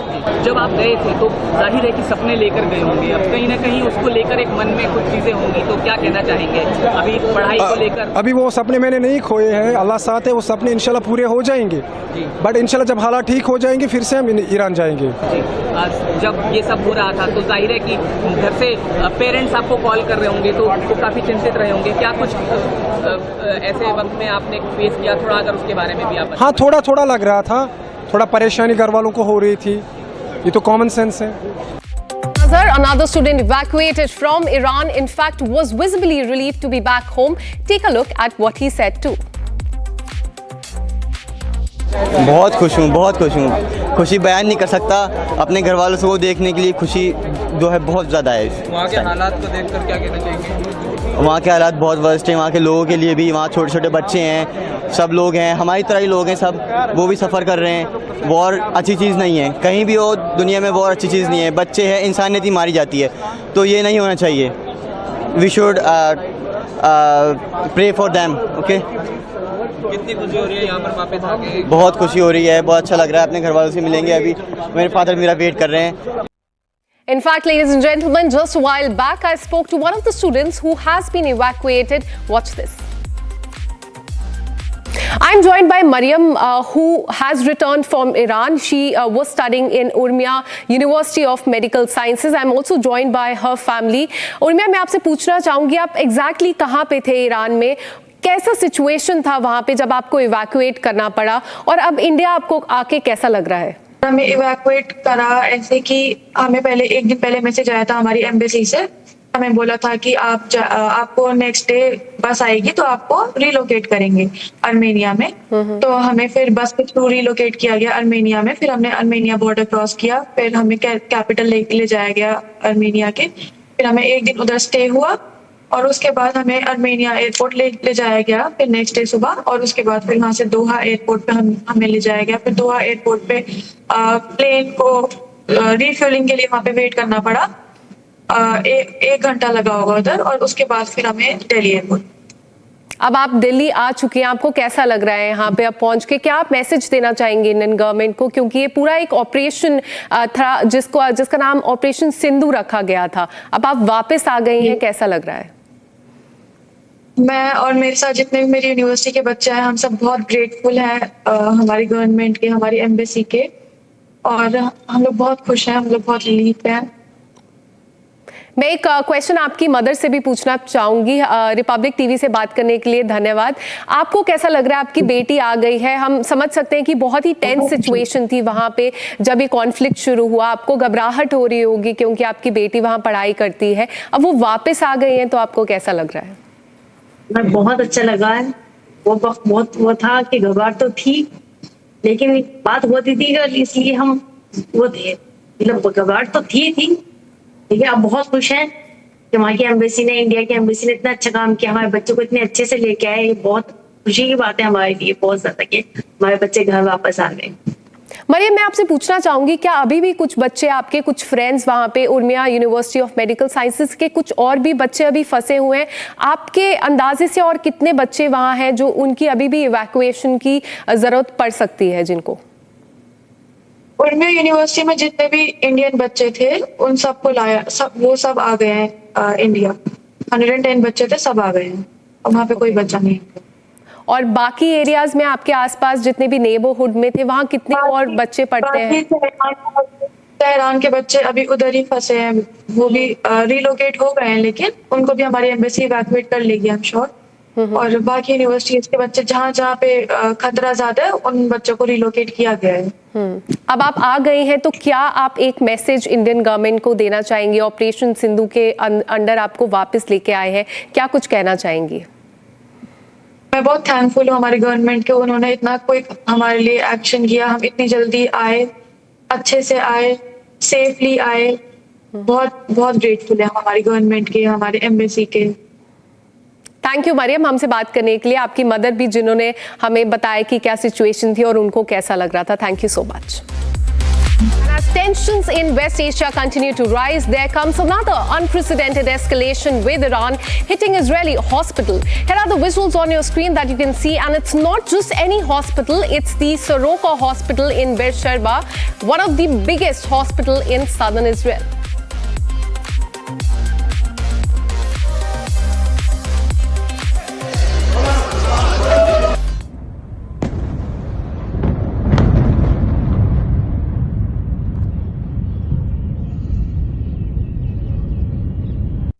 תראו את גבול הברזים, תראו את האנשים, תראו את האנשים.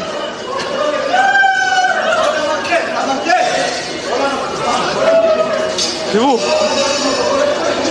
פה נפל הטיל. לא יאומן,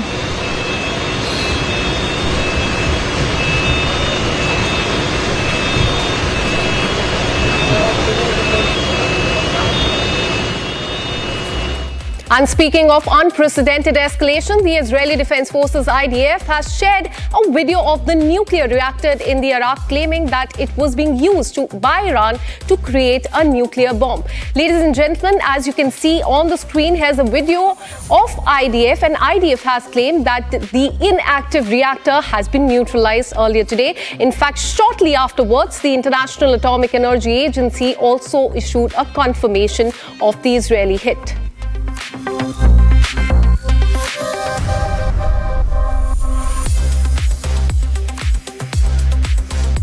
And meanwhile, Israel's defense minister has now issued a harsh warning against Iran's supreme leader.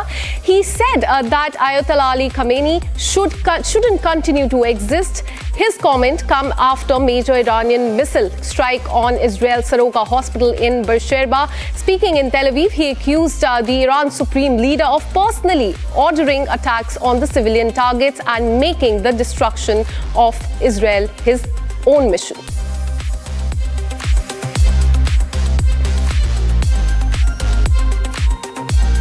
And now, viewers, amid these escalations, the Israeli Defense Forces have now launched Operation Kalavi, calling it a military effort unprecedented in its scope. This operation claims to implement carefully planned moves as they move forward to combat the threats against Israel.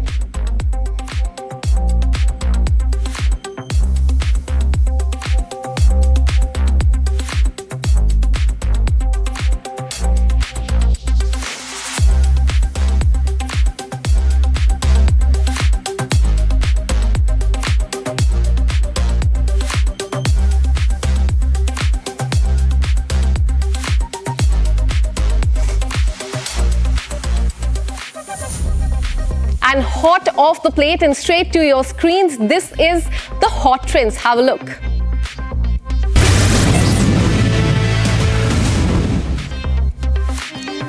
Chef Vijay Kumar, the mastermind behind Michelin-starred Sema in the New York City, has just bagged the Best Chef Award at the prestigious Dame Beard Awards. This is a huge deal, especially since it's his first nomination and the victory.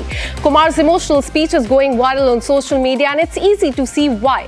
His journey is truly inspiring. From Tamil Nadu to the New York City, Kumar's story is a testament to the power of passion and hard work.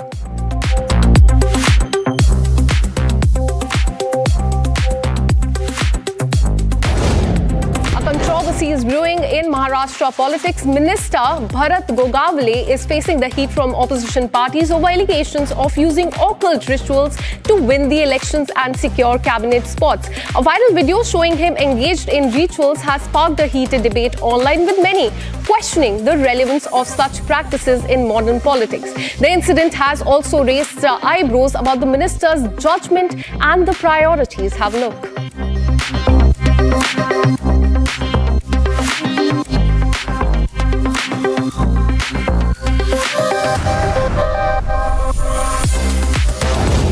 And it looks like UK Prime Minister Keir Starmer had a bit of a diplomatic faux pas at the G7 summit.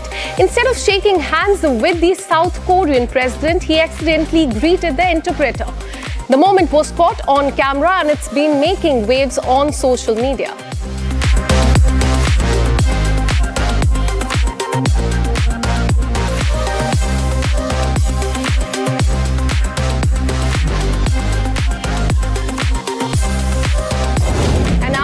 At this video of a Croatian student speaking fluent Hindi during Prime Minister Narendra Modi's visit to Croatia that has gone viral. Her heartwarming gesture, impressive Hindi, has been winning hearts across the social media. Watch this.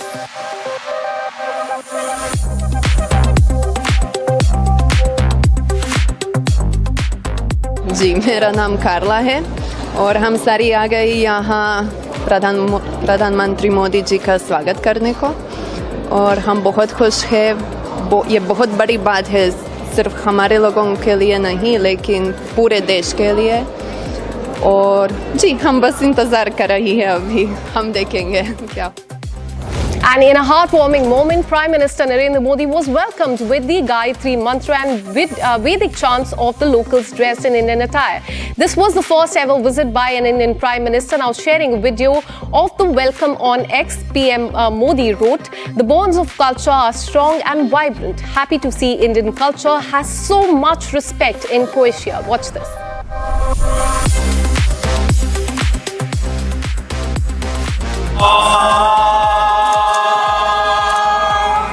Shri Guru Pyo Namaha Hari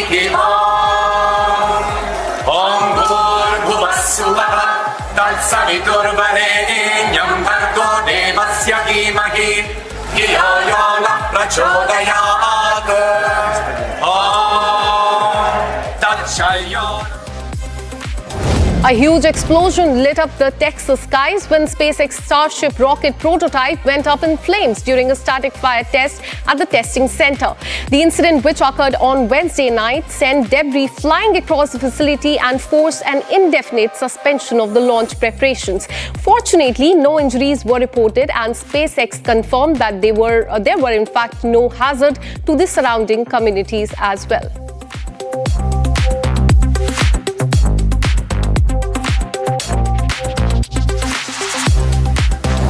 A pilot's emotional announcement on the Indigo flight from Chennai to Coimbatore melted passengers' heart online.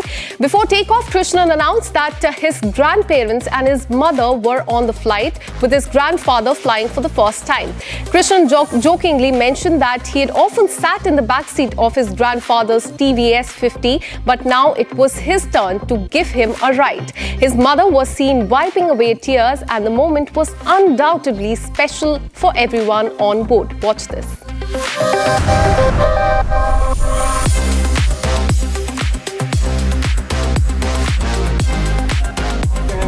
நாமென்று சென்னையிலிருந்து கோயம்புத்தூர் வரை செல்ல உள்ளோம். I have a special announcement to make. For pilot answer, apart from the hard work and the expenses and the countless hours of studying that we have to do, you really need a family that supports you. Very happy to announce that I have my family traveling with me today. தாத்தா பாட்டி அம்மா 29 ரோல உட்காந்துருக்காங்க. இன்னைக்கு நாட்டாவோட captain நமக்கு தெரியாது. என் தாத்தா இதான் ஃபர்ஸ்ட் டைம் என்னோட ஃப்ளைட்ல டிராவல் பண்றாரு. எங்க இருக்கீங்க? என் தாத்தாவோட நிறைய வாட்டி டிஎஸ்50 உட்காந்து நான் போயிருக்கேன். Today it's his turn to Now have a look at this recent viral video showing a group of Indian tourists performing Garba on the observation deck of Dubai's iconic Burj Khalifa that has gone viral on social media. It has ignited a firestorm of debate online and outrage across social media platforms. The footage shows individuals in seemingly matching yellow outfits dancing to the Bollywood song Chogada amid other visitors at the world's tallest building. While the participants seem to be enjoying themselves, the public reaction has been overwhelming or negative, sparking a broader discussion about the public etiquettes and cultural representation.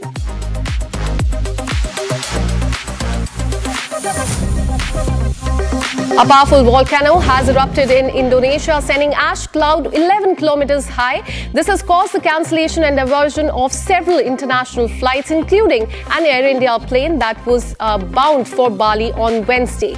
Meanwhile, Indonesia's geology agency has warned of potential lava flows triggered by the heavy rains, urging residents and the travelers to remain vigilant. However, till now, no casualty has been reported so far due to the volcanic eruption.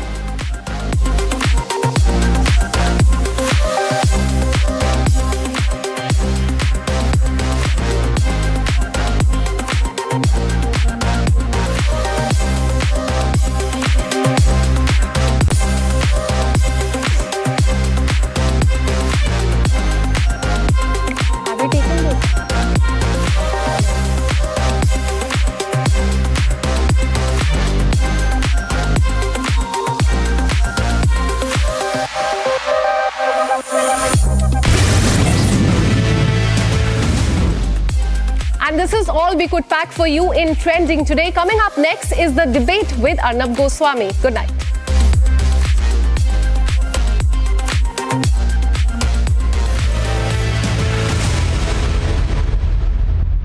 Co-powered by Century Ply Club Prime. Raho befikar.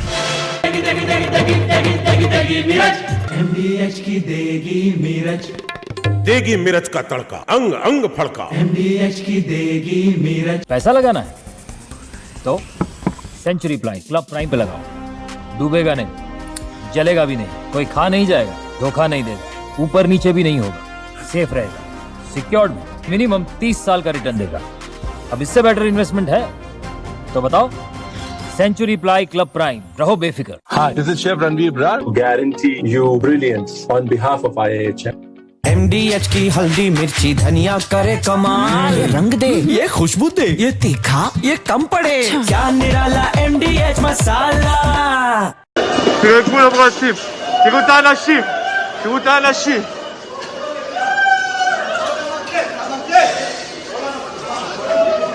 תראו, פה נפל הטיל. אתם לא מבינים מה הולך פה. البنانين طاحن البنانين يا اخو.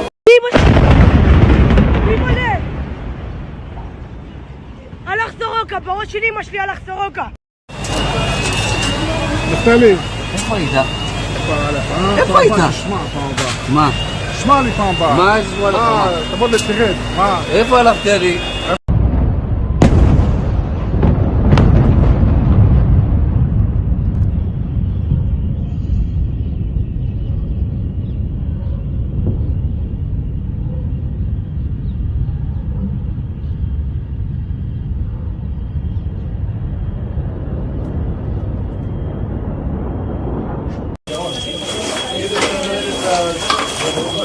מה זה?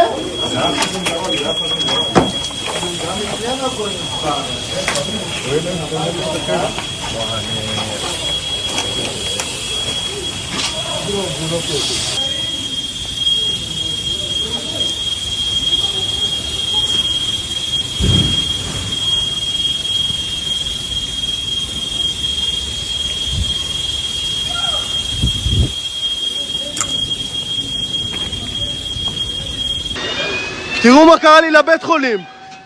תראו.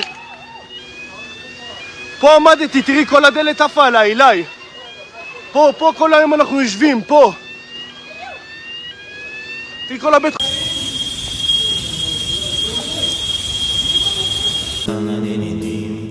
Amity has been ranked among the top universities globally for producing the most employable graduates by the Times Higher Education UK. Yet another testimony to Amity's excellent placement record.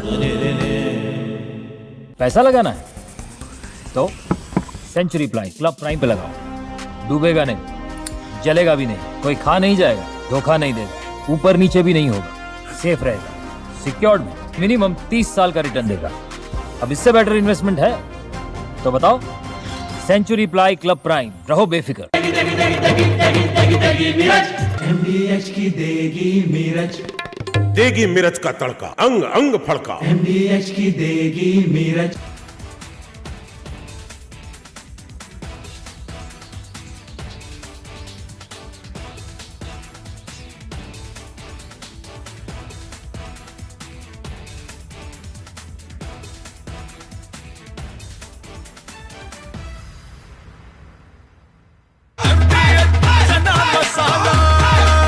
अब छोलिया हो या लोबिया, सफेद चने या काले चने, सब कुछ मजेदार बने। Reports have been received recently that Donald Trump has invited Field Marshal Asif Munir to the White House for lunch, and maybe he will also be attending the military parade in Washington. Now, all this is part of the United States' attempts to pressurize India to play ball, attempts to pressurize India. Israel releases video of IDF strike on Iran's Arak nuclear facility.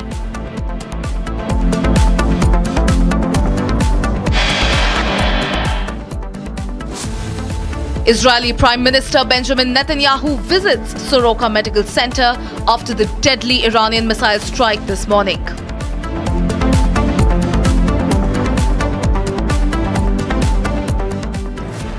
US President Donald Trump hosts Pahalgam mastermind Asim Munir after he backed Nobel Peace Prize bid.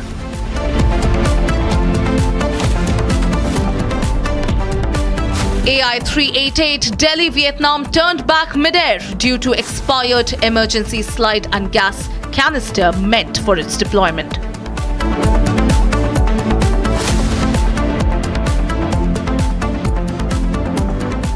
Moderate turnout marked by polls in 5 assembly seats across Punjab, West Bengal, Gujarat and Kerala.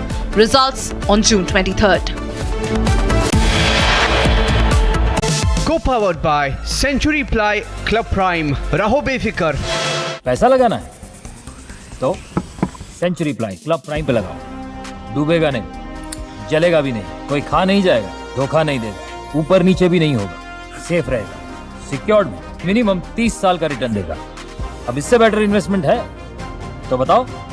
Century ply club prime, रहो बेफिक्र। ये है secret recipe MDH का जीरा SIP जल जीरा मसाला। SIP SIP जीरा SIP जीरा सिप MDH का जल जीरा जीरा सिप MDH का जल जीरा जीरा SIP. Hi, this is Chef Ranveer Brar. Guarantee you brilliance on behalf of IAHM. MDH की हल्दी मिर्ची धनिया करे कमाल, ये रंग दे, ये खुशबू दे, ये तीखा, ये कम पड़े, क्या निराला MDH masala. תרגעו אנשים, תראו את האנשים, תראו את האנשים.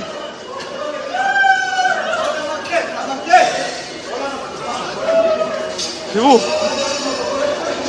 פה נפל הטיל. אתם לא מבינים מה הולך פה.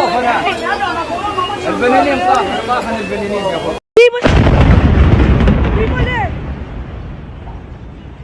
הלך סורוקה, בראש שלי אמא שלי הלך סורוקה. נפתלי. איפה היית? איפה היית? מה? שמע לי פעם הבאה. מה אשמע לך? תבוא לתרד. מה? איפה הלכת לי?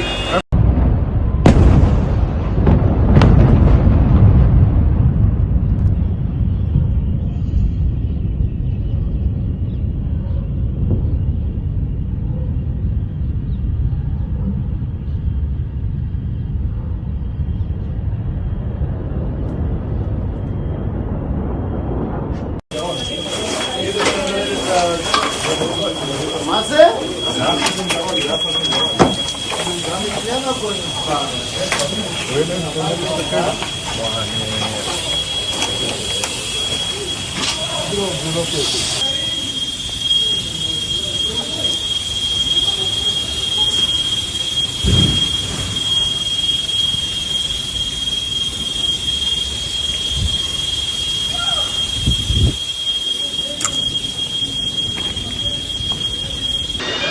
תראו מה קרה לי לבית חולים. תראו.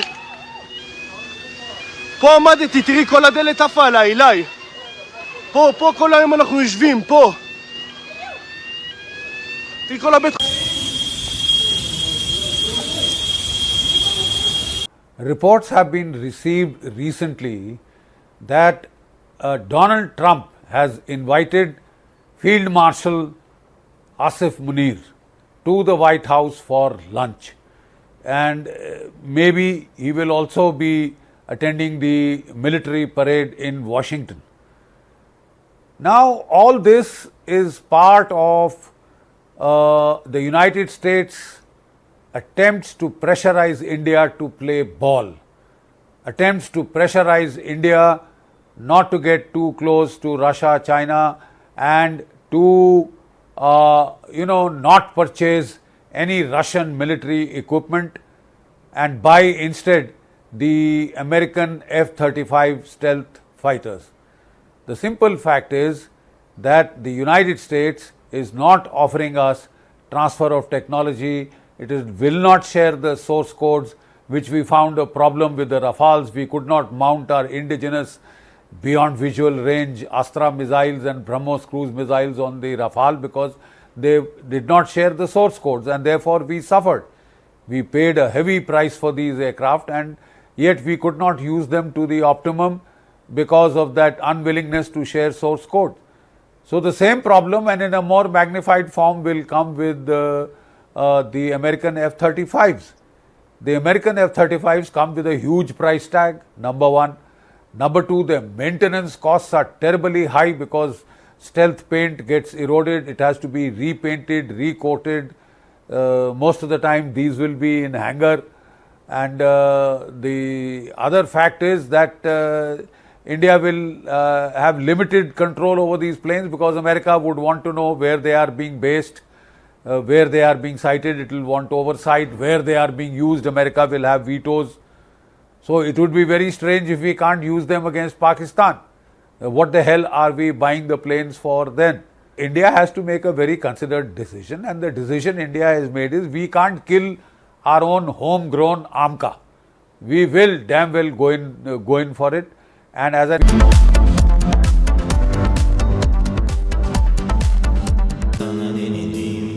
Amity has been ranked among the top universities globally for producing the most employable graduates by the Times Higher Education UK. Yet another testimony to Amity's excellent placement record.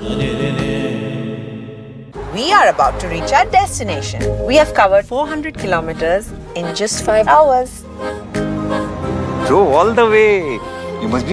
תראו את כולם רצים, תראו את האנשים, תראו את האנשים.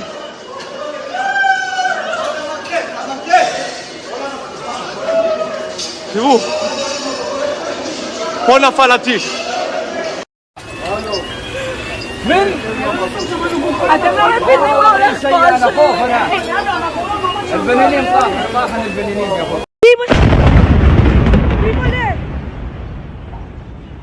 הלך סורוקה, בראש של אמא שלי הלך סורוקה. נפתלי. איפה היית? איפה היית? שמע פעם הבאה. מה? שמע לי פעם הבאה. מה זה לך? תבוא לתרד. איפה הלכת לי?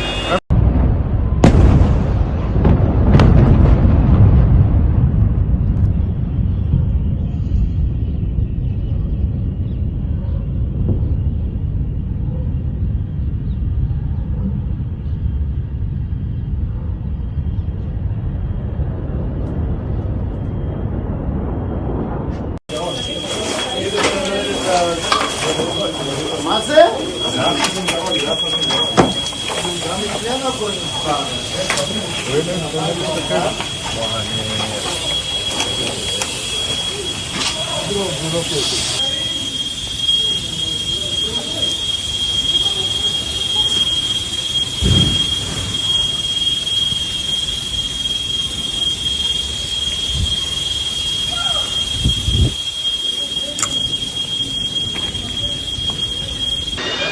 תראו מה קרה לי לבית חולים.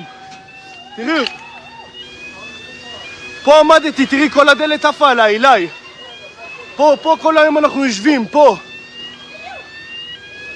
תראי כל הבית חולים. Reports have been received recently that Donald Trump has invited Field Marshal Asif Munir to the White House for lunch, and maybe he will also be attending the military parade in Washington. Now, all this is part of the United States attempts to pressurize India to play ball, attempts to pressurize India not to get too close to Russia, China, and to not purchase any Russian military equipment and buy instead the American F-35 stealth fighters. The simple fact is that the United States is not offering us transfer of technology. It will not share the source codes, which we found a problem with the Rafales. We could not mount our indigenous beyond visual range Astra missiles and BrahMos cruise missiles on the Rafale because they did not share the source codes, and therefore we suffered. We paid a heavy price for these aircraft, and yet we could not use them to the optimum because of that unwillingness to share source code. So the same problem, and in a more magnified form, will come with the American F-35s. The American F-35s come with a huge price tag, number one. Number two, the maintenance costs are terribly high because stealth paint gets eroded. It has to be repainted, recoated. Most of the time these will be in hangar. And the other fact is that India will have limited control over these planes because America would want to know where they are being based, where they are being sighted. It will want oversight. Where they are being used, America will have vetoes. So it would be very strange if we can't use them against Pakistan.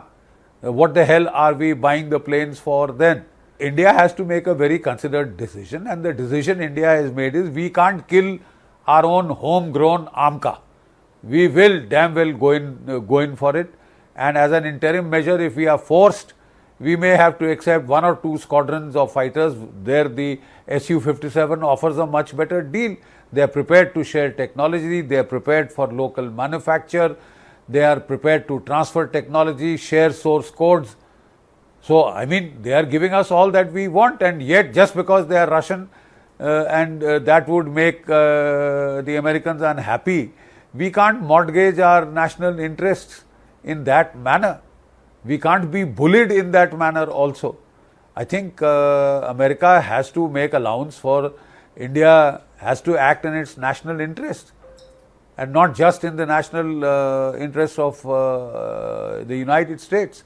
We are, after all, not the 51st state of the United States, and I don't think we ever will be. So America has used pressure tactics. It has used the India-Pakistan binary to try and apply pressure on India. I think it may be a mistake. No other country is so hated in India as Pakistan is. Pakistan has waged 5 conventional wars against India. Pakistan has waged continuous asymmetric wars against India for 30 to 40 years non-stop. It is the biggest pain in the neck as far as India is concerned. And if the United States wants to cozy up to Pakistan, it will be construed as a very hostile gesture in India. It would be back to the Cold War era when Richard Nixon had sent the 7th Fleet to prevent the breakup of Pakistan, to help India, to help Pakistan against India. Even the 7th Fleet could not save Pakistan then, and Pakistan was broken in two. For all its hubris, for all its one-up.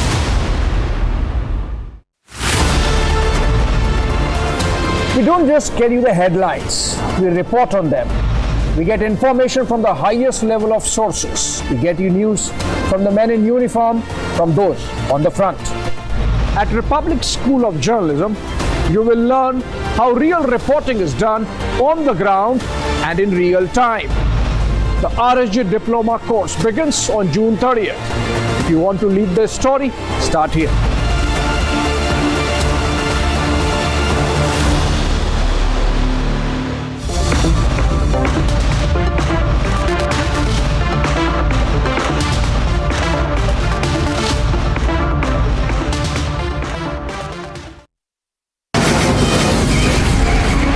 From the Republic Media Network headquarters, it's time for Arnab Goswami on The Debate.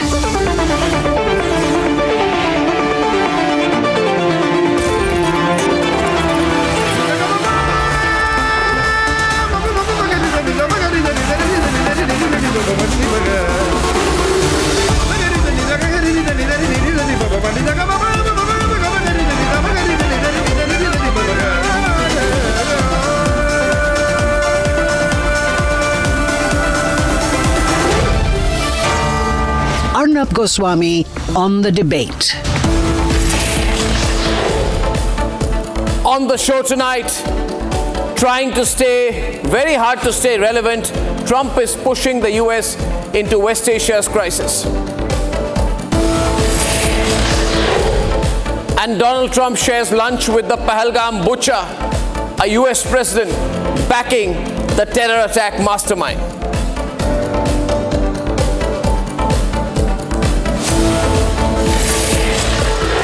And ladies and gentlemen, right at the very start, I'd like to say that of course, we support Israel because of all that Israel has gone through. And for the way in which the Iranians, indirectly using the Hamas, tried to attack Israel and kill thousands of Israelis on October 7th. But I do not agree with the unilateralism of a man called Donald Trump.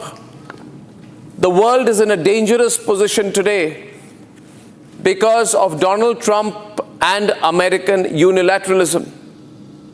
America believes it can do whatever it wants, wherever it wants, kill as many people as it needs to or wants to, destroy cities, destroy homes, butcher people, join hands with dictators, support terrorist groups when needed, when it suits their strategic convenience, basically do whatever the hell they want to do.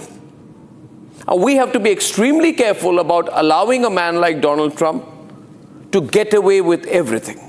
Now, the International Atomic Energy Agency have said that they have no proof that Iran is making a nuclear bomb. But that is the reason why America says it's going to bomb Iran. It's going to kill Khomeini.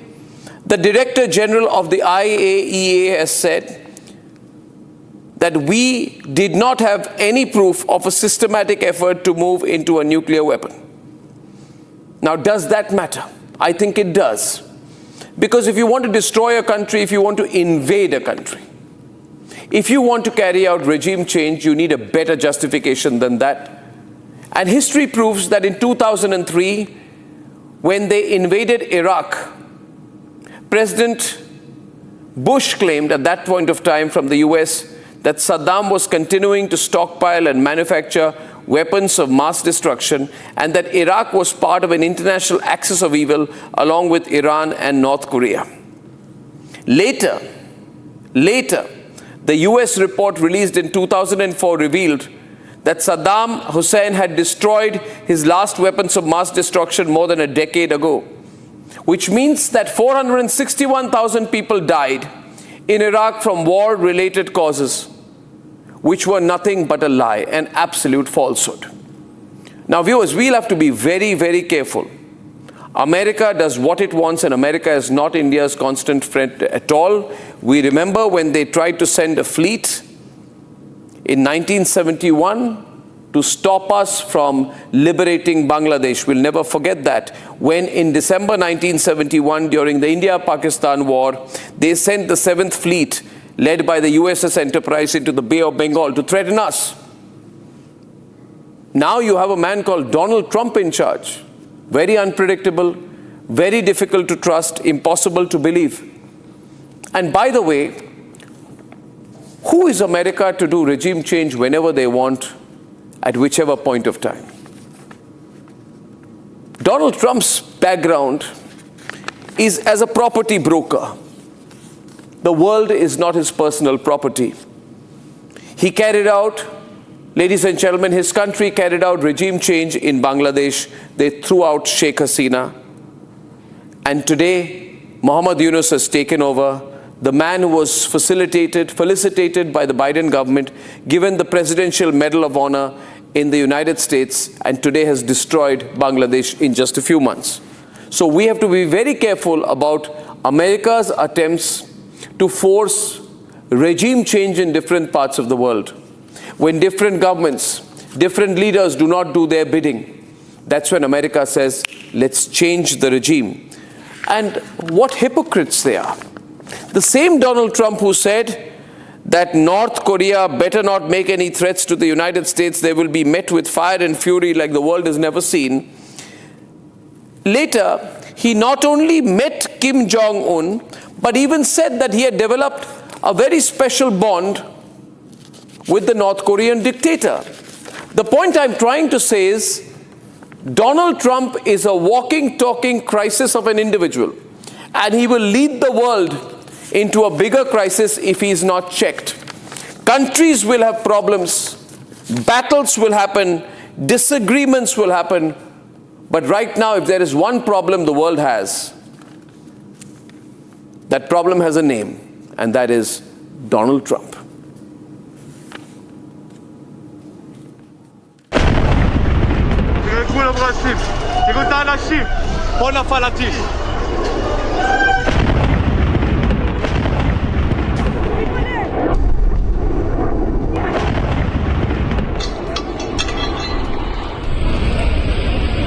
I mean, you don't know that I'm going to even do it. You don't know. I may do it. I may not do it. I mean, nobody knows what I'm going to do. I can tell you this, that Iran's got a lot of trouble, and they want to negotiate. And I said, why didn't you negotiate with me before? All this death and destruction. This is what US President Donald Trump said less than 24 hours ago.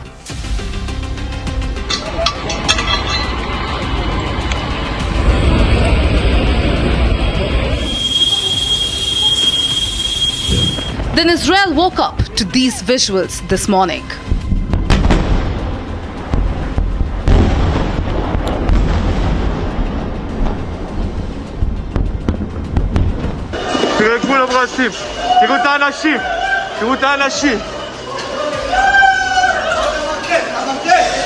Iran once again carried out overnight strikes on Israel, this time even hitting Israel's main hospital in Beersheba, causing unprecedented carnage.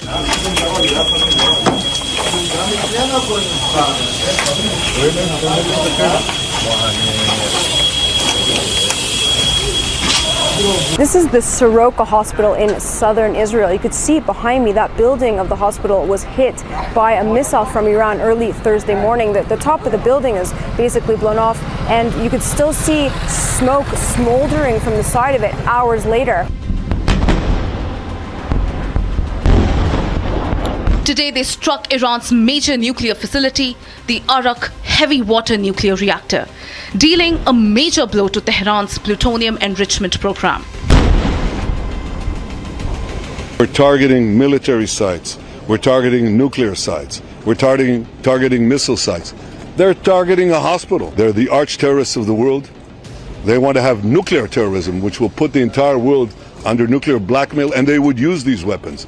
That's what the Ayatollah Khamenei says that he would do. He would use these weapons to wipe Israel off the map. Well, he's not going to. We're not going to let him. Meanwhile, Putin has broken his silence, saying that the Iranians have not yet reached out for any support in the war effort. However, he did confirm Russian specialists were still working at Iran's first nuclear power plant in Bushehr.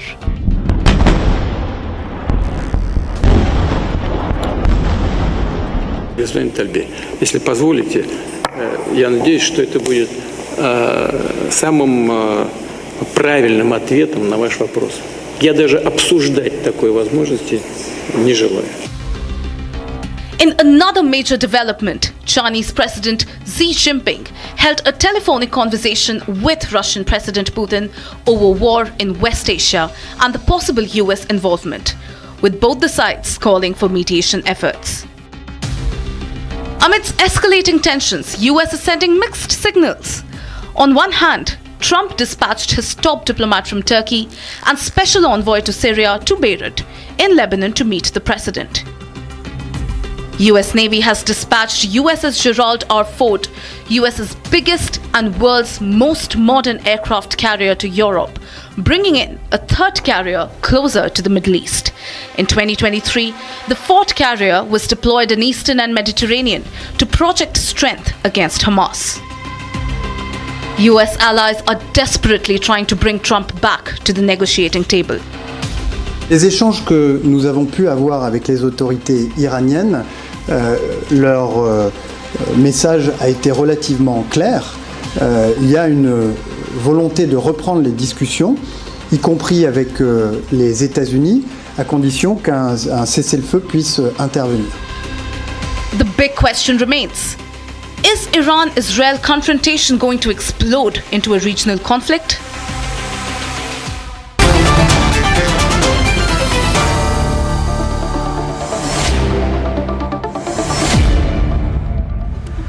Now we have two voices from Israel tonight. We have Neta Bar, she's the foreign desk editor at the newspaper called Israel Hayon, joining us from Tel Aviv.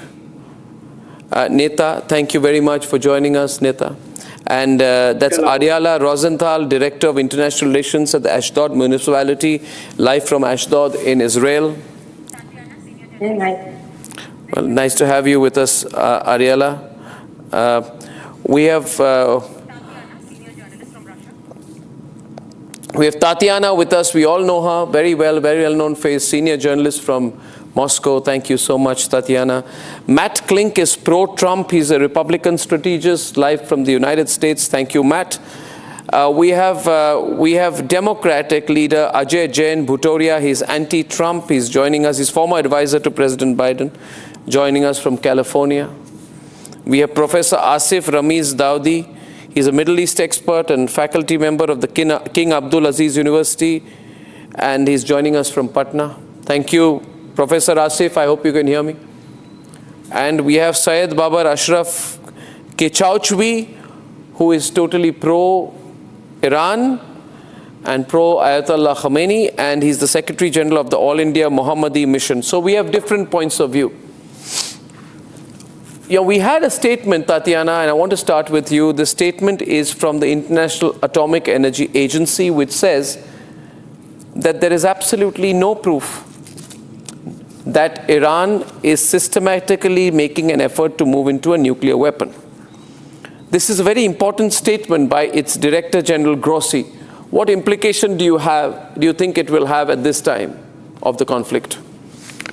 I think, Arnab, that we need to understand that within the Israeli-Iran conflict, and this generally the conflict, I mean, not just this escalation, we need to understand that, as President Putin clearly said today, you know, that it will be down to Tel Aviv and Tehran. I don't believe that any statement by Mr. Grossi at this point will make any difference whatsoever, because, first of all, Israel has already carried out the attack, and Tehran has already responded, and now we're in the repercussions of this. Anything that is said by the International Atomic Energy will be countered, and I do believe that, you know, we all know that Mossad, for being quite thorough in their investigations and in their operations. So I do believe that anything that Mr. de Grossi says will be countered from Tel Aviv and from Prime Minister Netanyahu's administration with counterproof. Okay, now let me take that to the others. Let me take it to Professor Asif Ramiz Daudi. You see, the fundamental premise why America says that it will flatten Tehran is because they are saying Iran cannot have a nuclear weapon. Now, if this statement has come from the IAEA that they have no proof that Iran is making a nuclear bomb, what impact will that have? Even at this stage, Tatiana says it will have no impact. What do you think? Professor Asif? Well, Arnab, it reminds me of what happened in Iraq years ago, and the same kind of situation, and the doubts are there. And what is happening today because of this, especially when Israel interfered in this, after Gaza, after Palestine, and now because of this nuclear deal, because of this only, Israel attacked Iran, and there is a retaliation. And I believe this escalation is not in a good taste, especially for the regional peace and security.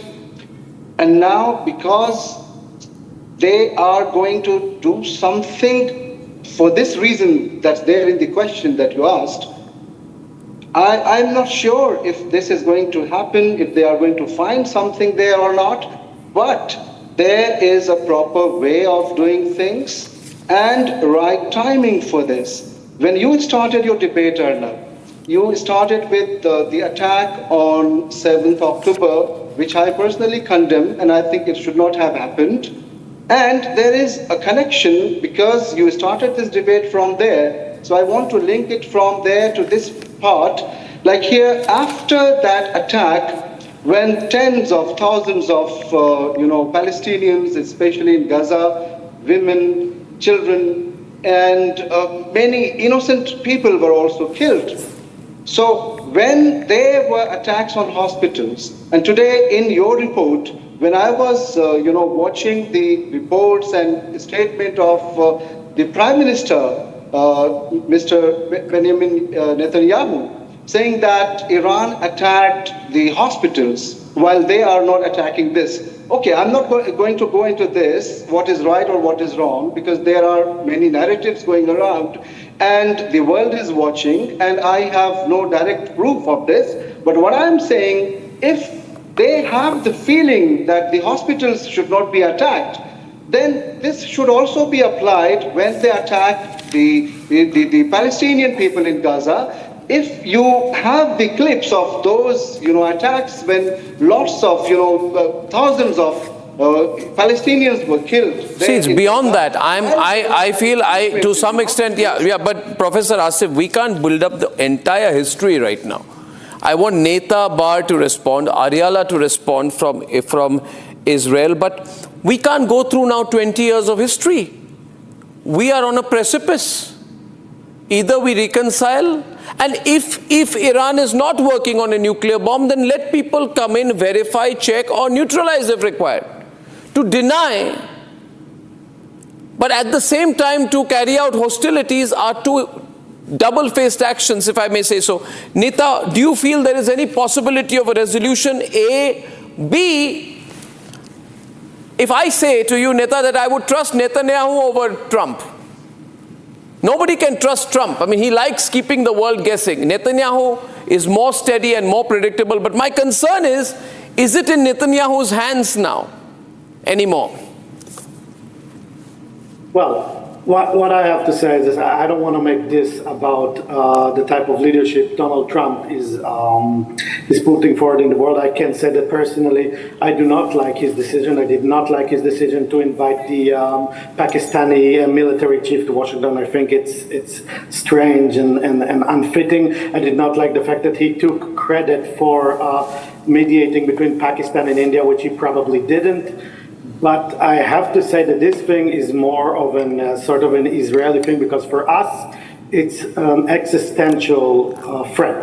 We cannot live in the Middle East where Iran has a nuclear weapon. And even if there is the slightest chance that they are working right now on a nuclear weapon, and I spoke with people in the IDF, people in the intelligence department of the IDF, and there is evidence to show that while they were not putting the bomb together just yet, they have all the parts and they are ready to do so, which is why Israel attacked. I think that's the only thing that Israel sees as a must in this situation. And we acted, and we would act without American support. We would act without American intervention. And I think that if America would intervene, we hope that it will be in order to stop Iran from having nuclear weapons. This is very different from what we've seen in the Iraq war. There is no plan or no strategy to invade Iran. Nobody wants to invade Iran. And even when we talk about regime change, it's up to the Iranian people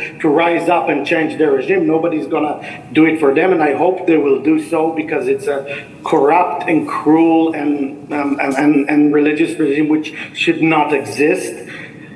But saying that nobody is talking about invasion of Iran, and the only goal in Israel's perspective is destroying Iran's nuclear program.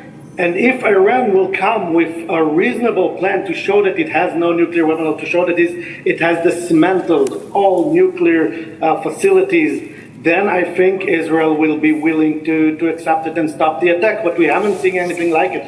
Donald Trump gave them a lot of time for talks, and they had a proposition, an American proposition, which could have enforced a situation in which it will be proven beyond reasonable doubt that they don't have nuclear weapons, which they rejected vehemently and counter. No, but again, I get that. Nita, see, we're dealing with a man called Donald Trump. I mean, the whole world has problems with him. Even his supporters have in different degrees.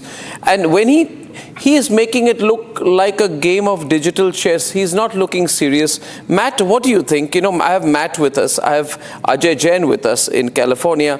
When he says, I'm not looking at a ceasefire, Matt, I'm looking at better than a ceasefire. Anything that is not a ceasefire is continued bloodshed. What does it mean? Does it mean occupation? Does it mean regime change? What do you think he means? If we know anything about Mr. Donald Trump, which, as again I told you, I dislike his foreign policy. If we learned anything about it, that he is not willing and he does not have the support to pay a large price in either American blood or American money. If you go for anything that's it, Nita. It will be probably let me throw that same question to Matt. Matt, what do you think? Thank you for allowing me to get a word in here. Look, I think that Donald Trump right now, I know that I can tell you're a real big fan of the president. I know that Donald Trump at this point has thoroughly supported Israel in its efforts to denuclearize Iran. Israel has been very, very successful. Donald Trump is weighing plans of whether America would get involved to take out these centrifuges at the Fordo enrichment facility. However, he hasn't made up his mind yet, and I know it might be frustrating, but it would be stupid for Donald Trump to outline his plans for the world's news media, which ultimately would get telegraphed back to the mullahs. I can tell you, though, a couple things are true, and, well, again, your hatred of President Trump, it can't overtake the fact that Iran is the greatest source of terror in the world. They promote instability in the Middle East. October 7 was largely driven by Iran proxies, and the fact that Iran sat at a negotiating table for 60 days and was anything but serious, and on day 61, Israel went on the offensive against Iran. Bravo for Israel for making the world a safer place. And that being said, America does not have the tolerance for regime change. Donald Trump has been very, very vocal on that. And I agree with the previous speaker who said that it's on the Iranian people to realize that the theocratic government in Iran, if they want to have regime change, They need to make it happen, but it's not going to be American boots on the ground. Yeah, see, no, Matt, I don't hate anyone. I find Donald Trump amusing, which is a different sentiment from hate. Everyone finds him amusing. You also, I'm sure, find him amusing. He's a great source of entertainment. But I'm only saying historically here that in the past, see, we must never undermine the other side. Even Tatiana would agree with me that even Putin should... the other side? Now let me explain to you what the other side is. Let me explain to you. See, Americans should not be arrogant. Americans cannot afford to be arrogant. See, what happened to the Bush administration? Let me take you historically back a little bit into American history. Oh, I know my history probably better. Then let me. I'm sure you think you do. I'm sure you think you do, and nobody can stop you from thinking that way. But let me tell you a few things.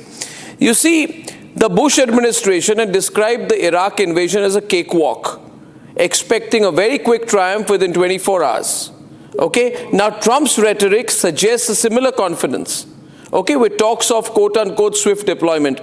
Now, in the war that followed, 8 years and 9 months of combat operations, 4,400 American soldiers died, 32,000 soldiers were wounded, and 100,000 Iraqi civilians had died by 2011. The US at that point of time conservatively spent $3 trillion at the war, right? At the peak of the war, 170,000 US troops were deployed in Iraq. Today you have 40,000 around the Middle East, okay? And Pentagon reported 34,000 insurgent attacks in 2005 alone. The point I'm trying to make is this, that Trump came on a promise of no war and peace. I am sure at some level, the American people, given the various challenges in America, and Trump himself, will have to reconcile himself to the possibility that things can get stretched. Things can get stretched. So Ariella, you want to get in on that? Go on. Yes, I want to say a couple of things that I'm listening here in the debate. First of all, for decades, Iran has conducted clandestine acts of hostility against Israel in every possible domain, if it's by land, air, and cyberspace, and more. And also, it has, of course, wielded Iran's proxy network of terrorists and armed groups like the Hezbollah, the Houthis, and the Hamas. So for us, for the state of Israel, this is actually a war for the existence of the state of Israel. Unlike other countries in the Middle East and in the world, this is a real threat on the people of Israel and on the state of Israel. So with all my favor to all the other countries around the world, and of course to America, that is our closest ally, but Israel at the end has to do what it has to do. It has to cut the head of the snake. And as we did this unique and outraging operation, at the end, it's for us that will deal with the Iranian regime. And Ariella, you have absolutely a right to do that, and you know very well that there is no greater supporter of Israel's right to fight back than me, and I've done many hundreds of programs on this. My position on terrorism is absolutely clear. I am just wondering, it's a curiosity in my mind, whether the Americans know what they may be getting into, because no complications and no disrespect here, 622 days since the war, 53 hostages are still there with the Hamas. In today's world, I think Trump may be wrong in assuming there is anything like a short war. If after Iraq, after Vietnam, after Afghanistan, if America still thinks there's something called a short war, they've got their history wrong. So there is a, and I don't think the American people will stand there solidly behind Trump. He may want this for the midterms which are coming in. Right? What do you think, Ajay Jain from California? What do you think? Absolutely, Arnab. I agree that Trump was voted into power for bringing peace, and he said he promised he will end the Ukraine war and war with Gaza. He completely failed, and 60% of Americans do not support the U.S. getting into war with Iran at this point of time. As you said, we have to learn from the history. The getting into Iran and Afghanistan war cost us $6 trillion, 7,000 U.S. troops, and repeating this mistake in Iran is reckless. Americans want jobs and healthcare, and he has failed in trade deals. And all, He's saying that he's going into war because Iran is supporting one of the biggest sponsors of terrorism, which it is, and I strongly support Israel. But at the same time, he's hosting on the same day Pakistan Asif Munir, who is another biggest sponsor of terrorism, into a White House lunch. So how does that work? I mean, he's failing his foreign policy completely, destroying his relationship with one of the strongest partner, India, which is it needs to counterbalance China by siding with the terrorist country Pakistan, and there's no clear interest for US to get involved in this war. Iran does not pose direct threat to US soil. By getting into the war, it will create a situation where all the US 40,000 plus US soldiers which are Abhay, I'm also concerned. I'm also curious to know what Russia and China will do. I would be concerned to see what they do, Tatiana. Today, the Russian Foreign Ministry has told Israel to stop attacks on a nuclear plant where Russian specialists work. Russia works closely on nuclear plants in Iran. Is Russia and China just going to sit there and do nothing?